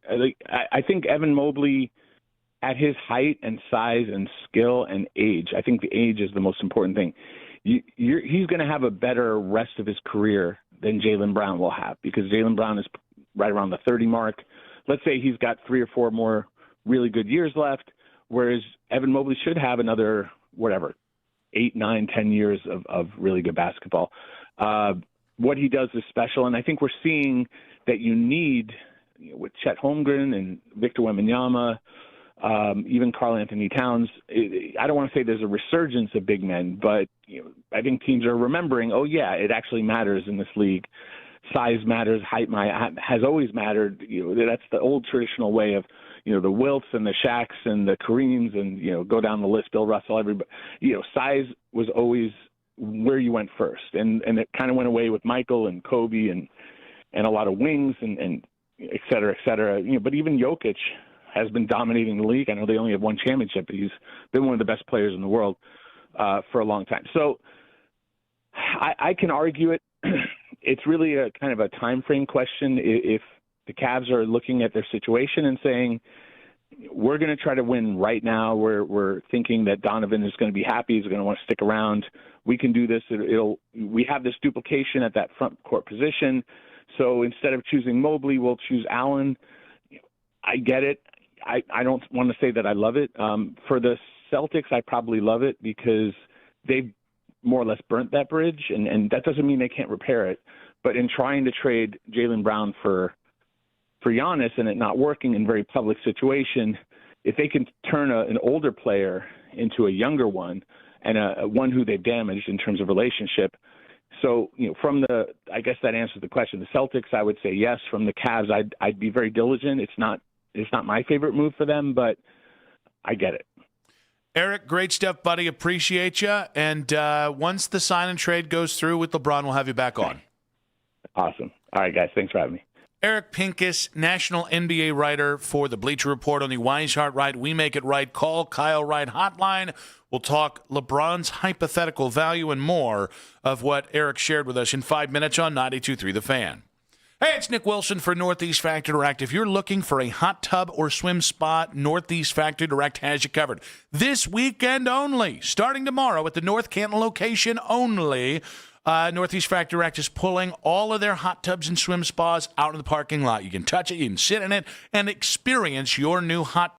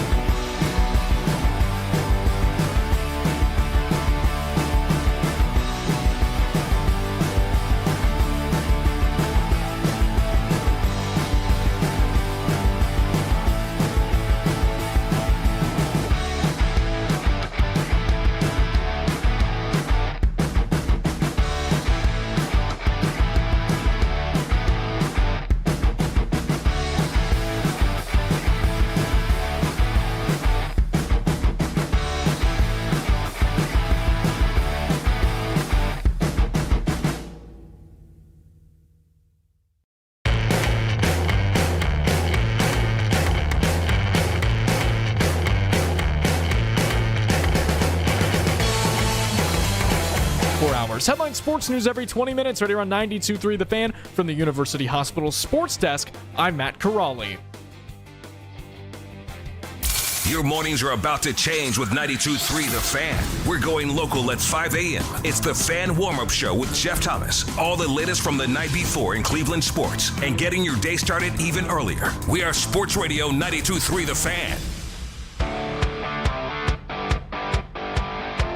You can listen to The Fan anytime, anywhere on the free Odyssey app or by telling your smart speaker to play 92.3 The Fan. And now you can find 92.3 The Fan on YouTube, including The Ken Carman Show with Anthony Lima from 6 to 10 a.m., Baskin and Phelps from 10 to 2, and Afternoon Drive with JP and myself from 2 to 7 p.m. live each and every weekday on 92.3 The Fan's YouTube channel. Subscribe to our channel for free and watch all the best content from your favorite shows on The Fan Live and on demand. Now, like our videos. We desperately need to be liked.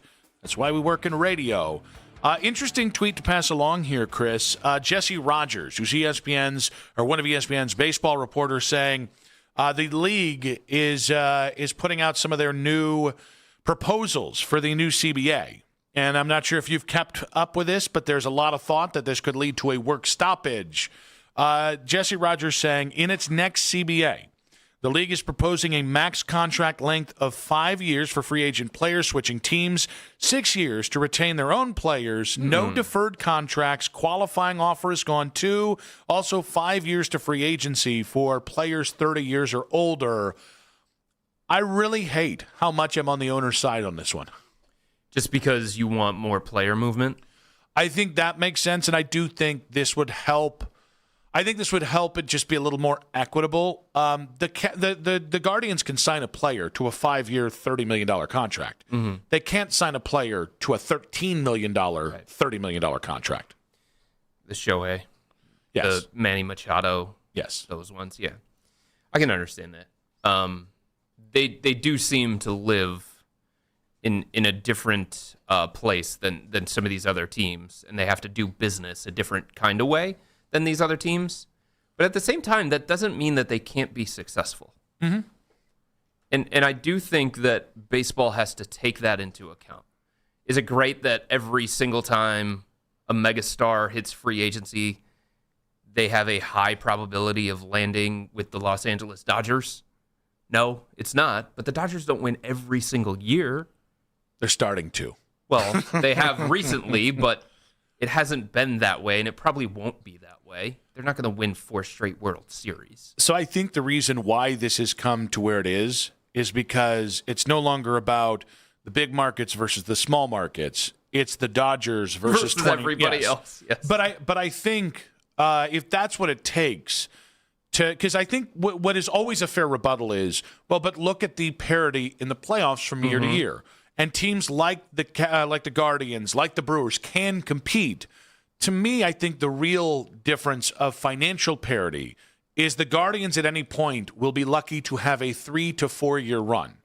And then that closes, and then they have to reopen it with the right amount of prospects and cast-offs from other teams. Mm-hmm. Whereas teams like the Dodgers and the Yankees and the Red Sox, the only way they go into those periods of non-competitiveness is if they just do dumb things. Yeah, they make a bunch of mistakes. And I think that's where, I think sometimes we confuse that parity with what financial parity actually would. Even if financial parity, by the way, still has, well, there's a difference between the big markets and small markets. Mm-hmm. It's just a much smaller gap.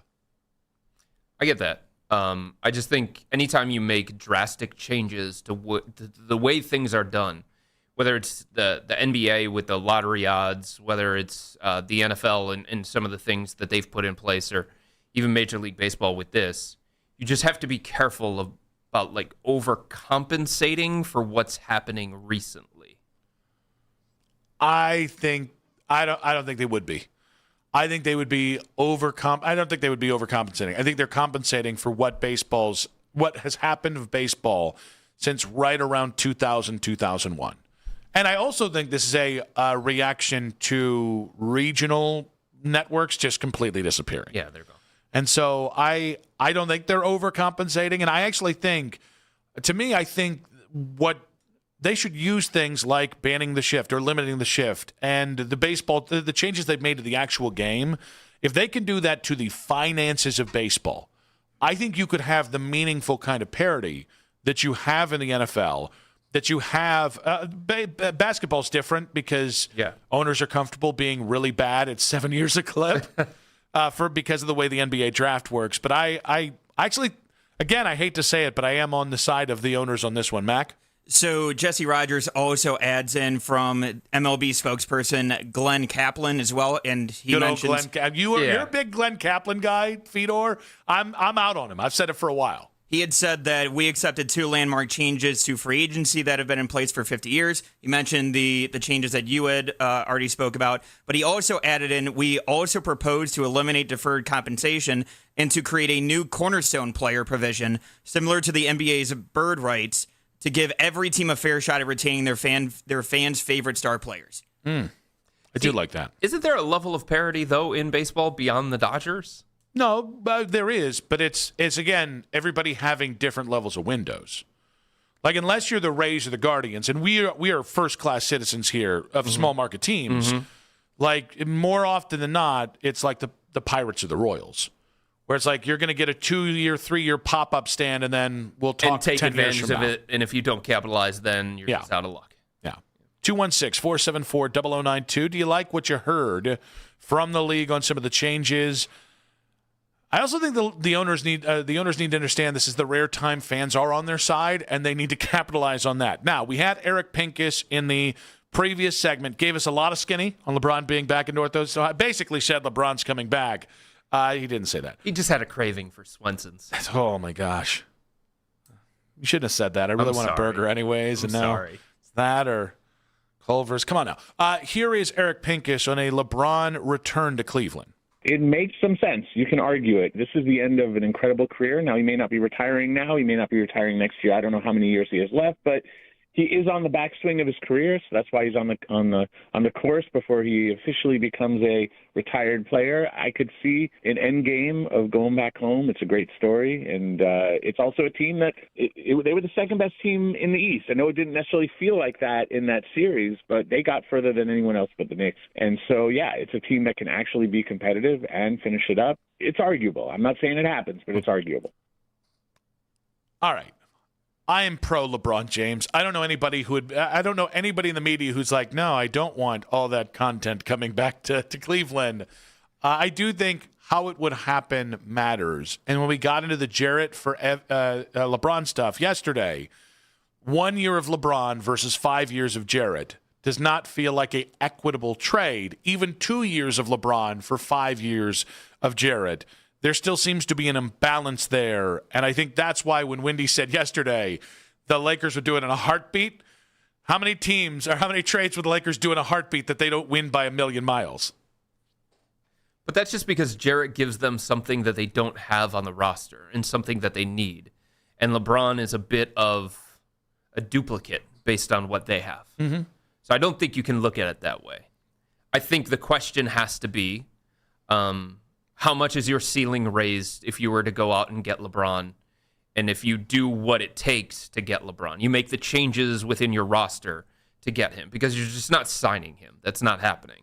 It would have to be a sign and trade, and it would have to be Jarrett going out.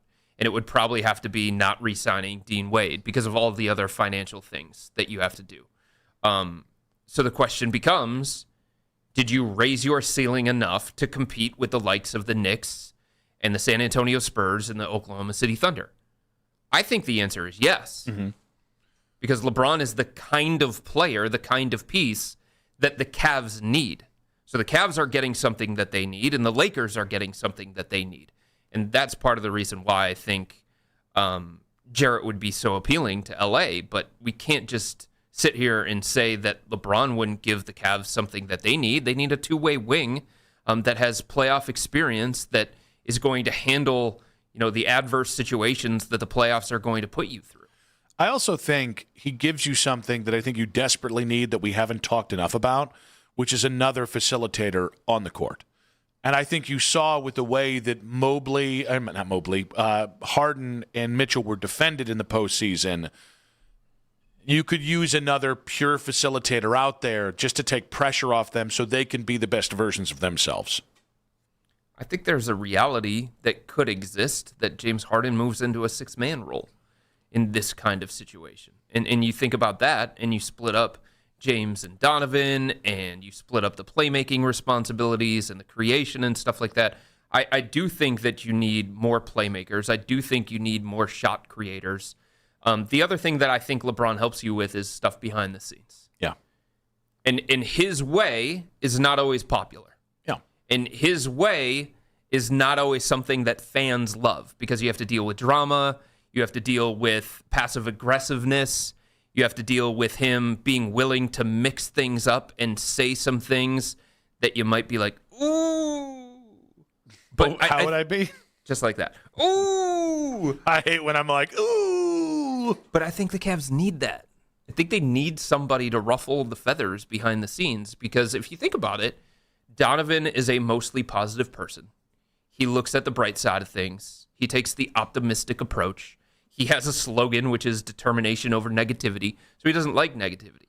LeBron puts you in uncomfortable situations on purpose because he thinks it's what a team may need, and he thinks it's what is going to make a team better. And again, it's not always popular, and he's going to say some mean things, and he's going to target guys like Kevin Love in a passive-aggressive tweet, but it has shown itself to work. If they get below the second apron, can't they... I honestly don't know because when people start talking about the different things about the cap, specifically Jonathan or Daryl, I do start to gaze off into the distance and think about barbecuing. Can't they, if they get below the second... Weird. Hey, it's not a weird thing. Not Mr. Toes over there. Foot's feet or. That was one time. Yeah, okay. One time, 10 times. It's 10 times, friend. I treasure every bite. But can't they, if they get below that second apron, couldn't they make Strus and Schroeder work along with like a sign and trade with Dean Wade? You could LA? Yes, you could make it without. Well, sure, in theory, but LA has to want what you give. Yeah, Strus and Dean Wade fit around Luka. They do, but is there another team out there that LeBron would be willing to go to in a sign and trade that would give the Lakers more than Dennis Schroeder and Max Strus? I don't think LeBron has the market around the NBA the way I think he does. Because I think there are a lot of owners that are afraid of LeBron. There are also owners that understand that as much as you have to deal with LeBron, it has always paid off. Every step of the way, it has always been worth it. Who do you see, if not for the Cavs, Golden State, or LA? Miami. Ooh. I feel like that one's a big ask. Although that's a big ask. But I just don't think you can ever discount the places that he's already been. I actually do think he fits with Giannis and Bam in a fun way. If they ever got like another shooter there, maybe. But yeah, I mean, I think Miami makes some sense. I guess I just look at this and go, I think it's kind of like the Evan Mobley thing. I'm sure the Celtics would love Evan Mobley. I also think they might entertain the conversation of Donovan Mitchell. I'm sure. Do you think they would entertain the conversation of Jared Allen? Who? The Celtics. That's interesting. What you mean, like is like a bigger trade for? Yeah. Yeah, I think you'd have to give up every pick you have for the end of time. But yes, don't have a lot of those. Yeah. Can you? Gave away a lot of them. Once you get below the second apron, it unfreezes the 33 pick. Right now, the Cavs have 2 tradable picks. Well, actually 1, and the draft rights of what they just selected, which was Malik Thomas. But they don't have a lot of draft capital. It would probably have to be, if we're being honest about it and trying to put together something that would be enticing to Boston, that is also, by the way, trying to compete for a championship right now. It would probably have to be Jared Allen plus Jalen Tyson plus every somewhat attractive young player that you have, Tyrese Proctor, Malik Thomas, and then throw in some draft capital and pull in a third team to help boost that package as well. So I think the question about how much LeBron raises your ceiling is predicated on what you give up to get him. And I think that's what the rest of the roster still looks like. In fairness, I think he raises your ceiling no matter what. But if you can, he's LeBron. If you can if you can get him without giving up Jarrett, I do think that all of a sudden LeBron and James Harden with I love Tyson and Merrill. I think you've got a 7-man rotation there that's really damn good and I think could beat anybody in the East. I also agree with Eric. I do think that there is an appeal for LeBron coming to the Cavs. There's enough basketball-related reasons, depending on what the roster looks like after it happens, or if it were to happen. There's enough basketball-related reasons, and there is the story. There is no better story than him finishing his career where it all started in Cleveland. And LeBron is about narratives, and LeBron is about legacy, and LeBron thinks about all of these things. And that is always going to be on the side of the Cavs. 216-474-0092. May I interest you in a LeBron sign and trade? And if not, will you be willing to be drug tested? And the Lions' loss might be the Browns' gain. That's in 5 minutes on 92.3 The Fan.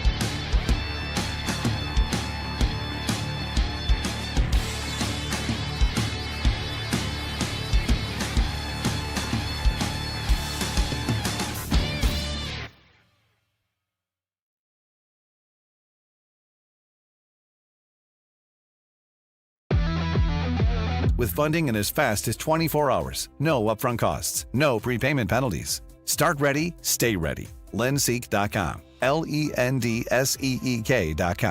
When you want the latest on the Guardians, we're the station you turn to first. 92.3 The Fan is Cleveland's home for breaking sports news. Your teams, your station.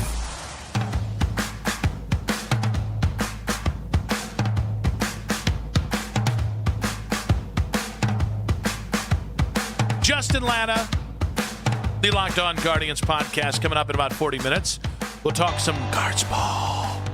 We can also ask about the rule changes that baseball wants to do to the finances of the game that we talked about in the previous segment. We'll have more on LeBron as the show goes on in the Cavaliers. But the wildest story that has come out of the NFL in quite some time happened to Lions cornerback Terrion Arnold, who was arrested and has actually turned himself in for for robbery and kidnapping over a previous robbery that happened to Terrion Arnold. And so when Mary Kay Cabot was on with the Morning Boys and Jason today, they asked her if the Browns could move Denzel Ward to the Lions, assuming Terrion Arnold won't be there this year.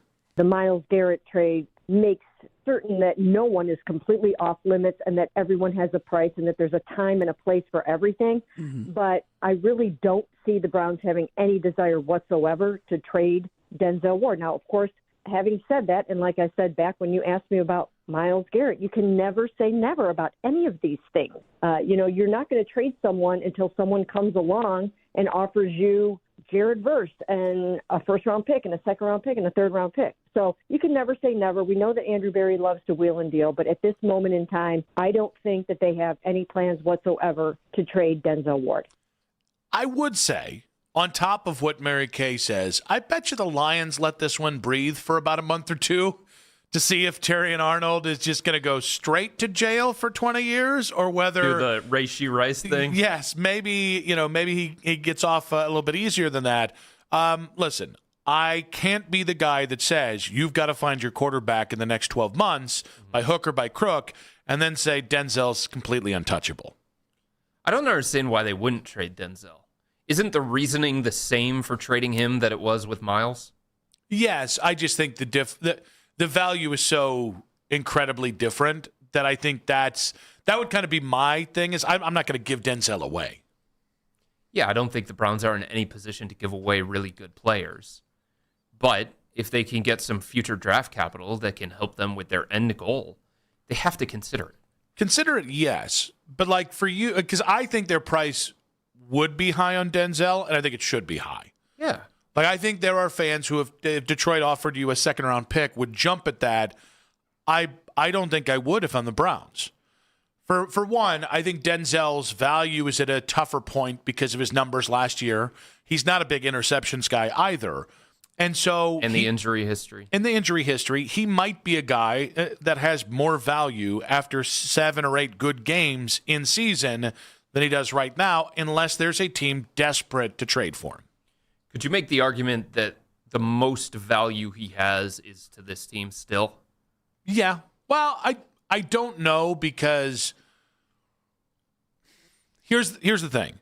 I don't think fans have the concept of how Denzel is viewed around the NFL.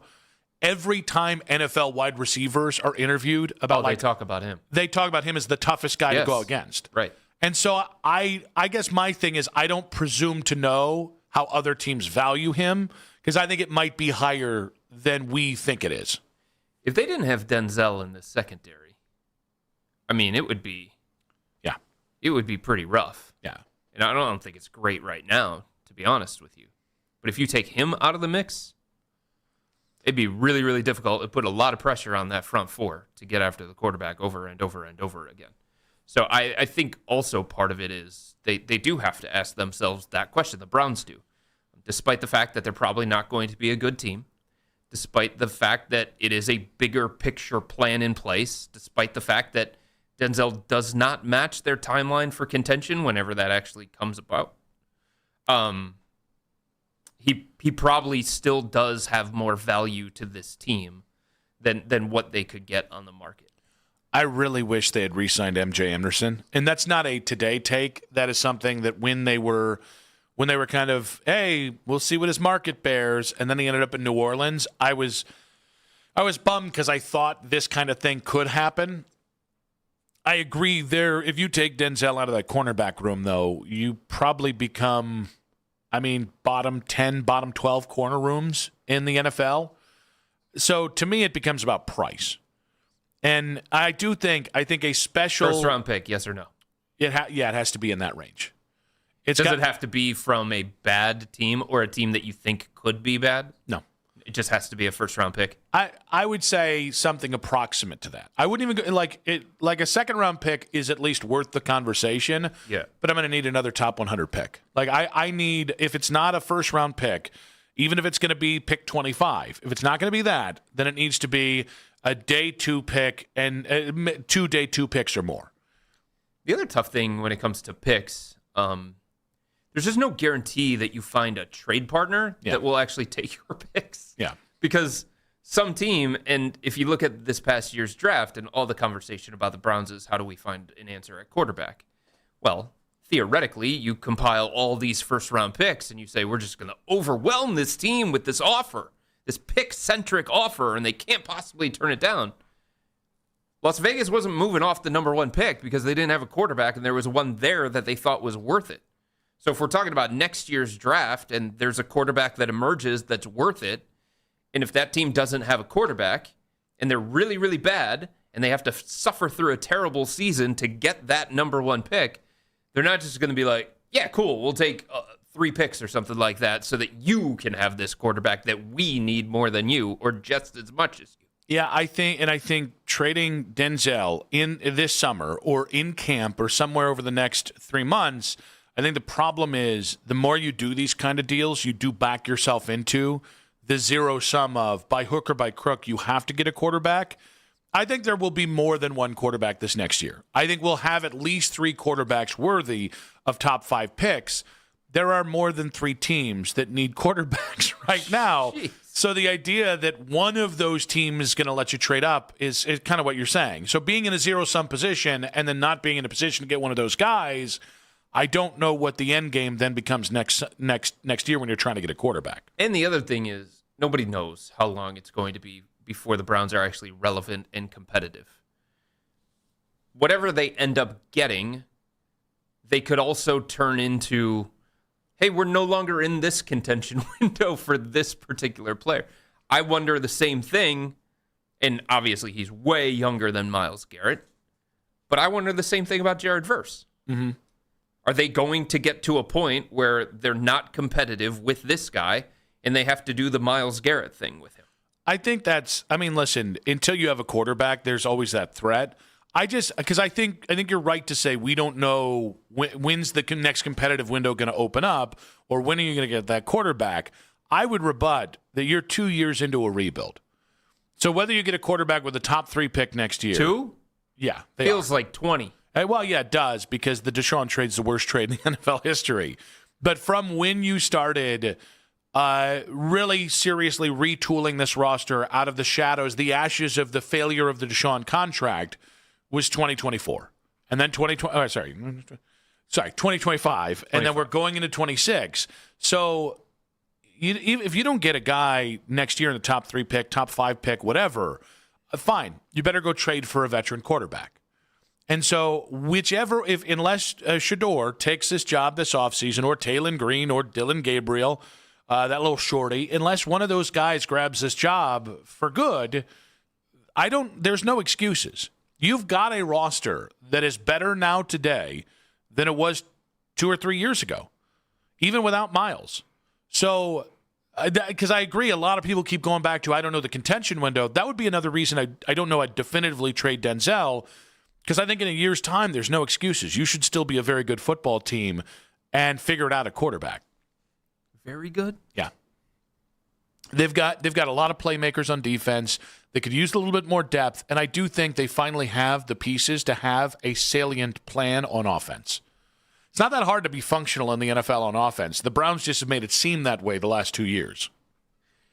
Well, it's harder to be functional on offense when you're looking at what you're looking at quarterback, combined with the fact that your skill position players are probably near the bottom of the NFL in terms of a grouping. So if you had like really, really good skill position players, and maybe they become something because we're talking about unknown commodities, but if you had a bunch of really, really good skill players, you start to make the argument, or at least maybe you can convince yourself, hey, those guys will help lift this offense in a different kind of way and maybe overcome the deficiencies that you have at quarterback. But you don't have that either. I think that's what this year's about.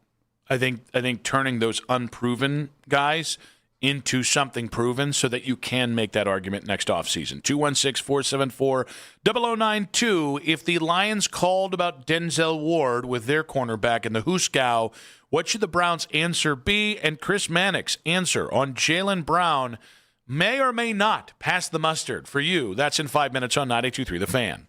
There's enough needless nonsense.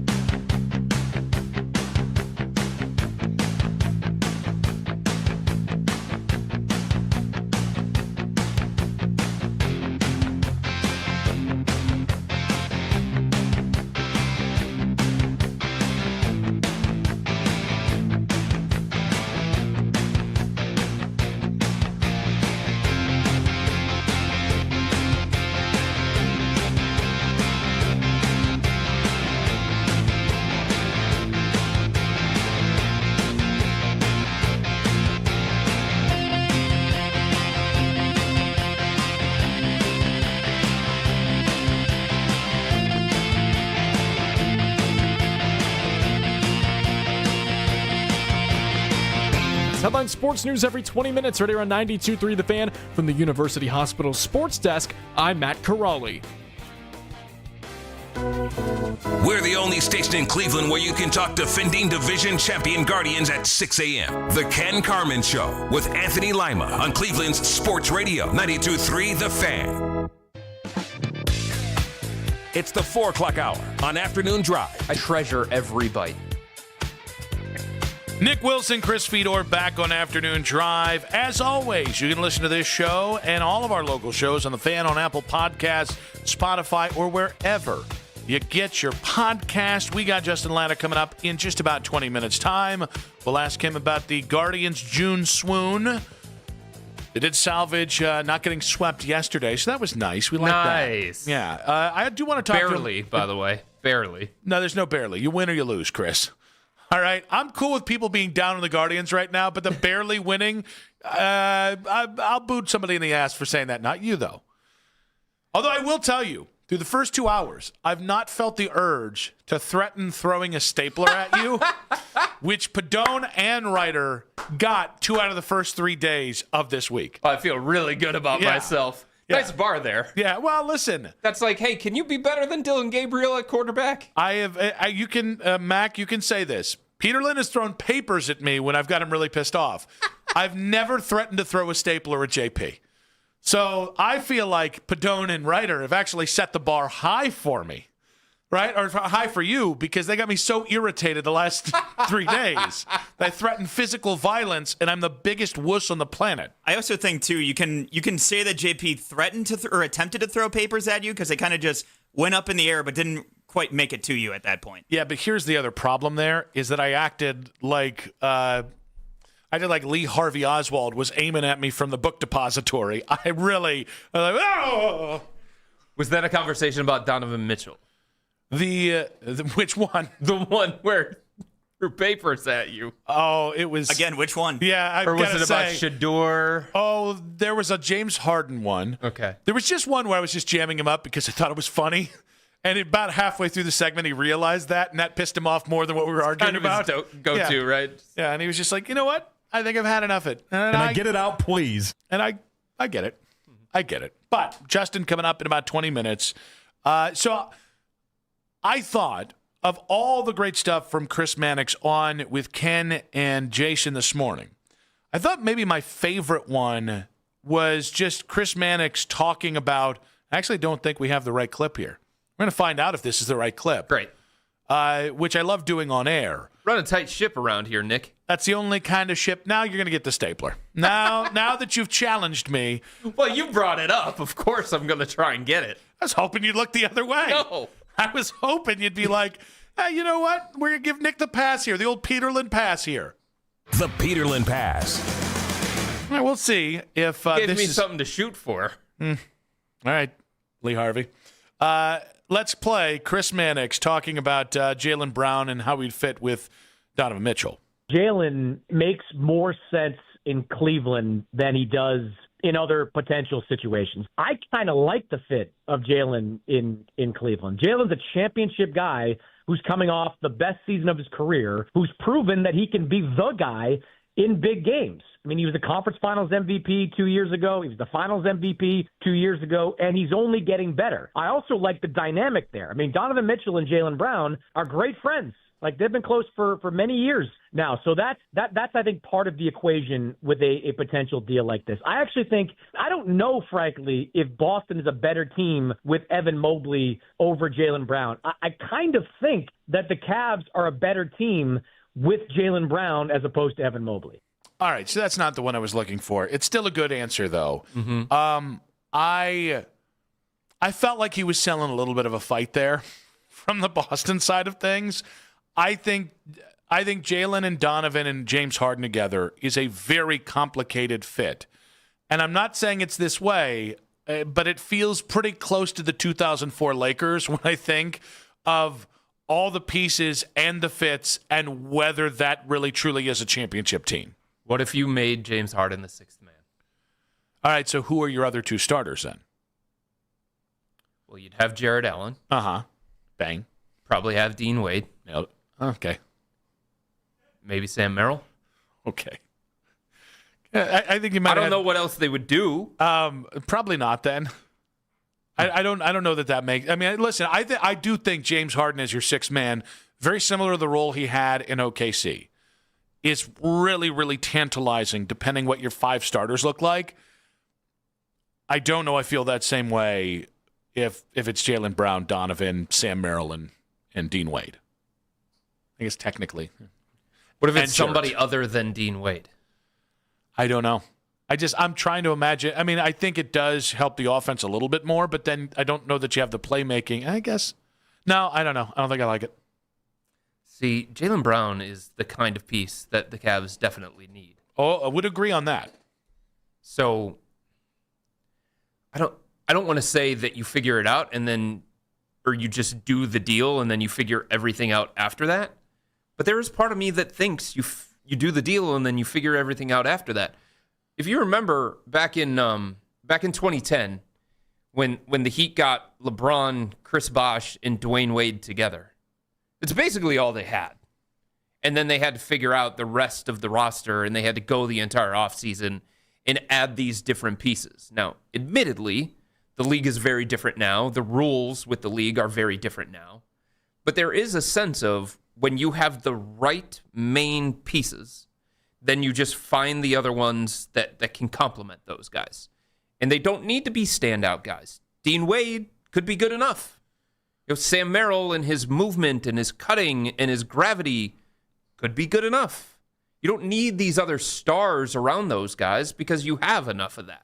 I think my concern is fit has never been Kobe's forte. It hasn't. You're right about that. And so to trust him to get it right on the other side feels like a big leap. It feels like a really big leap of faith. And I do think fit matters more now than it did 12 years ago when the Heat were running the NBA. Do you agree with that? Yeah, I think that was more about star power back then. Yes. Yeah, I think that was a different kind of era. And yet, I think, so here's the thing. Fit, style. I think Jaylen Brown presents a lot of, just the conversation in general, presents a lot of different thoughts that are counter to each other. Because I agree with you that I think he's exactly what the Cavs need. Mm-hmm. And I'm not even talking about just on the court. I think his mentality, he's insane. But that's what you need. That's what you're missing. Mm-hmm. I also think if you take Evan's defense off the court and put Jaylen's offense on the court, I think it's more of an offset than people want to agree, because you still have Donovan he tries. Oh boy, does he try. James tries occasionally. And I just think you become a lopsided team in a different way. I still think you're wonkily built, and I think that's going to hurt you. But you were talking about Jaylen and what he would bring to the Cavs on the offensive end of the floor. And there's certainly that. But he is an elite defender at his position. You want somebody who's going to guard the elite wings that you're going to run up against in the Eastern Conference playoffs. That's the guy to do it. You think he's elite, or you think he's really good? No, I think he's an elite defender when he's locked in and focused on that.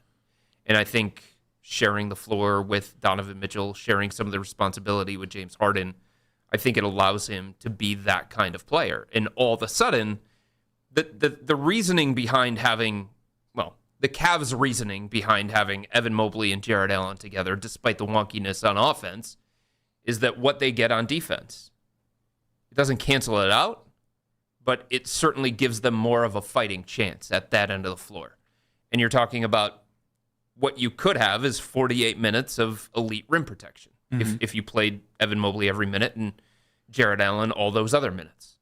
And you have guys that are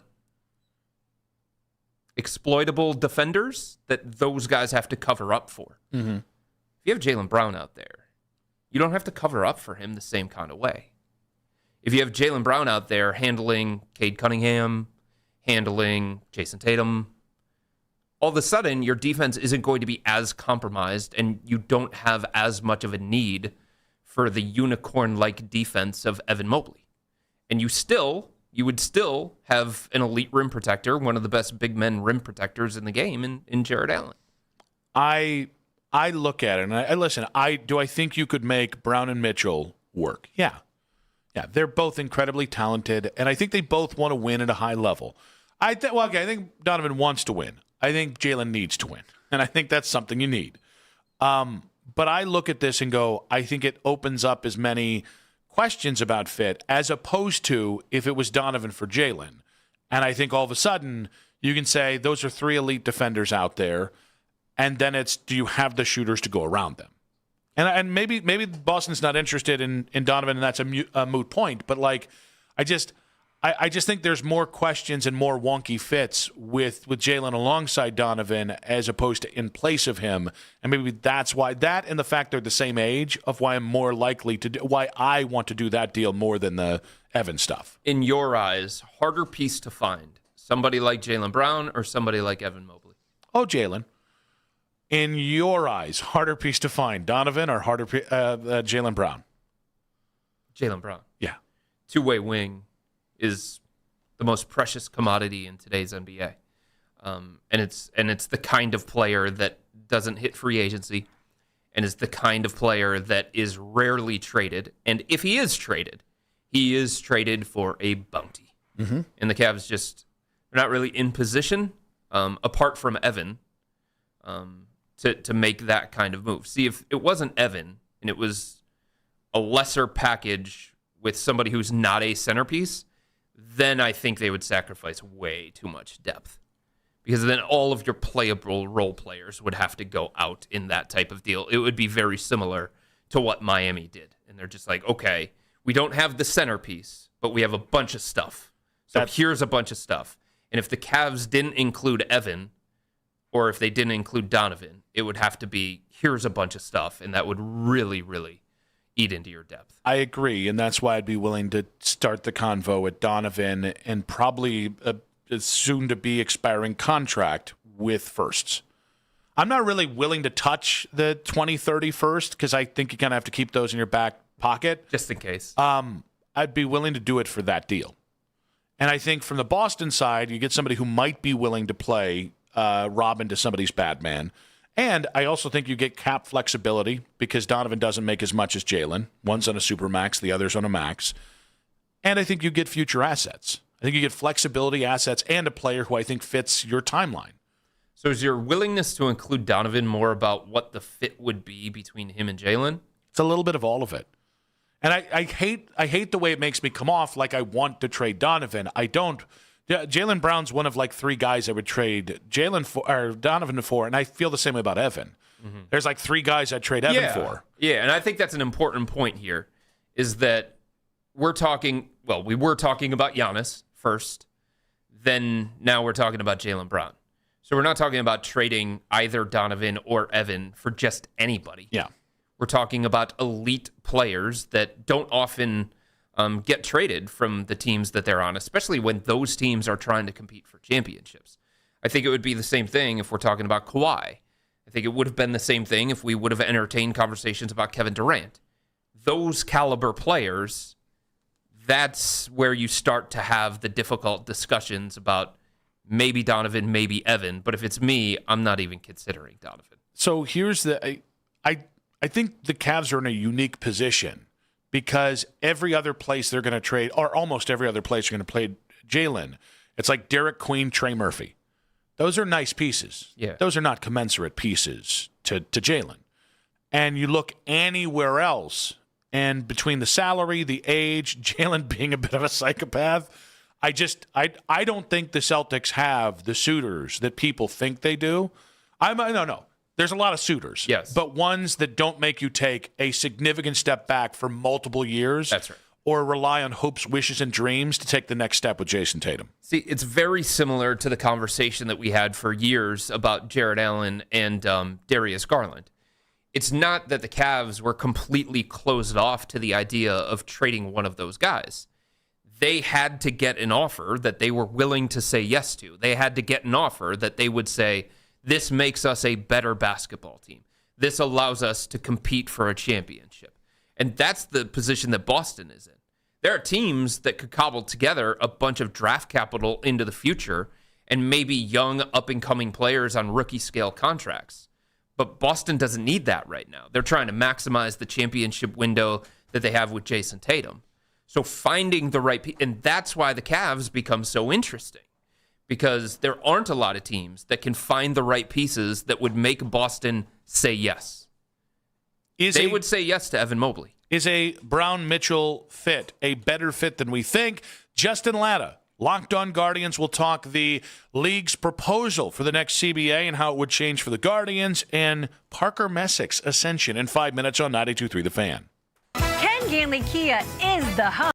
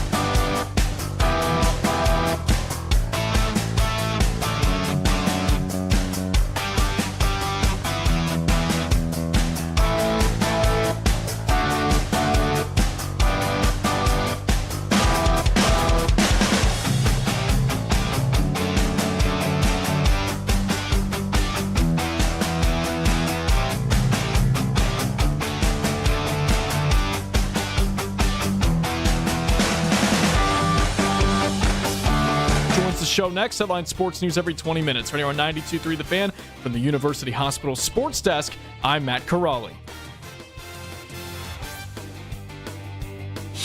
In your weeknight with the best segments of the day. The Fan Rewind. Weeknights at 11.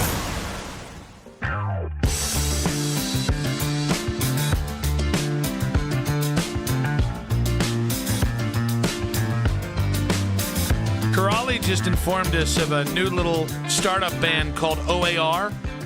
Wow. Yeah, we got to listen to them on the Spotify after we made a little YouTube action. He then came in and said there's this new artist coming out of Brooklyn called Jay-Z. But he's a Jehovah's Witness, and there's some nickname around that. But we'll have to figure that out in time, of course. Have you heard of this band from the California area? I think they're called Lincoln Park? Nah, that doesn't sound like a real band. No, not at all. Sounds like a city in Chicago. From the mouth of babes. The problem is that's like my daily life with my kids where they try. It's like I've had songs on a playlist that they've listened to since they were babies. And they're like, Dad, I really like this band called Queens of the Stone Age. I'm like, I know, because I introduced them to you. You just didn't know their name. Where do you think you heard it the first time? No, you didn't introduce them. Like, I play them every day in the truck. Yes, I did. Thank you very much. Now, give me my money. Give me credit for it. That's it. All I want is credit. Actually, no, the second that they know that I introduced them to something, it stops being cool. I don't like it anymore. Yeah. I don't really like Queens of the Stone Age anymore. Okay, shut up. Pay for your room and board. Now, the Guardians getting the 3-game tilt underway this weekend, starting tomorrow night in Seattle. There's been a bit of a June swoon here. Parker Messick, still good at baseball, though. We got a bunch of potential proposals from the league in the next CBA to talk all things. Oh, man. That's a little tidbit I'm going to have to get to as well. Justin Latta of Locked On Guardians joins us now on the Wise Heart Right, We Make It Right. Call Kyle Wright hotline. Justin, welcome to the show. Hey, thanks, guys. Hey, I thought you were going to have me on to talk Lincoln Park. I'm ready for that. That's my favorite band. What do you think of Emily Armstrong as the new lead? I saw her live last year. I was impressed. I'm just happy they're still playing. Yeah, I think it works. She can sing, dude. She can. It works a little bit. Yeah. Now that we've agreed on that, has Parker Messick... The first thing all day? Yeah, that's no, we agreed, and then we just agreed to disagree. Is Parker Messick quietly becoming the Guardians' ace? I don't know how he can't be. I mean, it's certainly... Tanner Bibby's been just fine recently. He's gotten better, but I don't know how it can't be Parker Messick. He's certainly leveled up with the velocity. That's helped him out a ton, and he's not... I don't know, is he Shane Bieber? He's not really Corey Kluber, but every time he pitches, I think you feel like the Guardians are going to win, and that, to me, that's the definition of the ace. When you have a guy who goes on the mound and you feel like, okay, this guy's pitching today, we should win this game, and he didn't get a win, but when that guy steps on the mound, if you feel like you should win the game because of him, then I think that has to make him the ace. Besides the obvious of he's a really, really good player and he should be in the MVP conversation most years, why has this Guardians team had such a difficult time overcoming the loss of Jose Ramirez? Yeah, they weren't really scoring a ton with them because it's been a down year, but they're getting guys on base. They just can't seem to get the big hit, and that's the problem in today's baseball is if you don't hit the home run, you really don't score. We see that really become more maximized or more in focus in the postseason because home runs tend to win you the game in the postseason. But when you have guys like Bazzana and Manzardo who are doing most of the work, Rocchio is good here and there. Cleo Watson obviously had a good couple of days in Chicago, which was really helpful. But, yeah, if you look at this stretch without Chase DeLauder and without Jose and without Angel Martinez, if Bazzana and Kyle Manzardo aren't doing all the work offensively, they're not scoring runs. So it's just hard when you have two guys you're counting on. One's a rookie and, one's kind of inconsistent, even though he's been their best hitter for a few months now. It's hard to string together hits. You get a couple hits off the starter, they pull them, they bring the reliever in, the next inning there's a new reliever, so you've got to adjust to new pitcher. So it's just so hard to string 3 or 4 hits in a row without getting a home run. Justin, I know that the stats haven't been great when those guys were healthy, but I just have this confidence that by the end of the season, I do think, especially with like a single addition, that this offense can be what they need to be, not just to be good in the AL, but maybe even push the Dodgers here. I just think a lot of people aren't looking at the upward potential of this offense because some of their best players are so young. It is. I mean, I think when you have the whole lineup healthy, there's a really good chance for this team. I mean, you look at where they were a year ago, right? At the end of the year, it was like C.J. Capus and George Valero were going to save the offense, or at least try to. It was just throwing things at a wall and seeing what sticks. So when all the guys are healthy, it's so much better. And, Cooper Ingles not even up yet. Maybe he will be, but Stephen Kwan, I guess you're still hoping he can be a league average hitter. He doesn't look like himself. I still believe in Jose. I think he'll come back and be just fine. I wouldn't be surprised. It's hard for guys to come back from the hamate surgery, but, in 2019, he certainly did it quite well, at least for 2 at-bats. The time off might be good for him. That's a guy who never likes to sit and rest, and maybe sitting will recharge his body a little bit. He'll be a little bit better. But, yeah, Chase DeLauder certainly was good early on. The offense was good with him. You haven't really seen the best version of Jose, Bazana, and DeLauder and Manzardo all at the same time. I think Angel Martinez tends to be a streaky hitter, but if you get 5 of those guys all clicking at once, this is an offense that can win plenty of games behind this rotation and bullpen when the bullpen's also not as shaky. Justin, do you still believe the Guardians are the best team in the Central?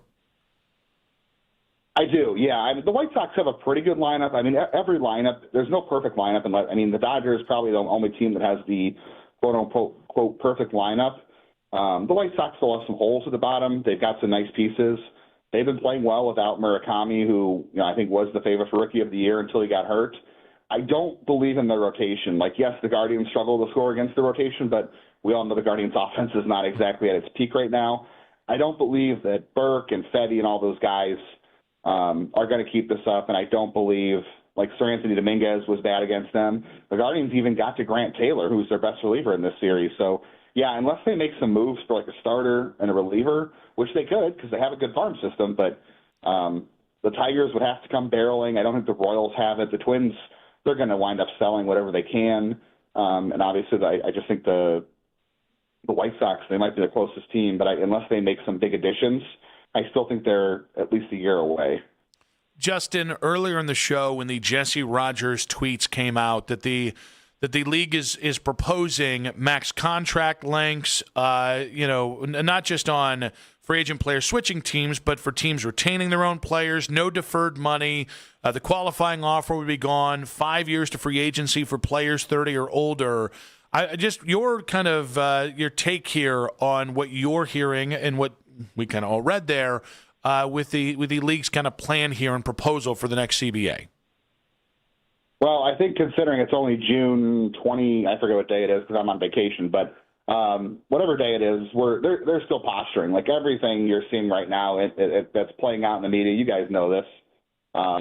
Everything's playing out in the media, so they're just posturing for position and seeing how far they can push things, and I still think they're pretty far apart. You saw the tweets from Jesse also had from Bruce Meyer was talking to, or the Players Association was saying, this is unifying them because they don't like this.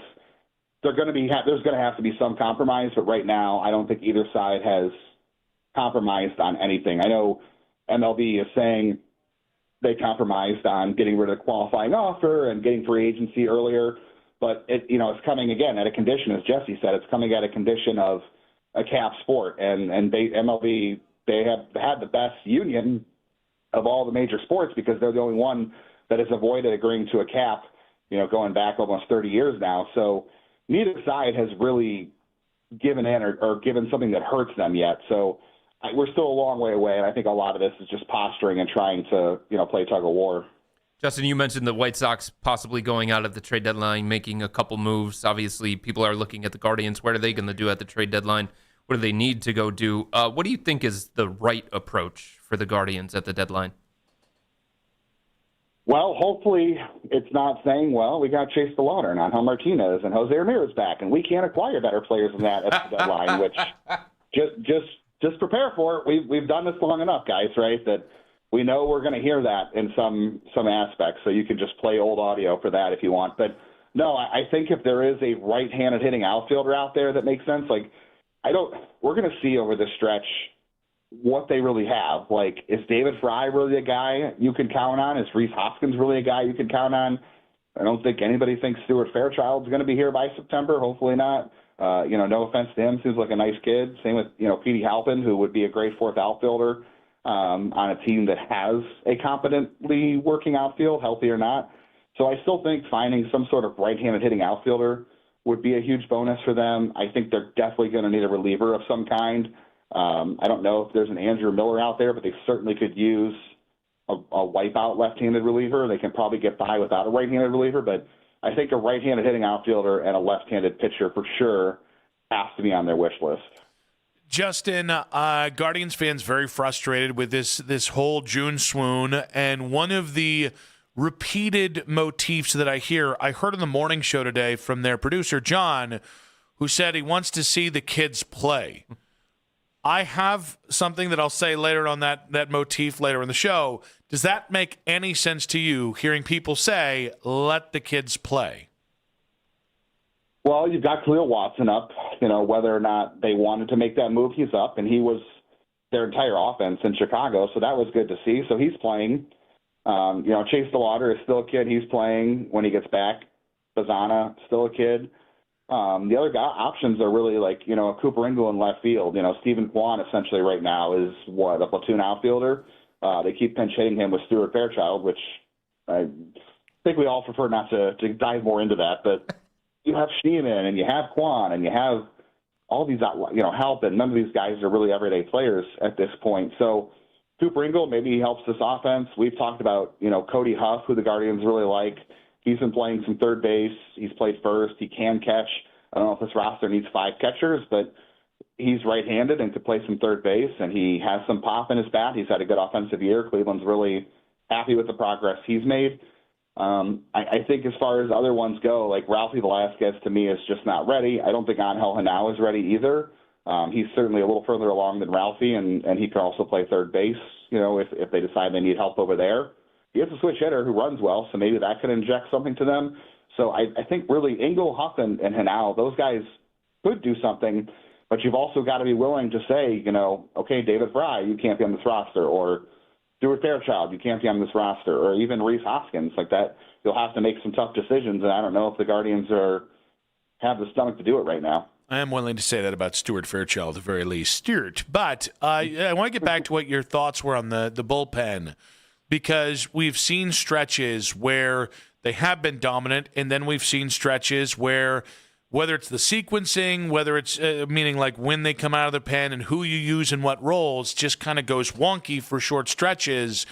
I agree with you. You can always use another great high leverage pitcher. I don't think the bullpen's that bad. I just can't figure out why they go through these mini stretches that they seem to go through at least once every couple weeks. Yeah, that's a good point. I mean, I think recently the Cade Smith thing, like what happened yesterday, to me has to do with, I think he didn't pitch at all in Houston because they either got blown out or they won that game really big on Saturday. So he didn't pitch into Milwaukee. The last couple of outings he has pitched in have been multi-inning outings, and that's not something he's really used to doing. So you're asking him to do stuff he hasn't done, and he hasn't pitched a lot recently. So it doesn't surprise me that he hasn't been sharp. But I still think he's probably one of the best him and Mason Miller are the best 2 closers in baseball. Gaddis, it's been weird for him because he hasn't had his changeup the last year and a half. He came up with a changeup as kind of his out pitch, and he's kind of lost the feel for that, and he's slowly working it back in. The slider's been really good for him. But, he also had a weird spring training, right, because he got hurt. And I feel like guys are always behind the 8 ball when they get hurt in spring training because they're trying to play catch-up. So that's been weird. Sobrowski's been hurt. Let's see. Holderman's been pretty good for the most part. Tim Herron wasn't good last year outside of, I think, September. They really need the best version of him. So Matt Festa, I don't know if he's in the right role for him as a low-leverage guy, and I'm really curious to see what they do with Daniel Espino. The potential's so big for this bullpen, though, because like all the names I mentioned, Sobrowski, Herron, or not Herron specifically, but Sobrowski and Gaddis and Smith, and if you bring up Franco Alomar, very good potential for a strong back end of the bullpen. I agree with you, Nick. I don't know why every couple of series they just seem to have these hiccups. I don't know if it's just baseball or being conditioned to pitch with 1-run games because they can't score. Maybe that's it, or lack of consistent work. Yeah, I think Matt Festa's best role is maybe like a manager at Burger King. That would be my opinion on Matt Festa. Wow. Can't even get into Chipotle and they pay better? Well, yeah. You could get into Starbucks. I think they have a union. I'm just saying, I think there are other roles I'd rather see him in. Justin, I know you're on vacation with your brother-in-law, our buddy Jake Kaufman. Give him hell for us. Don't let him enjoy it too much, okay? Oh, you can I never do. You knew he had to get on air. Jake, we appreciate you, buddy. Miss you. Miss you guys, too. Appreciate all the time I had at the Fan. Well, now you're getting too sappy. Justin, be good, buddy. Thanks, guys. See ya. That's Justin Latta there on vacation and a half-drunk Jake Kaufman on the Wise Heart Right. We make it right. Call Kyle Right go all hotline. sentimental. Do a speech. I'd like to thank Andy Roth for the opportunity. I appreciate all the time. Why does he sound like Trump? Fan. Why does he sound like Trump? Yeah, that sounded like Trump. Well, no comment. We'll react to what Justin had to say in 5 minutes on 92.3 The Fan. When there's news that affects the Cleveland sports fan, Daryl Ryder is on top of every headline. Listen to his reports on the station with the most local sports talk in town. 92.3 The Fan, powered by Scheiben Jewelers, Cleveland's premier jewelry store. For 4 generations, the Spitzer families believed in fair pricing and honest service. That legacy continues with our Drive Into Tradition sales event at Spitzer Chevrolet.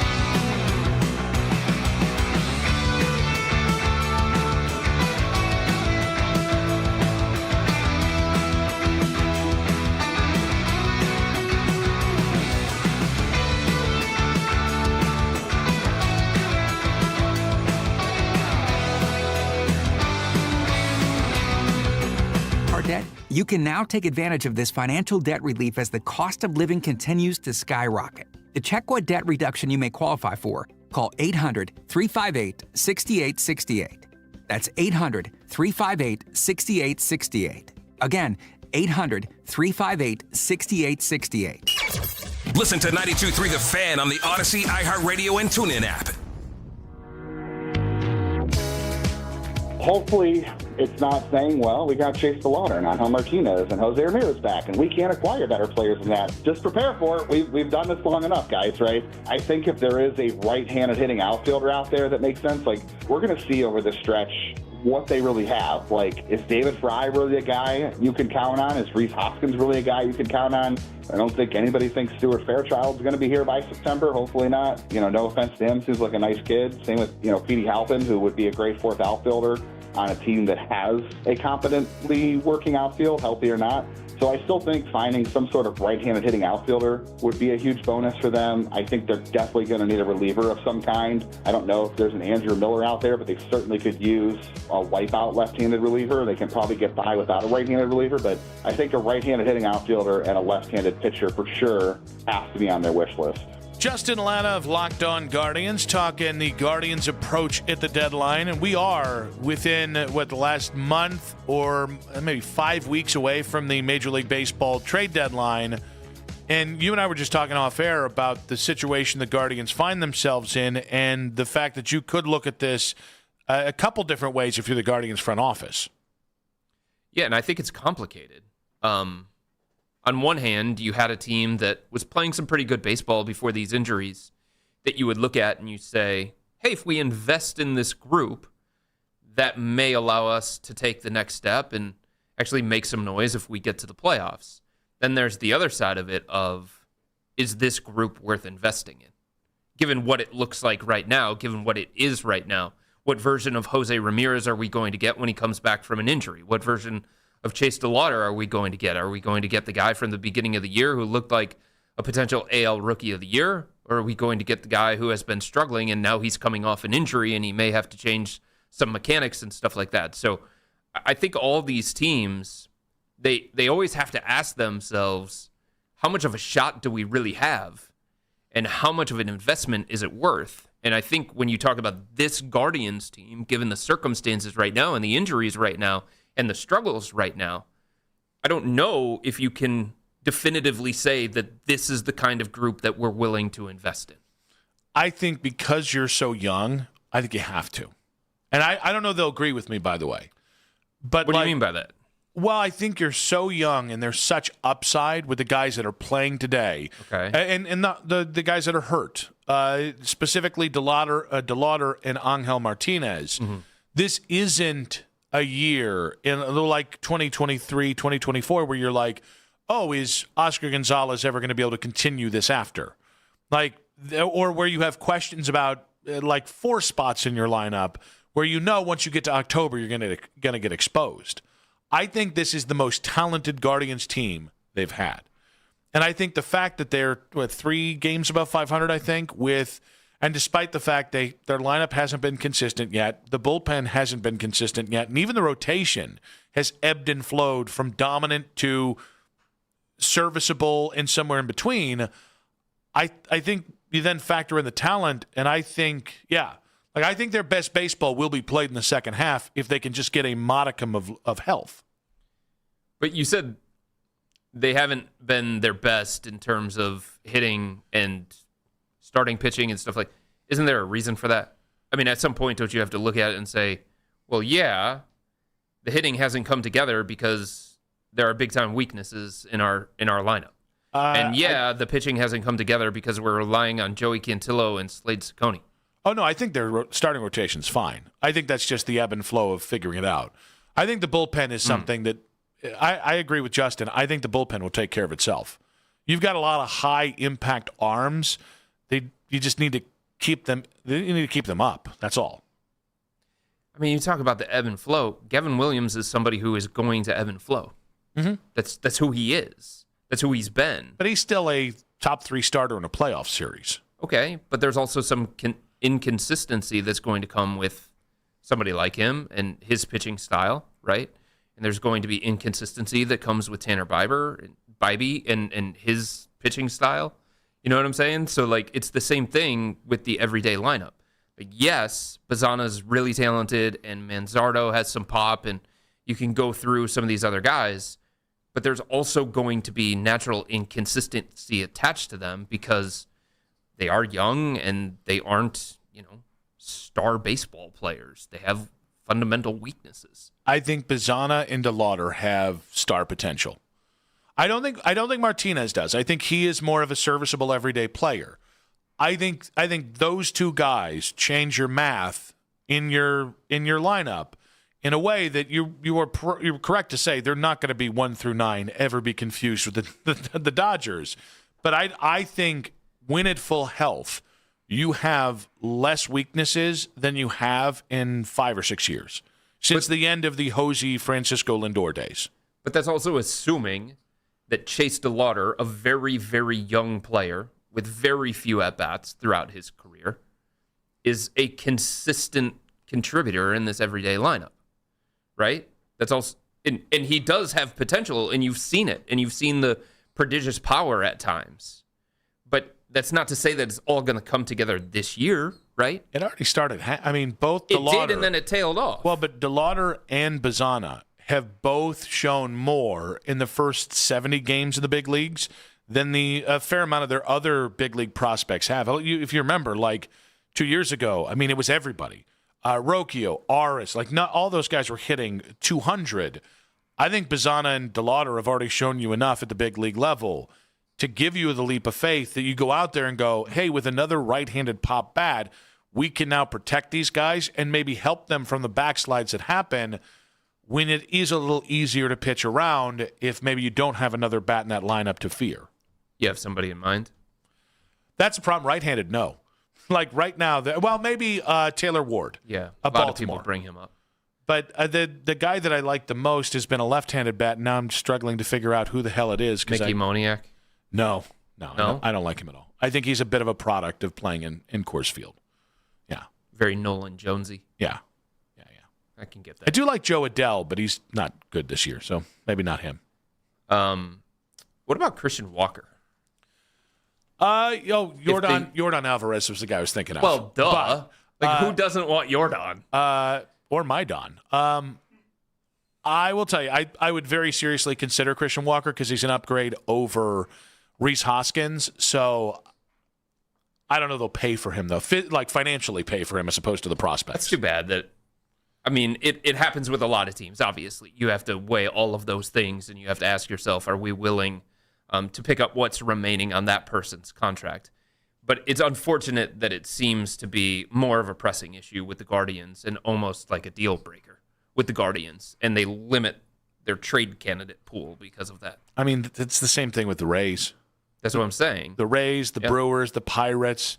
It kind of gets back to the conversation we had about the league proposals. How did you forget Yordan's name? He's one of the best players in all of baseball. Because he has a left-handed bat. He has won me so much money betting on his dingers. Oh, my gosh. You love to bet on his dingers. I do love betting on his dingers. They're nice dingers. If you checked my profile of guys that I have bet the most in terms of dingers. Which profiles is that now? Any of them. Okay. Any of them, because I've got all of the apps on my phone. I bet you do. Oh, my gosh. It would probably be Yordan and then James Wood. I love betting on James Wood. James Wood's fun, too. Yeah, he is. Because then you just never know when that guy's going to hit. He doesn't just hit home runs. He hit 500 feet home runs. Yeah, I know. That is awesome. The thing. I think DeLauder's going to be really good. I think Bazzana's going to be really good. I just want one guy who has such ridiculous power that I'm like, he's going to hit a 5. He's not just going to hit a home run. He's going to hit a home run that would be out of any ballpark ever. But at one point this season, I was way more excited about Chase DeLauder than I am now. And I don't want to have recency bias or anything along those lines. Sounds like a fair weather fan to me. But it does feel like, the more at-bats, the more the pitchers saw him, the more he was on the scouting report, the more you could attack those weaknesses and the holes in his swing. You would have said that about Travis Bazzana 3 weeks ago. And then, that's the thing that I think with young hitters is that there is an ebb and flow that happens. But the point is, the more at bats you get, then you can counter, and that's. But doesn't that help explain the inconsistency of this team that you were talking about? Yes, but that should settle out the more baseball those guys see. It should, but there's no guarantee that it will. There's no guarantee in sports in general. I mean, you're looking for guarantees. I don't know where I can sell you there, buddy. We don't have to look at DeLauder like he's Nick Kurtz. He's not. He's not that kind of hitter. Yeah, well, Nick Kurtz has also been in the big leagues now for, 2 years? 2 full years? Okay, so, even when he just came up. Yeah, I mean, Nick Kurtz has had his ebbs and flows too. He's always had the power, but he's had some rough stretches there as a young hitter. Damn near every really good young hitter does. Not like this when it came to DeLauder. How many weeks did he go without hitting a home run? It was about 60, 70 plate appearances. It's pretty significant. I'll fight you over CDO. I will. I'm not trying to say that he's not a good prospect, but he's a good big leaguer. He's not a good prospect. He's a good big leaguer. I don't know why that's so hard to say. The Lead in 5 minutes on 92.3 The Fan.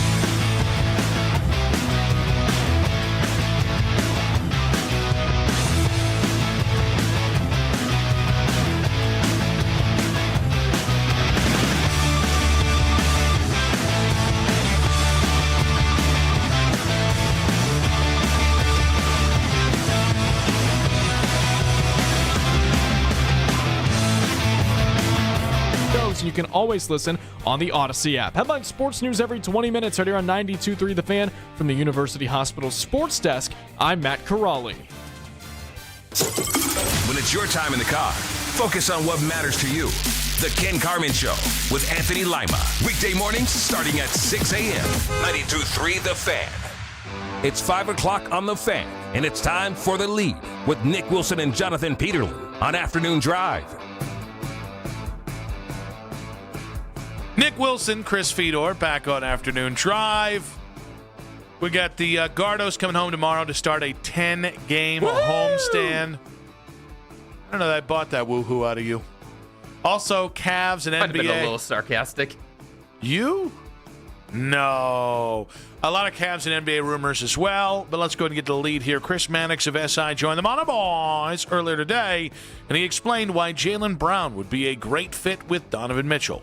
Jaylen makes more sense in Cleveland than he does in other potential situations. Like, there are a couple ways you can look at the Cavs in this past season. One is the Kenny Atkinson way, which is we took a step forward. We were a better team this year than we were last year. We made the conference finals, yada, yada, yada. The other part of it is, we needed 7 games in multiple rounds and nearly got beat by the Toronto Raptors and we got boat raced by the Knicks. Like that, we're not there. We're not there with this group. The Cavs still have Jared Allen to backstop that front line. They've got 2 bigs. I kind of like the fit of Jaylen in Cleveland. Jaylen's a championship guy who's coming off the best season of his career, who's proven that he can be the guy in big games. I mean, he was the conference finals MVP 2 years ago. He was the finals MVP 2 years ago, and he's only getting better. I also like the dynamic there. I mean, Donovan Mitchell and Jaylen Brown are great friends. Like, they've been close for many years now. So that's I think, part of the equation with a potential deal like this. I actually think, I don't know, frankly, if Boston is a better team with Evan Mobley over Jaylen Brown. I kind of think that the Cavs are a better team with Jaylen Brown as opposed to Evan Mobley. Here's the thing. If you're somebody that believes the Cavs need to make significant moves to close the gap on some of the other teams in the Eastern Conference and in the Western Conference, and you look at what happened in the conference finals against the Knicks and say, Cavs just aren't on that level, and you think that they need to make substantial changes to this roster, there's one way to do it. There's one lever that they can pull, and it's the Evan Mobley. That's it. I would disagree, because I think there's a second lever that you do not want to engage on, and that's Donovan Mitchell. Not going to happen. And I think that's a problem. I don't think the Cavs should be that. I think they should be incredibly loyal to Donovan to a point. This isn't LeBron James. It's not Kawhi Leonard at his ceiling. It's not like Donovan's a future Hall of Famer, great player, but he isn't what Jaylen Brown is, which is a great two-way player that is everything the Cavs have been lacking for the last 7 years since LeBron left. Yes, but the idea is to get somebody to pair with Donovan Mitchell. Not one or the other. It's Donovan and somebody else. I think Jaylen Brown raises the ceiling off Donovan Mitchell in a way that I would expect you to be back in the Eastern Conference Finals next year, and I also think I'd expect you to win it. He also makes you a better team than if you had Evan Mobley on the roster. I think there are more complications that come with Jaylen and Donovan together than with Jaylen and Evan together. I think you are an elite basketball team defensively with Jaylen, Evan, Jarrett, and Harden, even with Harden. And then I think Tyson becomes your starting 2. So I think you have more shooting in the lineup. And I think with Donovan, I think you just open up a lot of questions with Donovan and Jaylen together. How do you reason with yourself? Pretty easily. When Evan Mobley is a net negative throughout an 18-game playoff run? I think if you just look at stats, I think you've missed the point of Evan in the playoffs. That's supposed to be his really thing. Like, the thing that he's supposed to have on his side is that kind of impact. Those kinds of impact metrics are always supposed to be favorable to Evan because they're supposed to be able to find the things that don't necessarily show up in the box score. They're supposed to measure the things that sometimes people overlook. Those things told you that he was a net negative in 18 games. And it wasn't just against the Knicks. It was against the Raptors and the Pistons, the totality of the playoffs. That's hard for me to sit here and say, that guy is going to definitely be one of the best players on a championship team when the Cavs are ready to compete for a championship. How do you reconcile having Donovan here for 4 years, having 3 disappointing trips to the second round of the playoffs, and then getting swept in the Eastern Conference Finals? Like I feel like Evan and Jared are taking more of a hit for that than Donovan is. Because Donovan has done more and held up more in a way that Evan hasn't. He's accomplished not in these more. Playoffs. Donovan was not good in these playoffs. Well, I'm not saying that he was good. I'm not saying Jared Allen was the best player that the Cavs had in the playoffs. So I'm to build the team in the future based off past production? Part of it, yes. Yes. Part of what a guy has accomplished and part of what he's done for your franchise. Not when you're a 30-year-old undersized combo guard. Again, I don't definitively want to trade either guy, and I don't want to make it seem like I do. I just think if you're open to trading Evan, I think you should be open to trading Donovan. I don't think you can. Why not? Because of what he has done for this organization and how far along and how ready he is to compete for a championship. We're not married. Compared to Evan Mobley. This isn't a love story. It's the NBA. Like, Evan Mobley is all about hope and maybe and possibly. And Donovan also Mitchell being has an elite done defensive stuff. player. Yes, of course. But we're talking about can you be one of the best players on a championship level team? Donovan, there are questions about whether he can be the best, but he has shown that he can be one of the best players on a consistently competitive championship level team. Evan Mobley has not shown to be that. So you think they were a championship level team this year? They were one of the 4 teams remaining in the NBA. They got to the conference finals. I think that is a disingenuous way of looking at it. They had no chance of winning a championship this year. Do I think that they were on the same level as the Knicks? No. What about the Spurs or the Thunder? No, I don't think they were on that level. But I think part of the reason why they weren't on that level is because Evan Mobley wasn't ready yet. I think Donovan Mitchell one of their most important players, one of their highest paid players, was not ready yet for what the playoffs demanded of him. I think Donovan Mitchell is a tremendous scoring player. I think he has been so much fun to watch. I also think he is, and not necessarily one-dimensional, but he is not a three-dimensional player. Evan isn't either, but Evan at least offers you the upside of a three-dimensional player in the future. Donovan is who he is. There it is again. By the way, it's the idea I'm not the only person. Of one guy, and it's the reality of the other one. The reality of Evan Mobley now is Evan Mobley is a transformational player on the defensive side of the ball. Yes, with upside offensively.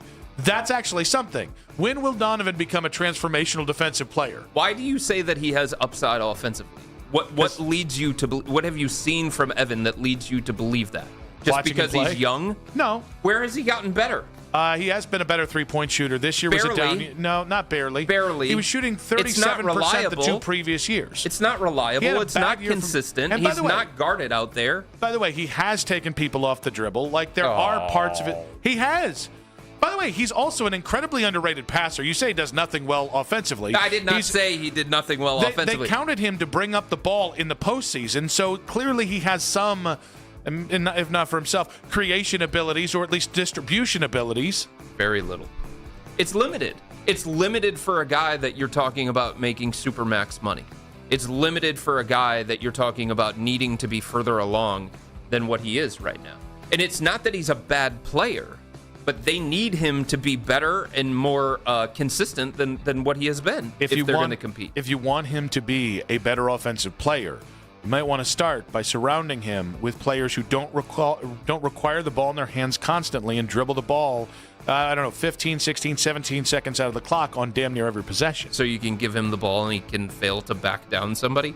So you can give him the ball and the possession goes nowhere? He has backed people down, right? Of course he has. Okay, I just want to make sure. Yes, he has a few times. Like he turns into put it in reverse Terry when he gets on the offensive side of the ball. We're talking about stardom, and stars is not a sometimes thing or an every now and then thing.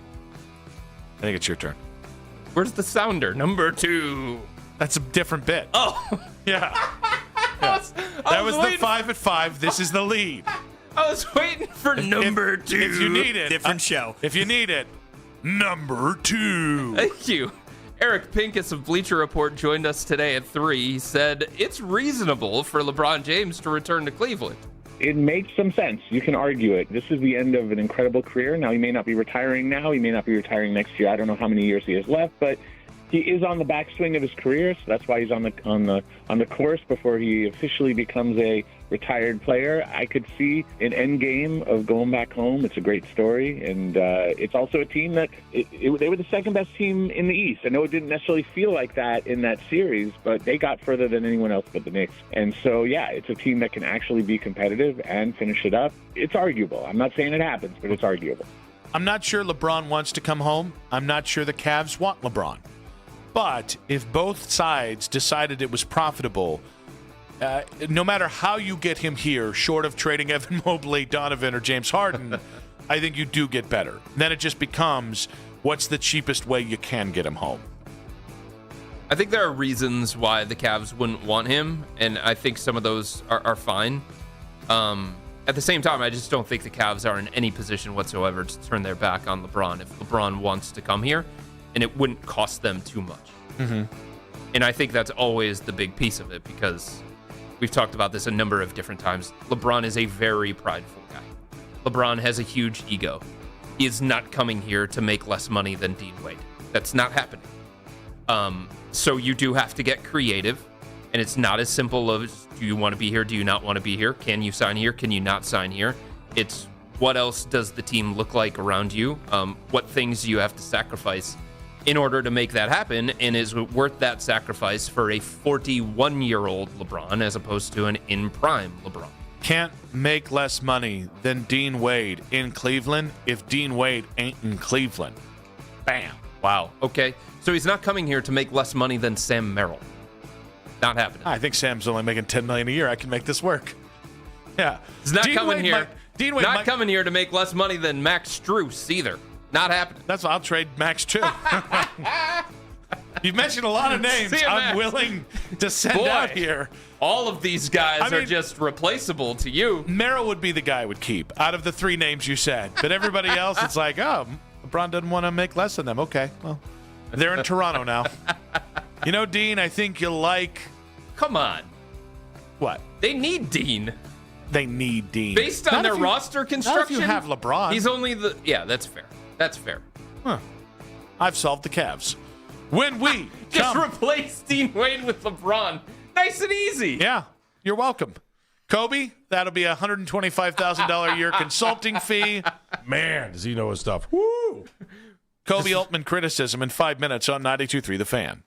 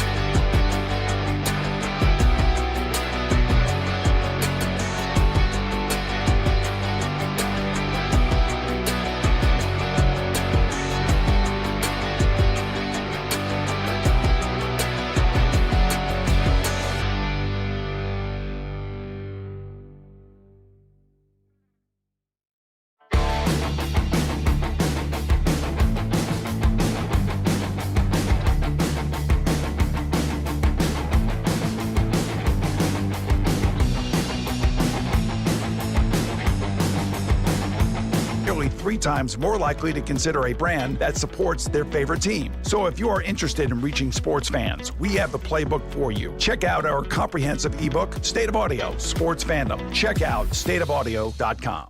LeBron watches on. And this fall, I'm going to take my talents to... Could he make another return to Cleveland? We are the place for all the latest NBA news and rumors. We are Sports Radio 92.3 The Fan.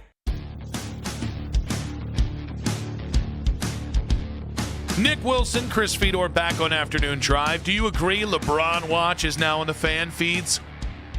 Yeah, of course. We're talking about free agency. He's one of them. Yeah. Might as well. All right, you can get Start LeBron. tracking the planes. You can get LeBron back for Jared Allen, or I don't even want to do this because I think I know where you're Jaylen Brown for Evan Mobley. Which one are you choosing? Ooh. Oh, I didn't. Okay, I thought you were just going to do the Brown for That's Mobley spicy. thing. That's the only kind of thing I do here. I don't think you understand how much appreciation I have for LeBron.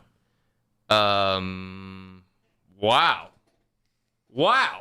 I would probably do Mobley for Brown. I think Brown at this stage right now is a better player than LeBron. But that's close. I think LeBron for Allen probably bumps up your ceiling more than going from Mobley to Brown. Yeah, because you have an unrealistic view of Evan Mobley at basketball. I think that's your opinion. And I think maybe, by the way, I think you have the unrealistic opinion of Evan Mobley, and I can tell that by the interest in Evan Mobley around the NBA. Like I think you're in line with how people in Cleveland feel about Evan, but people around the NBA are willing to trade Jaylen Brown, one of like 10 guys who can do what he does at the most important position in the NBA, in their prime. I think that tells you how Evan Mobley's seen around the NBA. Yeah, I don't think anybody's debating how he's seen around the NBA. But here's the difference. Boston hasn't watched him every single day for his entire career. So you think Boston, who's one of the smartest organizations, They're smart, but they don't know everything about him. We're pulling the wool over their eyes? I don't think it's that. It's just they don't have the same kind of information. They don't have the same kind of knowledge. Sometimes when you're a team from afar, you're willing to take more of a chance on somebody, and you tell yourself the same thing all the time. What does it look like with him in our system, him surrounded by our players? If we give him these opportunities, you can always tell yourself those kinds of things. And teams do it all the time. How many teams traded for DeMarcus Cousins and said, hey, we're going to get him here, and he's going to be on his best behavior, and it's going to be different here. But who were the teams that did that? Because I think this is important. It was the Pelicans. It was teams like that who are not seen amongst the smartest organizations in the NBA. Who are the two teams I've heard linked to Evan Mobley? It's the Thunder and it's the Celtics. Yeah, but the bigger point is that from afar, you don't see the same flaws. You're not privy to the same flaws. You're not privy to his personality. All of those kinds of things. You don't see him working behind the scenes. So you're willing to take more of a chance on him and assume that those things aren't going to be the same in your place, around your players. I also think there's something to be said about being too close to a player where you start to just assume the negatives because you put preset expectations on that kid, and because he's not there yet, all of a sudden, well, he's not a bust. Nobody's calling him that. No. He'll never be something that I think it's incredibly premature to sign him off. Or sign off for him, that's what I meant to say. I got there eventually.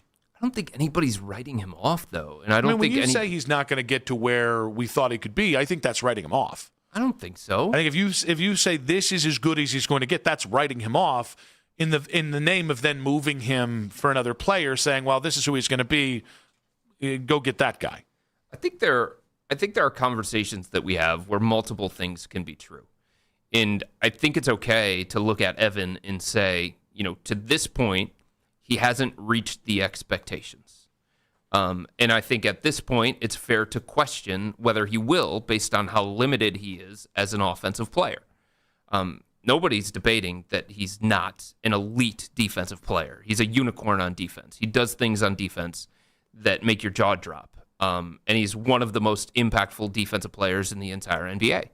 But offensively, he has a long way to go. And there just isn't evidence in the first 5 years that he can get to that point offensively. or that he has made the strides to give him the benefit of the doubt that it is actually going to happen. But the only thing that he has improved on, slightly, is his three-point shot. But why don't we ask ourselves, why has this stalled? But why don't we ask ourselves, why has this stalled at every single step of his career? Why do we answer questions with questions? Because here's the thing, and I don't want to say that I've made a definitive conclusion on what Evan can be ultimately. Mm-hmm. But not everybody's an alpha. Okay, not everybody's Batman. Not everybody's Robin. Some people are Alfred, and that's how they make their career. And it doesn't mean that they're bad players, but it just means the type of game that they have does not allow them to be a certain something on the offensive end of the floor. As involved offensively, as much of a centerpiece offensively, as much of an offensive hub. And again, I don't know 2, 3, 4 years down the road if Evan will ever get to that point where he can be more like Robin or more like Batman. But he also is not an alpha, and he's never going to be an alpha. Talent dictates opportunities. It is fair, and you've said this a couple times. I'm judging him what I think he can become. But my question then always becomes, how can we get him in the best position to be that? And have the Cavs put him in the best position to be that? I think the answer to that last question is no. And I'm not faulting them because they wanted to take an organizational jump, and they have. So from where they were, from where Evan was drafted to now, we are light years ahead. Totally understand that. But you are at this impasse with having to pay Donovan within the next 12 months, with a team that has a championship window, which feels like now as opposed to 3 years from now. And it does feel like a window that can close within those next 2 years. I do think there's a natural point here where it makes sense to say everything that you're saying. Can we get him there? Will he get there? How does that happen? Is he an Alfred? Is he a Batman? Is he a Robin? Where I maybe take umbrage with the conversation is it seems like the Cavs are only having that conversation with Evan and not with a guy who has elevated them to a big degree, but not to the greatest degree. And I do think the Cavs are at an impasse. I think they've solved their impasse by talking amongst themselves and saying, well, it's Evan's impasse, it's not Evan and Donovan's impasse. I think it's an impasse for these two guys together. But I also think it's the organization, Nick, asking themselves the question about if we took Donovan Mitchell off this team, what are we? Mm-hmm. Because there is an understanding from them, at the very least, whether you think they can compete for a championship or not. At the very least, they have seen a Donovan Mitchell-led team get to the conference finals. Mm-hmm. And that is something to celebrate. Yep. That can be success. That is an accomplishment, especially given where this organization came from. And there was no guarantee that they were going to get out of the rebuild. And there was no guarantee that they were going to pull themselves out of the LeBron James rubble and find a player like Donovan. So I think the Cavs, they're looking at it and they're saying, at the very least, with Donovan, we can be this. Mm-hmm. We can be a conference finalist. And that's a pretty good place to be. Yeah, it's not. And I think when they ask themselves, if we took Donovan Mitchell out of the equation, what can we be? And I don't think they like the answer to that. Well, I think it's what do you replace Donovan with? And I think so I think just because you've gotten to this place with Donovan, it doesn't mean there's upward mobility on a Donovan-led team, or even Donovan as your second best player if you're subtracting other pieces around him. I think that's where I'm at. It's like, I get it. Like, there's a risk here. If you were to trade, and I'm just going to say this specifically one because I don't know what's on the table, but if you trade Donovan for Jalen, there's a risk here that you alter the chemistry, that you don't get that much better. But those are the kind of moves that you make that you have to attempt to get better, as opposed to, I think basically saying in the next 2 years you got to win a championship with Brown, Harden, and Mitchell.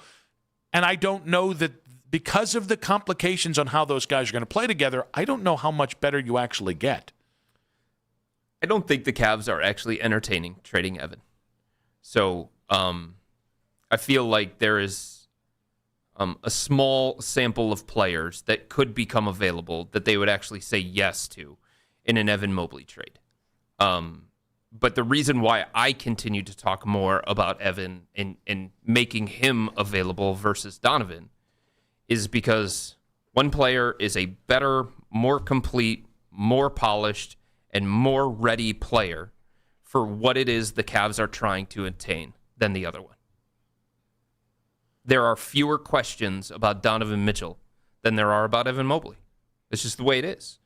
And it doesn't mean that Donovan doesn't have questions. He does have questions. There are legitimate questions that every organization that's about to invest $70 million in, they have to ask themselves those questions. But there's still fewer questions about Donovan than there are about Evan.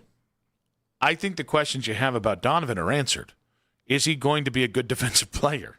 No. I think the main question is, do you believe that you can be a winning basketball team and a team that is in the championship conversation with him as your best player? And that has been answered. It is yes. I don't think now, the Cavs... can they win a championship? That's a completely different question. I think they weren't in the championship conversation this year. They were one of 4 teams remaining. Because there have to be like 2 teams remaining in a conference, Chris. They got swept by the Knicks, and they clearly... We can't just downplay getting to the conference finals. Do you and I agree that the Pistons were fraudulent? Yes, of course. Okay, yeah, they took you to 7 games, I know. Chris. All right, so a team that none of us respect took you to 7 games, and that's the accomplishment? Is getting past them? Because it's not then turning around and getting your ass beat by the Knicks. No, that was a terrible series for them. And just so we're clear, you can say, hey, that's the first time we've done this without LeBron since 1992. You can celebrate that. Yes. It doesn't mean you have to linger on it. It doesn't mean you have to be beholden to it. I don't think it's about lingering on it. I think it's about being honest about what the team can accomplish with Donovan as its best player versus what the team can accomplish with a flawed, offensively challenged Evan Mobley as their best player. Evan, this in neither scenario is Evan going to be your best player, right? Like Evan's going to continue to be who he is, and hopefully more than that. That's the hope, isn't it? I think we're dancing around the real question, which is are you? Isn't that like the number one thing that can change the equation for the Cavs? No, I think upgrading over Donovan Mitchell can change the equation. I think the difference between Donovan and Jalen is significant because of the position that one plays and the other doesn't, because of their size, because of the defense. You call Donovan a more complete player than Evan. No, I disagree. Both guys have significant holes in their game. Donovan has natural holes because he's 6'2", 6'3", and is a combo guard with some efficiency issues. He's a tremendous scorer. He's a really good shooter. I think he's a fine facilitator. I don't think he's a great facilitator. Beyond that, there are holes within his game. Yes. And so I think he's also somebody who impacts winning at a high level, and he has for his entire career. I think he's won a lot of regular season games. I don't think he's impacted winning at a high level in the postseason. He just took the Cavs to the conference finals. He took them to the semifinals 2 years in a row. I forgot that's why we traded for Donovan. To get to the second round. Obviously, the ultimate goal is a championship, and they haven't gotten to that point yet. And they're not there. They're not on the level of New York and Oklahoma City and San Antonio. But we can't ignore the other things that Donovan has led this franchise to. You're not ignoring it. You can appreciate it while saying, is there a way to get better with and without Donovan? And all I'm saying, and I don't think we're that far apart from in our conversations. All I'm saying is, if I have to do this with Evan, Jarrett, and James Harden, I have to do it with Donovan. And if they're not, they're treating Donovan like LeBron, which he isn't. You can appreciate everything Donovan has done. You can love Donovan. I'd love watching Donovan Mitchell. If the worst thing I get to say about next year is I get to watch those 4 dudes go out there and play for my favorite team, I'll be the happiest son of a gun in the world. But this is a unique opportunity. And I'll be honest with you, I might trade Donovan for less people than I would for Evan. I can maybe be a little bit more creative in trade packages with Evan. With Donovan, if I look at Jalen and say, this guy's so much of what Donovan isn't, and that's no slight to Donovan, this might be the one scenario where I can envision moving off this guy for everything that he's done. And I think some of that is where he's at in his career, but some of that's just how you're built. I think the whole point, if the Cavs are trying to make significant upgrades and get better. I think the whole point is to find a better complementary piece alongside Donovan, not either or type situation. Louis, BP, Eric, Dick, you guys stick there. When the question here for you guys is, who improves more in a Mobley-Brown deal? We'll take a look at that in 5 minutes on 92.3 The Fan.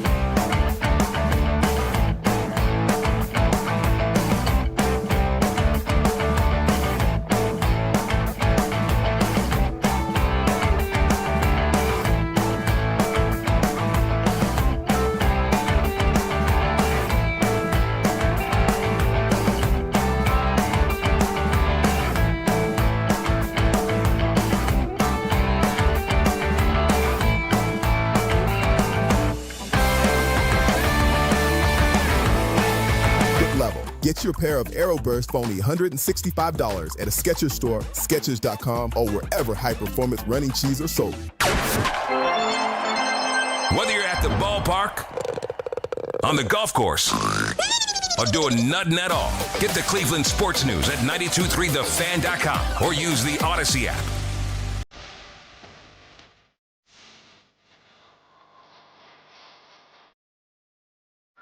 I'm going to go ahead and put a ban on Corrali being in here watching the World Cup when you're in here. The two of you together were insufferable in that break. Oh, stop it. It's a beautiful game. Corrali's doing 7 bad impressions. He's trying to do 1. None of them are good. I can't speak for him. And you guys are great during. You guys are debating whether a ref is asleep here when a guy barely got touched.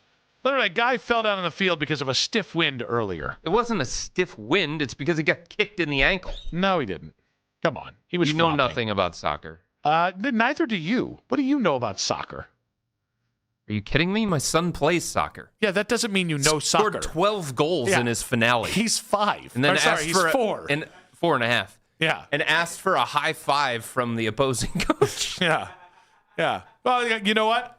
Bit of a showman. Withdrawn. You do know more about soccer because you've watched your 4.5-year-old dominate. What do you mean? What do I know about soccer? I watch soccer every weekend. Yeah? Yes, I watch Premier League all the time. So you take a nap every weekend? No. Stop that. You're one of those. You're one of those that needs goals to be entertained. Yeah. Oh, I'm one of those people that needs action that happens without goals. Oh, yeah. Look. Oh, you kicked it there. Oh, he kicked it there. Oh, gosh, he kicked it back there. Oh, goodness. Oh, gosh, now he's flopping. Oh, they're wrestling. Oh, sorry, Mr. Football. And Mr. Real Sport? Ridiculous. You probably don't like golf either. No, I love to play golf. I don't like to watch it. No, thank you. Not entertaining enough for you? Correct. Yeah, the on television product stinks. Now, if you've been to a golf like a tournament, like Quail Hollow in Charlotte, I went there a couple times. That's fun because you get drunk, but that makes the game less boring. Now, we're talking about the Cavs and what to do with this roster. I do think that the LaMelo Ball trade has a piece of wisdom for the Cavaliers. If we can say anything about Kobe Altman since he traded for Donovan Mitchell, is he got very, let's say, conservative with how he managed the top of his roster. I think when the Hornets, who if you said a year ago that they would trade LaMelo Ball, I don't know anyone would believe you because he also didn't know if he'd have trade value because of the injuries. I think the fact that a year later, Con Knippel's doing what he's doing, Brandon Miller's doing what he's doing, and they value flexibility and basically selling high on LaMelo, I think that tells you don't really know what's going to become available, and when the great moves are out there, when the big moves, the bold moves are there, you should take them. Mm-hmm. So you should trade Donovan for Evan. Donovan for Evan. Damn it. I botched the landing. Donovan for Jalen. What if Boston says no? Then I would say, are you sure? And it's not because Donovan's not a good player, but the situation that he's in with his contract takes away some of his trade value. I call their bluff. Who else? What can they get that's better than Donovan Mitchell out there? Not sure that there's something out there that stands out, but that's not the type of player that they want.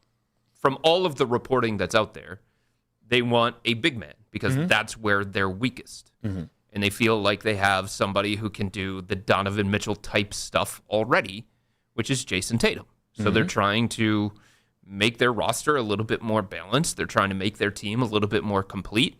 So does somebody have a big out there that is comparable to Evan Mobley? That isn't Evan Mobley? I don't know.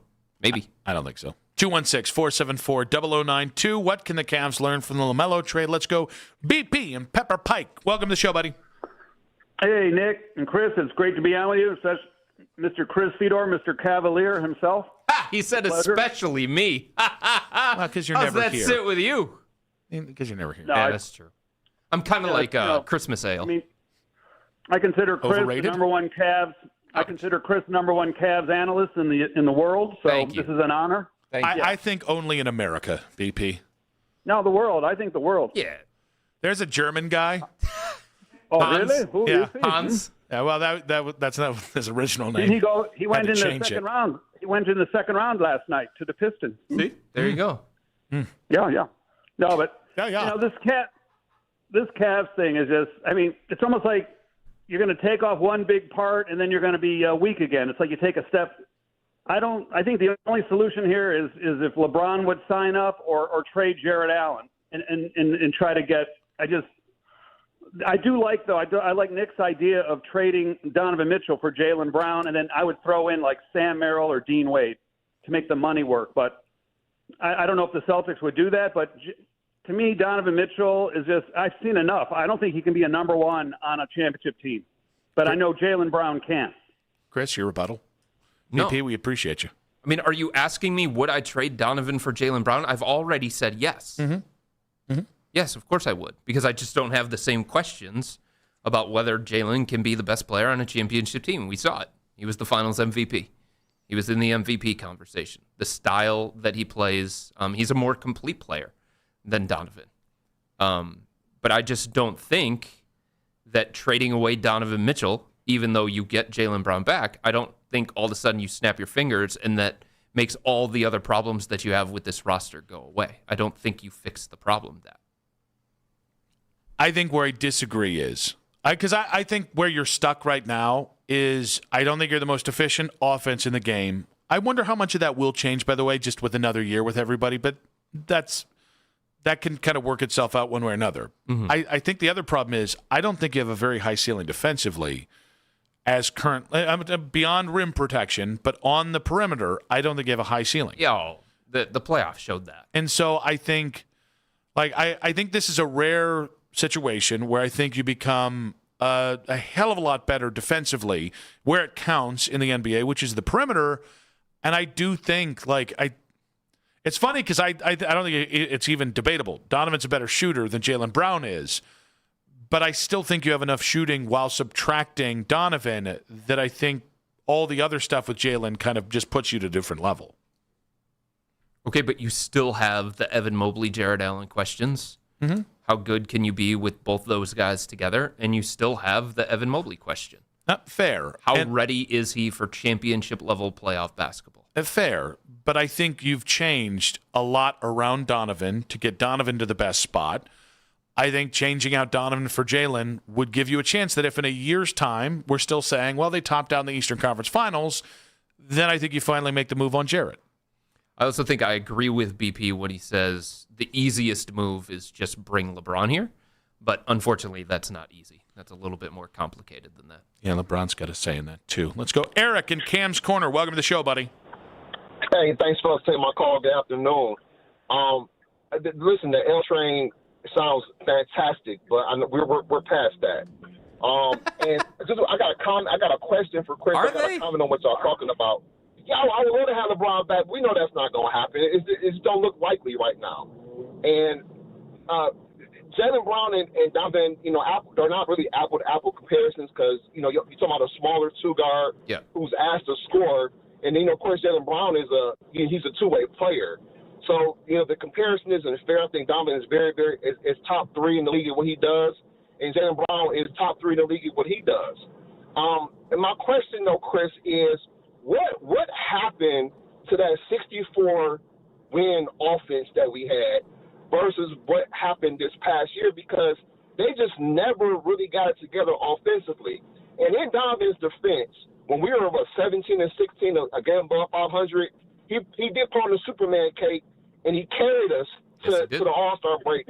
You know what I'm saying? Yep. He had a very good year. I just think, like you guys have been saying all offseason, I think he ran out of gas. And he's got to train a little bit harder in the summer to make sure that don't happen again. But what happened to the offense, man? Because that was not the same offense that we watched in 24-25. Well, some of the personnel changed. That's part of it. They were dealing with some injuries at the beginning of this past season. And you know what else happened to the offense at the beginning of the season? They tried to make Evan Mobley the focal point of it. And it didn't work. And they admitted that it didn't work. And they even talked about it. Hey, we have to simplify his role. We have to take some things off of his plate because everything was about Evan Mobley coming into this year. It was an Evan Mobley-centric offense. It was an Evan Mobley-centric plan. More touches, more usage. different variations of how they were going to attack teams because they thought that that was going to be best for them long term, and because they wanted to explore whether or not it was a viable path forward for this team, and they got their answer. So I think that was part of it. Point guard. That's what I said. The injuries. Yeah. Yeah. I think that might have had something to do with, of course, Evan struggling just a little bit at the start of the season. There's other ways for him to be successful without everybody spoon feeding him layups and dunks and stuff like that. And that's where he has to evolve as a player. He has to get a little bit more creation in his game. He has to get one back to the basket move that he can rely on. He has to get, some kind of diversity within how he's going to attack from the elbow. He has to tighten up his handle so that he can beat guys off the dribble more consistently than he does. That's part of his development. Are you saying? I'm going to put a pin in that one. I'll tell you off air. One analyst says hold the hype on the Browns. Well, that's no fun. Say it on the air. We'll say it off the air. Hold the hype of the Browns in 5 minutes on 92.3 The Fan. Check in.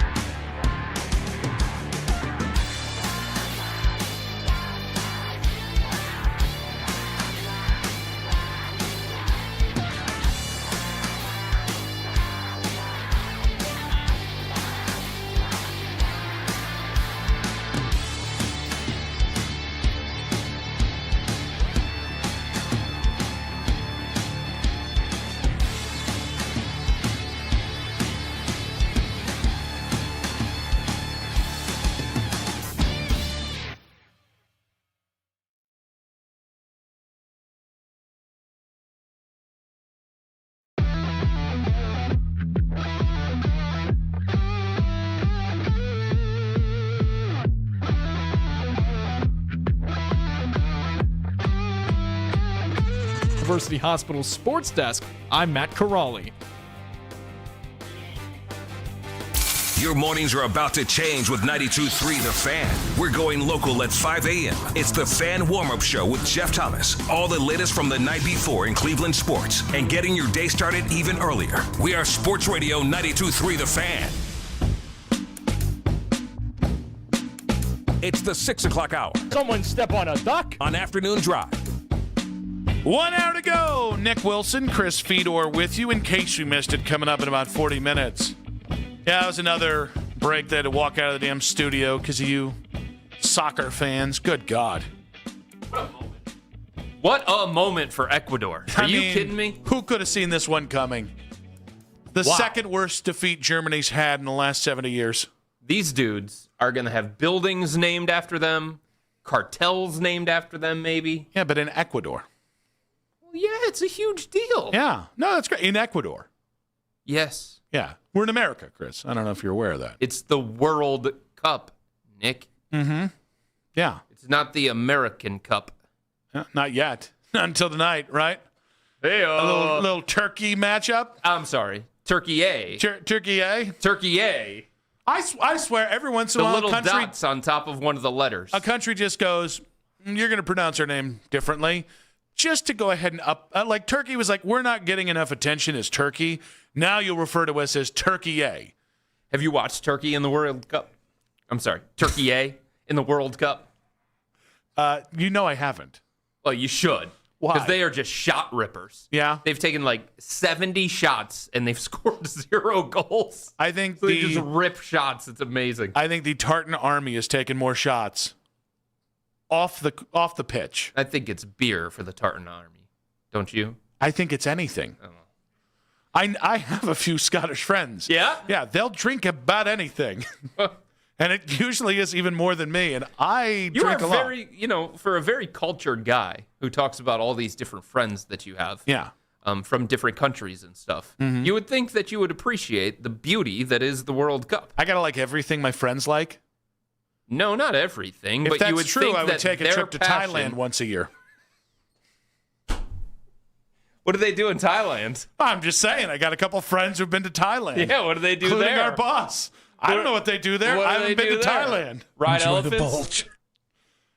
I don't know about the what they're riding and what they're not riding. I actually do like it spicy. Also, we got the official traffic update from Alant, so take this for what it is. Not great. He said, yeah, good luck getting out of it later. Here's the thing, though. Most times it's a concert, and I'm like, bleep those people. I kind of like Jelly Roll, and I kind of like Post Malone. Not their music. It's not my style of music. It's kind of like their vibe. Not the tattoos on the face. They just seem like genuine fellas. Oh, they do? Yeah. Huh. You don't think so? What is it that leads you to believe that? I've seen many interviews about them. Oh, really? Yeah. Oh, not about them. That'd be weird. But interviews with them, yeah. I'm sure those are genuine. You know, who made you so cynical? Covering the Cavs for 12 years. Hey, you covered a championship. I did. It's not like you remember the Browns beat. That was wonderful. Oh, my gosh. I was on the Browns beat. Yeesh. What was it like to go from the LeBron era to the Beeline era? John Beeline era?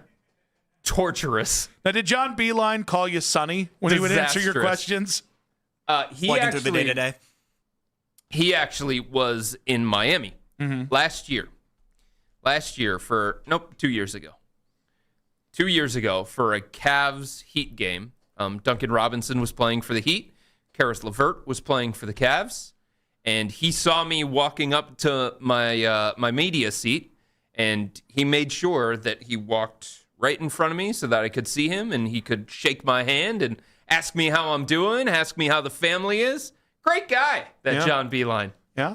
Not a great coach in the NBA, but a great guy. You know exactly how good somebody is at their job when they go, great guy. Yes. Yeah. Because you don't have anything else to say about them. Hey, You're gonna Daryl talk Ryder, about their personality. Daryl Ryder's with me yesterday. What a guy. Come on. Yeah. Padone, Monday and Tuesday. What a guy. He's getting married. Cheap shot. Pew, pew, pew, pew, pew, pew, pew, pew, pew. The only kind of take. Either way, John Beeline said how much he respected the way I went about the job when I was there. Yes. Now, you think he meant it? Of course I do. Why? Because he wasn't in front of a camera, and he didn't have to say that. Yeah, people never lie to each other's faces. Do you think he remembered unless it? there's a camera there? Not at all. Do you think he remembered it? Yes, I think he remembered it. He's an older very guy. memorable. Like if we called John Beeline right now, do you think he'd be like, yeah, that actually happened? Yeah, absolutely. That was a very memorable interaction. Did anybody else hear the lilt in Fedor's voice when he said that? I don't know if you know this, Chris. One of the tells of a good lie is when somebody's voice shoots up, and your voice went up about half an octave when that was happening. I am a very, very memorable person. For good reasons? Yes, absolutely. I'm being cagey. Just like he said, the interactions with me, the respect that he had for how I went about the job. Yeah. What a compliment. Anything else? When's the last time you were complimented like that from a Hall of Famer? Oh, all the time. Yeah, okay. Yeah. Tom Hamilton calls me once a week to say, you're the only sports talk show I listen to. Oh, that too. That's assumed. You don't mention obvious compliments, Chris. He says you're the only sports talk show that he listens to during his preparation for the game. That's actually how he preps for the game. Obviously. He's like, that one segment you might talk about the Guardians on any given day gets me ready for my game. You know what, guys? Can't go down to the clubhouse today. Yep. No, I got to listen to Nick. Yep. My guy, Nick. Nick's breakdown of the Brazilian psychic who says aliens are going to invade the Brazil-Scotland game at 6 p.m. That's the one that got me over the hump.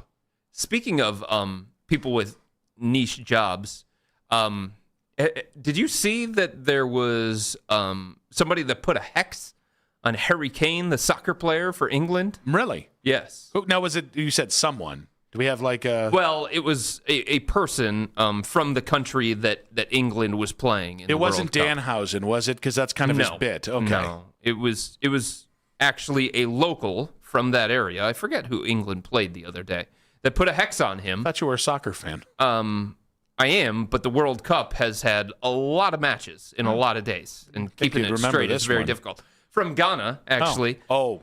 So she was from Ghana, and she put a hex on him. You. And you know what happened? He had a chance at the game winner, and he sailed it like 50 yards in the air. So everybody assumes that that's because, she put a hex on him. How specific do you think she got with a hex? Was it just like I think it was just about his soccer. Okay, but it wasn't like... I don't think it was anything personal. He's just the best player for England, and you didn't want him to do well against Ghana. And by the way, it worked. Can you put good hexes on people? I'm sure could I hex you positively? I don't really know, the parameters of a hex. Mm-hmm. I've never really visited somebody like that. I kind of, this is why I feel like... Not my thing. Not my hobby. I've never been to New Orleans. If I went to New Orleans... You'd fit right in. I want to go they talk like to a drink. I would want to fit, and I would want to talk to a voodoo woman. Oh, of course. Because I want to know, all right, how do I positively hex people? How do I negatively hex people? Put a positive hex on the Browns for the first time in decades. Honestly, at this point, that's on them. Like, what have the Browns ever brought me? Do it yourself. Yeah. When you're on me, your own, when Jimmy. you show me you can win on your own successive seasons, then I'll put the positive Maloik on you. All right? But I will say, I think I do more positive curses on people than negative. Yeah. I like more people than I dislike people. Do you do card readings or palm readings or anything? Do you have that as a hobby? No, but I would. You would? Yeah, if you taught me how to, I'd read your palm. Or I'd lie about it. I'm not talking about you doing it to somebody. I'm talking about you going into one of those shops and having it done on you. Sure. You would do that? Yeah, why not? Right? There's a lot of places like that in New Orleans. You could find a bunch of them. I think that's my fear of New Orleans, just in general, is that I'm a boisterous man and I like to drink. Everybody is in New Orleans. And well, that's my problem. If I'm like that here, if you put me in New Orleans where that's like acceptable, do I just become Cajun Nick? Probably. And is that a good thing for the world? Is it a good thing for my family? I would say those things are probably no. Is it a good thing for this company that you represent everywhere you go? I don't think they'd care that much. Yeah. As long as I don't end up arrested, I think I'd be fine. Yeah. As a matter of fact, they might just record it with the audio and then bring it back and play it on the show. Like if I disappear into Cajun territory and I don't come back, they might think, oh, we can hire somebody at a cheaper rate to replace him. I mean, the Browns do play against New Orleans this year on the road. Yeah, I don't need that. I mean, I'll go if you want me to go, but I can't be responsible. That's going to be a party. For what? Not on Sunday. Thank you. Not on Sunday. Oh, you know what they're going to do? They're going to set up a bunch of barbecues around the stadium. And we're going to call them like tailgates or something. And people are going to have food and alcohol. Cajun style. Yeah. Yes. Yeah, they only do that in New Orleans, though. They don't do that in any other environment.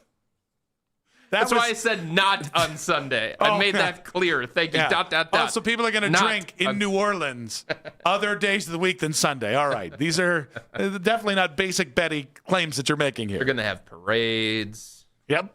They never do that either? No. Nope. Would you get your palm read? Probably not. Why? It kind of gives me the creeps. Why? Why does it give you the creeps? You go in this dingy place with a bell that rings when you go into the door, and then you sit down, and there's all this weird stuff around you. It just sounds like a stereotype. Somebody that you don't know grabs your hand and starts putting their finger all over. No, it's not my thing. You kind of turned it weirdly erotic very quickly there. I wasn't trying to. I'm not the only one that heard it, right, Mac? Yeah, no, that was really... Are you afraid it might move? How come with you? Before you even sit down, they just grab your hand out of nowhere? Well, you probably should sit down real quick then. If this is an erotic experience. How come with you it always goes to that level? It doesn't have to. I think it's happened twice in this show. There was your grandpa who had a sexual relationship with JFK. And now there's this scenario. And he did not. He's making it up, folks. I didn't. No, you said he had a relationship with JFK. Yes. I tried to specify what type of relationship was. I don't recall you ever saying it wasn't. I'm pretty sure I said it wasn't multiple times. I will have to use the free Odyssey app using the rewind function. Say, you do the read. Yeah. Now that being said, do you think there's any chance that person actually knows what they're doing? Are you afraid of hearing your future? I'm not going to diminish everything that they do. I'm just going to say it's not for me. Means you're afraid. I like what I like, and I'm going to stick with that. Thank you very much. You like feet. If it involves hands, you're out. Is that what I'm understanding? If that's how you want to play it. I think people who've been listening all 4.5 hours are going to think that's where we're at with Chris. Only with you going there. I didn't say it. I might have led them to water. I can't help if they drink. One analyst says, hold the hype on the Browns. That's in 5 minutes on 92.3 The Fan. If you're looking...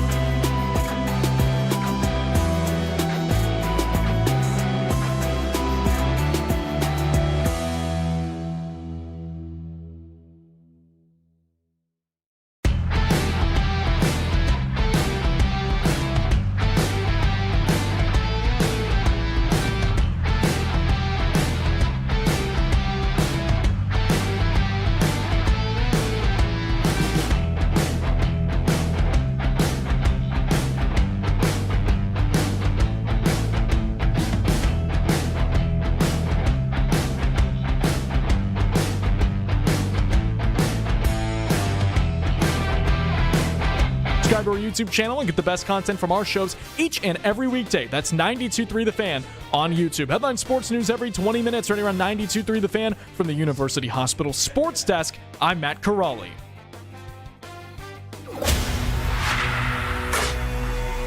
Headline sports news every 20 minutes from the University Hospital's Sports Desk. We are Sports Radio 92.3 The Fan. In case you missed it, coming up in about 20 minutes, Nick Wilson, Fedor. Jose Ramirez is not an all-star finalist. Yeah, I wanted to say I thought he was 5th for third baseman the last time I saw. Do you think that was because of the injury, or do you just think people, forgotten how good Jose was because it was a rough start to the season? I think it's a popularity contest. LaMelo Ball gets a bunch of votes in the NBA. Andrew Wiggins had all of Canada behind him a couple of years ago. Tough to compete with some of the other guys at third base in the American League. I don't care for it. They should make him honorary something or other. We know how this goes. We've watched American Idol. We've watched The Voice. Yes, you have. When you open it up to America and you open up to the fans, you get, in the words of LeBron James, you get some goofy votes. Mm-hmm. Now, I don't really have a segue on this one. Bill Barnwell ranked all 32 receiving corps in the NFL. I was going to play a game where we did the fake radio thing of like, where, Chris, if I just had you, where do you think it would be? No, he had the Browns receiving corps ranked 30th out of 32 teams. Mm-hmm. Do you, Chris Fedor, believe that's too high, too low, or just right? Probably just about right, because it's so unproven. What do you have that's actually a proven commodity? Jerry Jeudy? Ugh. Harold Fannin Jr. is pretty good at football. Yeah, Harold Fannin.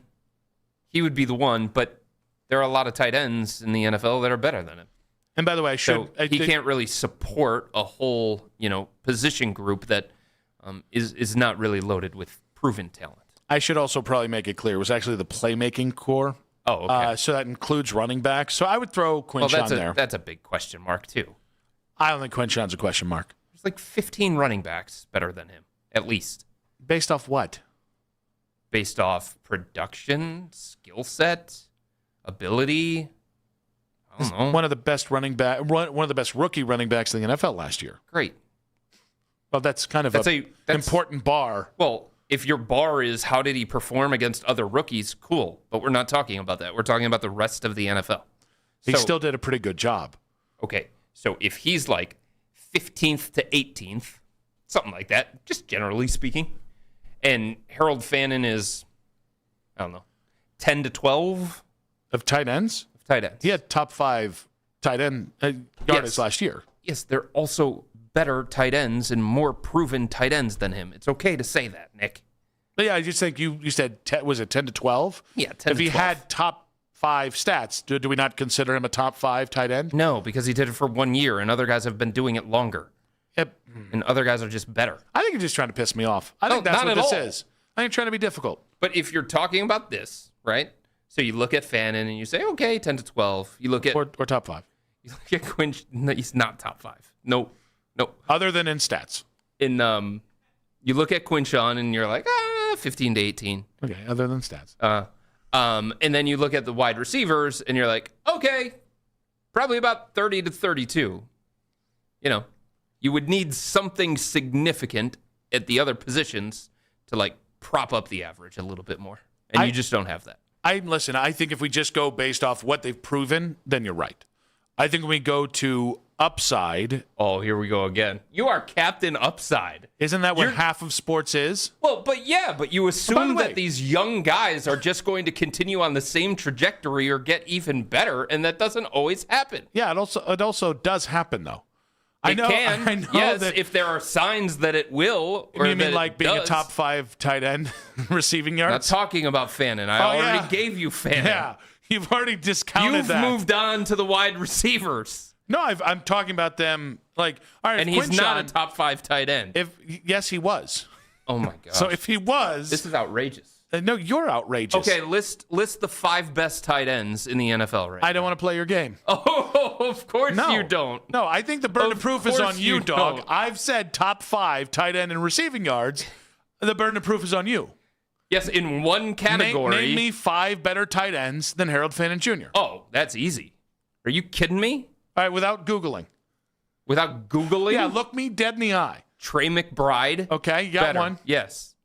Travis Kelce. Not better. after last year. Yes. No, get out your ass. George Kittle. No, I'm not. I better. gave you one. What? I give you Are Kittle. you kidding me? Then stop Googling. Is this really Stop happening Googling. right now? I see you. Are you in the tight end section? I'm looking at home runs right now. I'm looking at home runs. My ass. You know, I'm glued to this microphone right here. I'm not even on NFL. You got one. No, you know what? Mac. One? Here's what we're going to do. Here's what we're going to do. For every tight end he brings up, I want you to have the tight end receiving stats. And I want you to tell us whether their stats last year were better than Harold Fannin Jr. Trey McBride is an absolute yes. You don't have to Google that. You will admit, just like everybody's smart, that stats don't tell the entire story. Yes? Isn't that what you say when you don't have stats on your side? No, you do have stats on your side with a lot of these guys. But you also have to talk about their ability, how complete they are, what they've accomplished throughout the course of their career. Mm-hmm. This is just a one-year thing. Which is all negotiable. By the way, so if Travis Kelce was great the 14 years before, but he had one bad year. Yeah. Aren't we just leaning into recency bias and that what means happened the recently? one bad year is called an outlier there, Chief. Not when you're 36. Get a dictionary. All right, so let's go back to it. Trey McBride, better stats than Harold Fannin Jr. last year, yes? Yes. Okay. Of course. All right. Now, who were the other schmoes you were talking about? Oh, my gosh. Are we really doing that? I know. Travis Kelce's marrying your boo and Taylor Swift, and so that's carrying water. Extra points. Kelce was not ahead of Harold Fannin last year. Oh, my gosh. Well, no kidding. Or no. Yes, he was. Yes, he was. My bad. Oh. Great job, Mac. Way to go. It's on me. It's on me. I thought for sure Harold Fannin was ahead of I got him. him flipped with... I thought for sure he was. I got him flipped with George Kittle. George Kittle was not ahead of Harold Fannin last year. year. So you only got 2, boo. I said George Kittle. Yeah, and you were wrong because he wasn't ahead of Harold Fannin. That means all right. Who else do you have? What? Who else do you have? What kind of... What? No, who else do you have? What kind of logic is this? Sam Laporta of the Detroit Lions. You looked right at your computer on that one. No! I'm just your thinking voice about, went up again. I'm just thinking about who I would draft in fantasy football. You were so football. full of it. I almost said something real there. Who would I draft in fantasy football? So you have over the fantasy Harold football rankings up? Is that what you're doing? It's a guideline. Yeah, it is. All right. It's a guideline. Sam Laporta, more stats than Fannin last year? No. Oh, sorry about that. All right. So you got 2. Oh, my gosh. No. Give me 5 tight ends. No, the burden of proof is on you. No, it's not. Yes, it is. I said he's a I've top already 5, given you a bunch. and you were wrong on half of them. No, I was wrong in terms of 1 year production, but that's not the conversation. We talked about, is he a top 5 tight end? By stats, he is a top 5 tight end. That's ranking. Yes, what are we talking about? Carson Schwessinger was like, what, 1, 2, 3, something like that in linebackers? He's not going to be ranked that in the top 100 that comes out of NFL because they're talking it's against about the rest of the NFL. Oh my gosh! Because they're talking about totality of the position. I think you're talking about totality about at your ass. They're not talking about 1 year of production. You dope. Oh, let me get to the Trey ESPN. McBride, Travis Kelce, nope. Sam Laporta, nope. George Kittle. Nope. I'd probably take Tyler Warren instead of him. You would too. Oh, wait. What were Tyler Warren's stats last year? And that was his rookie year. Better. They were ahead of Harold Fannin. Of course they were, because he's a better player than him. Because of 1 year production? That's all I have to go based on. Only by 86 yards. Very plus slippery here. His talent. Only by how many? 86 yards. Oh, 86 yards. Oh, what a thin. But you know what? I'll give them to you because you need it. You got 3. Don't. You got 2 more.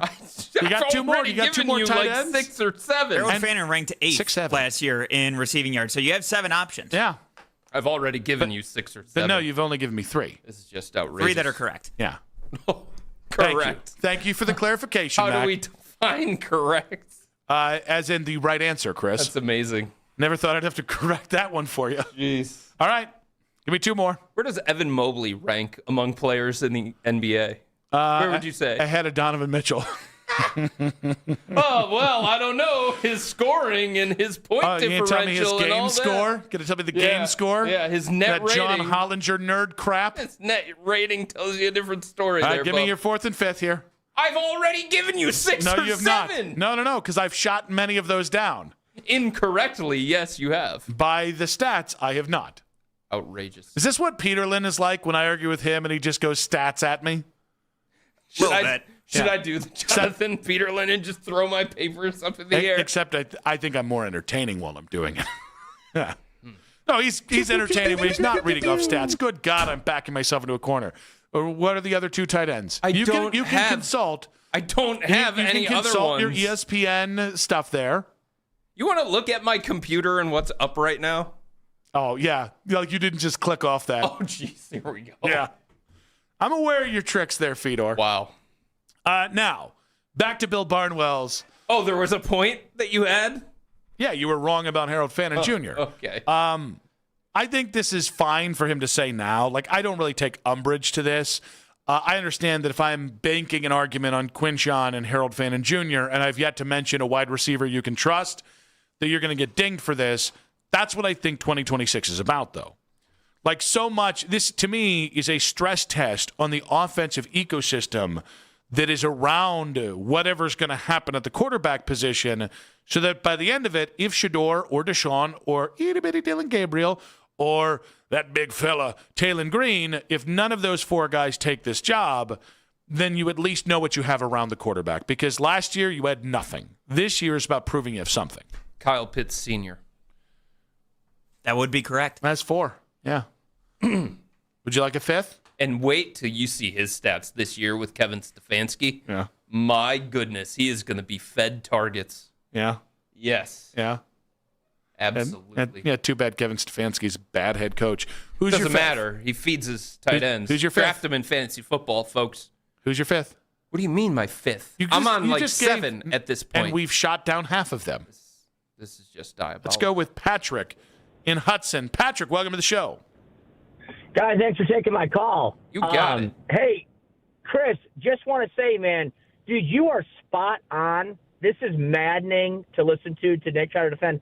Nick, thank you. I think the Browns were like 31 out of 32 in offense last year. Mm-hmm. How are you even going to make, like, I get it's all part of the job. How are you even going to make an argument that the Browns' offensive weapon should be any higher?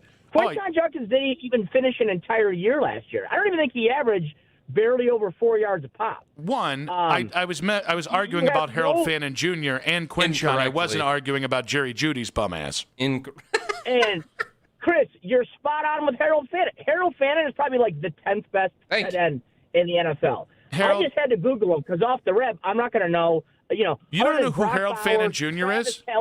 Wait, you don't know who Harold Fannin Jr. is? He was going down the list. He was going down the list, yeah, and you didn't want to hear it. Yeah, he's helping you. Yeah, blow it out your ass, Patrick.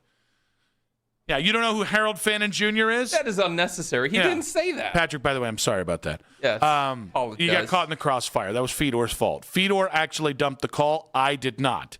I'm sorry. I can't help you. If you can't see how good Harold Fannin Jr. is, that's fine. Which one of your big runs was your favorite of Quinshon Judkins? Let me scroll up here. It was the 46-yarder. That was the one. You just looked at his long. I did. That's exactly what you did.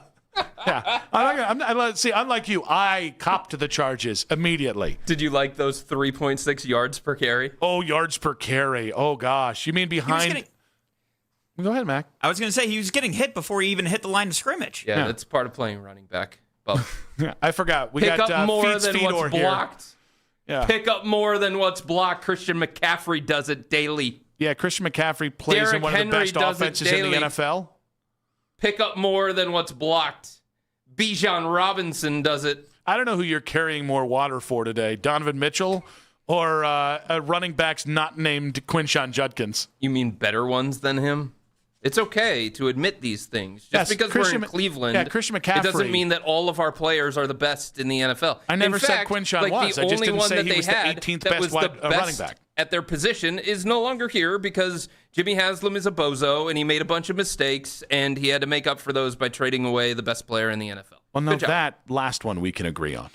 James Cook, Derrick Henry, Jonathan Taylor, Bijan Robinson. Hey, no, see, this is the Devin Achane. This is where you're a little bit like Lima because you're Jahmyr turning it into Gibbs, about Quinshon Christian Judkins McCaffrey, when I've proven Saquon you wrong Barkley. about Harold Fannin Jr. Here's this L. It's just for you. You want me to keep going? It's Fedor. I could keep going. It's fit for Fedor. In case you missed it, in 5 minutes on 92.3 The Fan.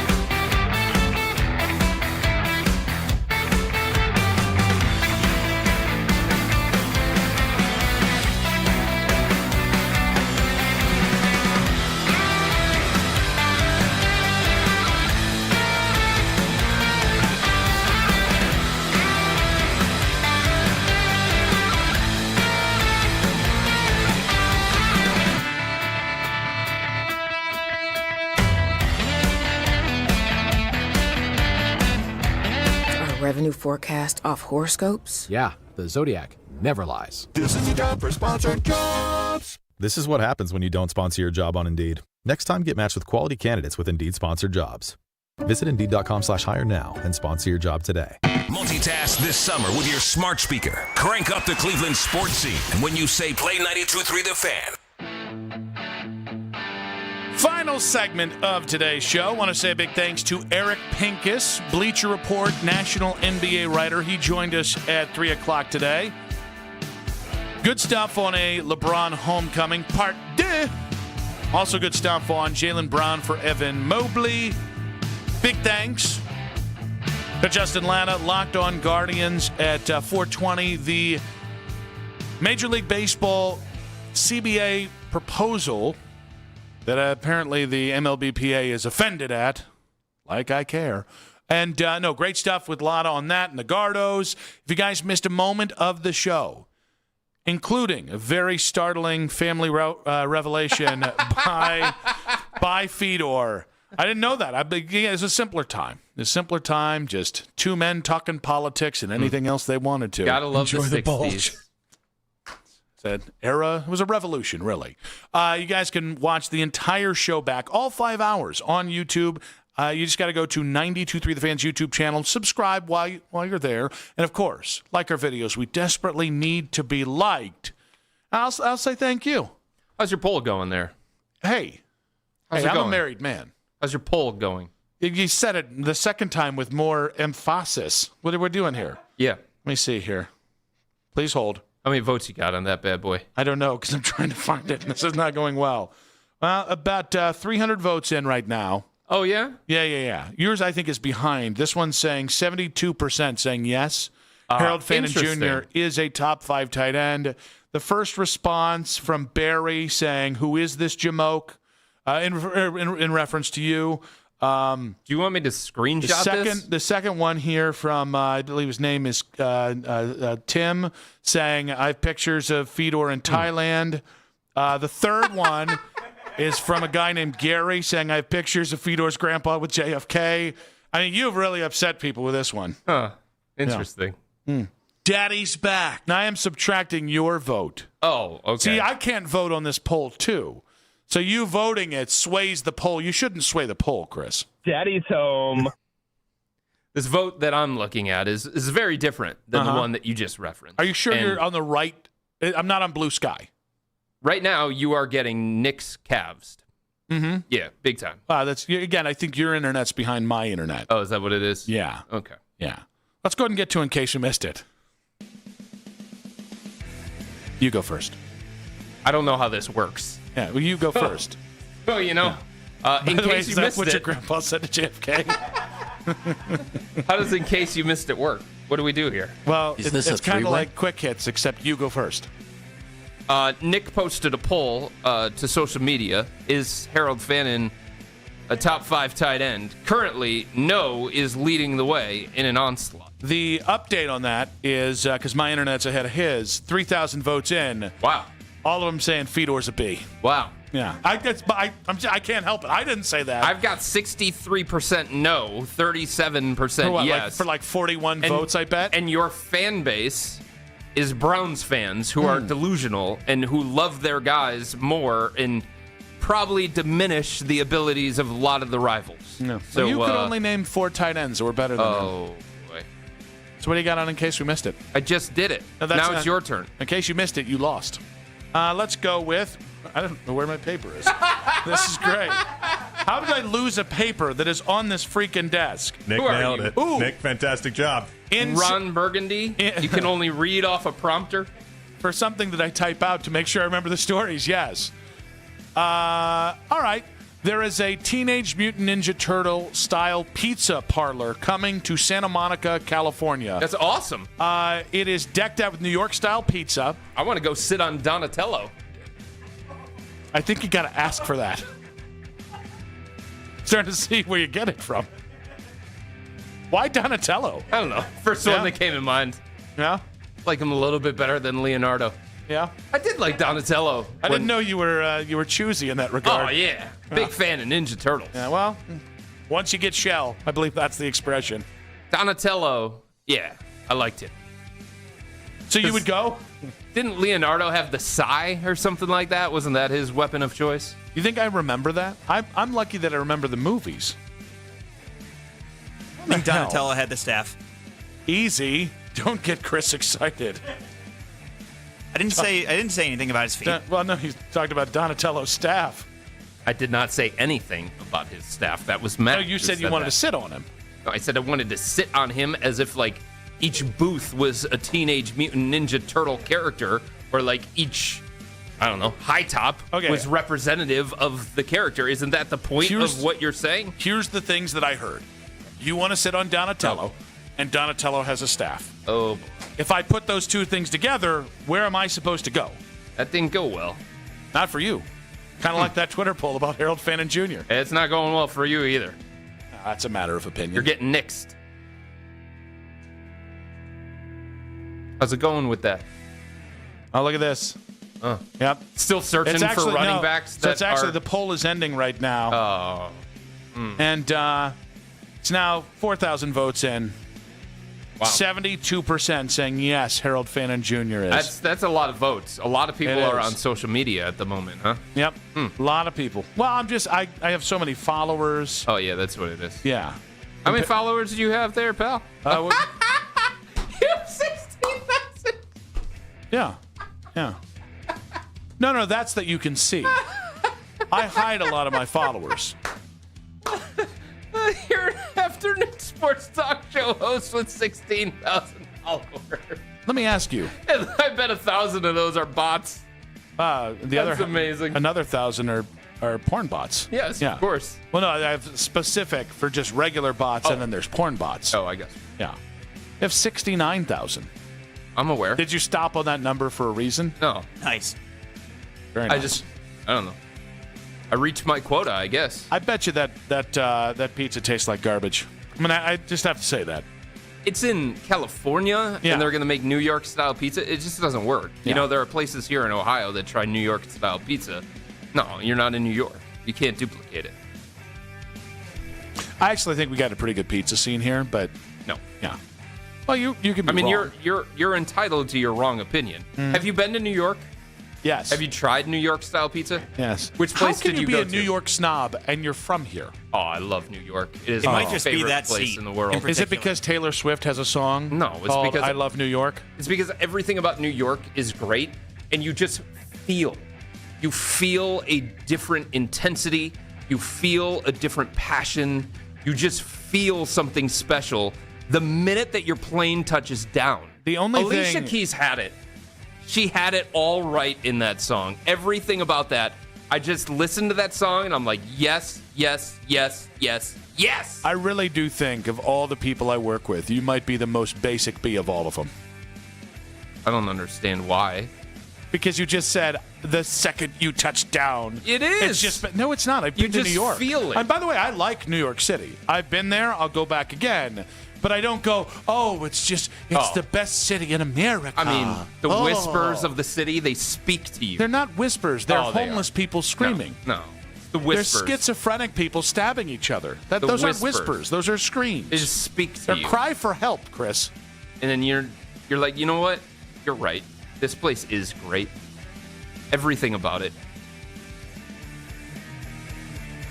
I don't think you've been more wrong about anything today than this. So I appreciate you building this crescendo. Like, you're wrong that they shouldn't trade Donovan. That's fine. Because that's just a simple matter of opinion.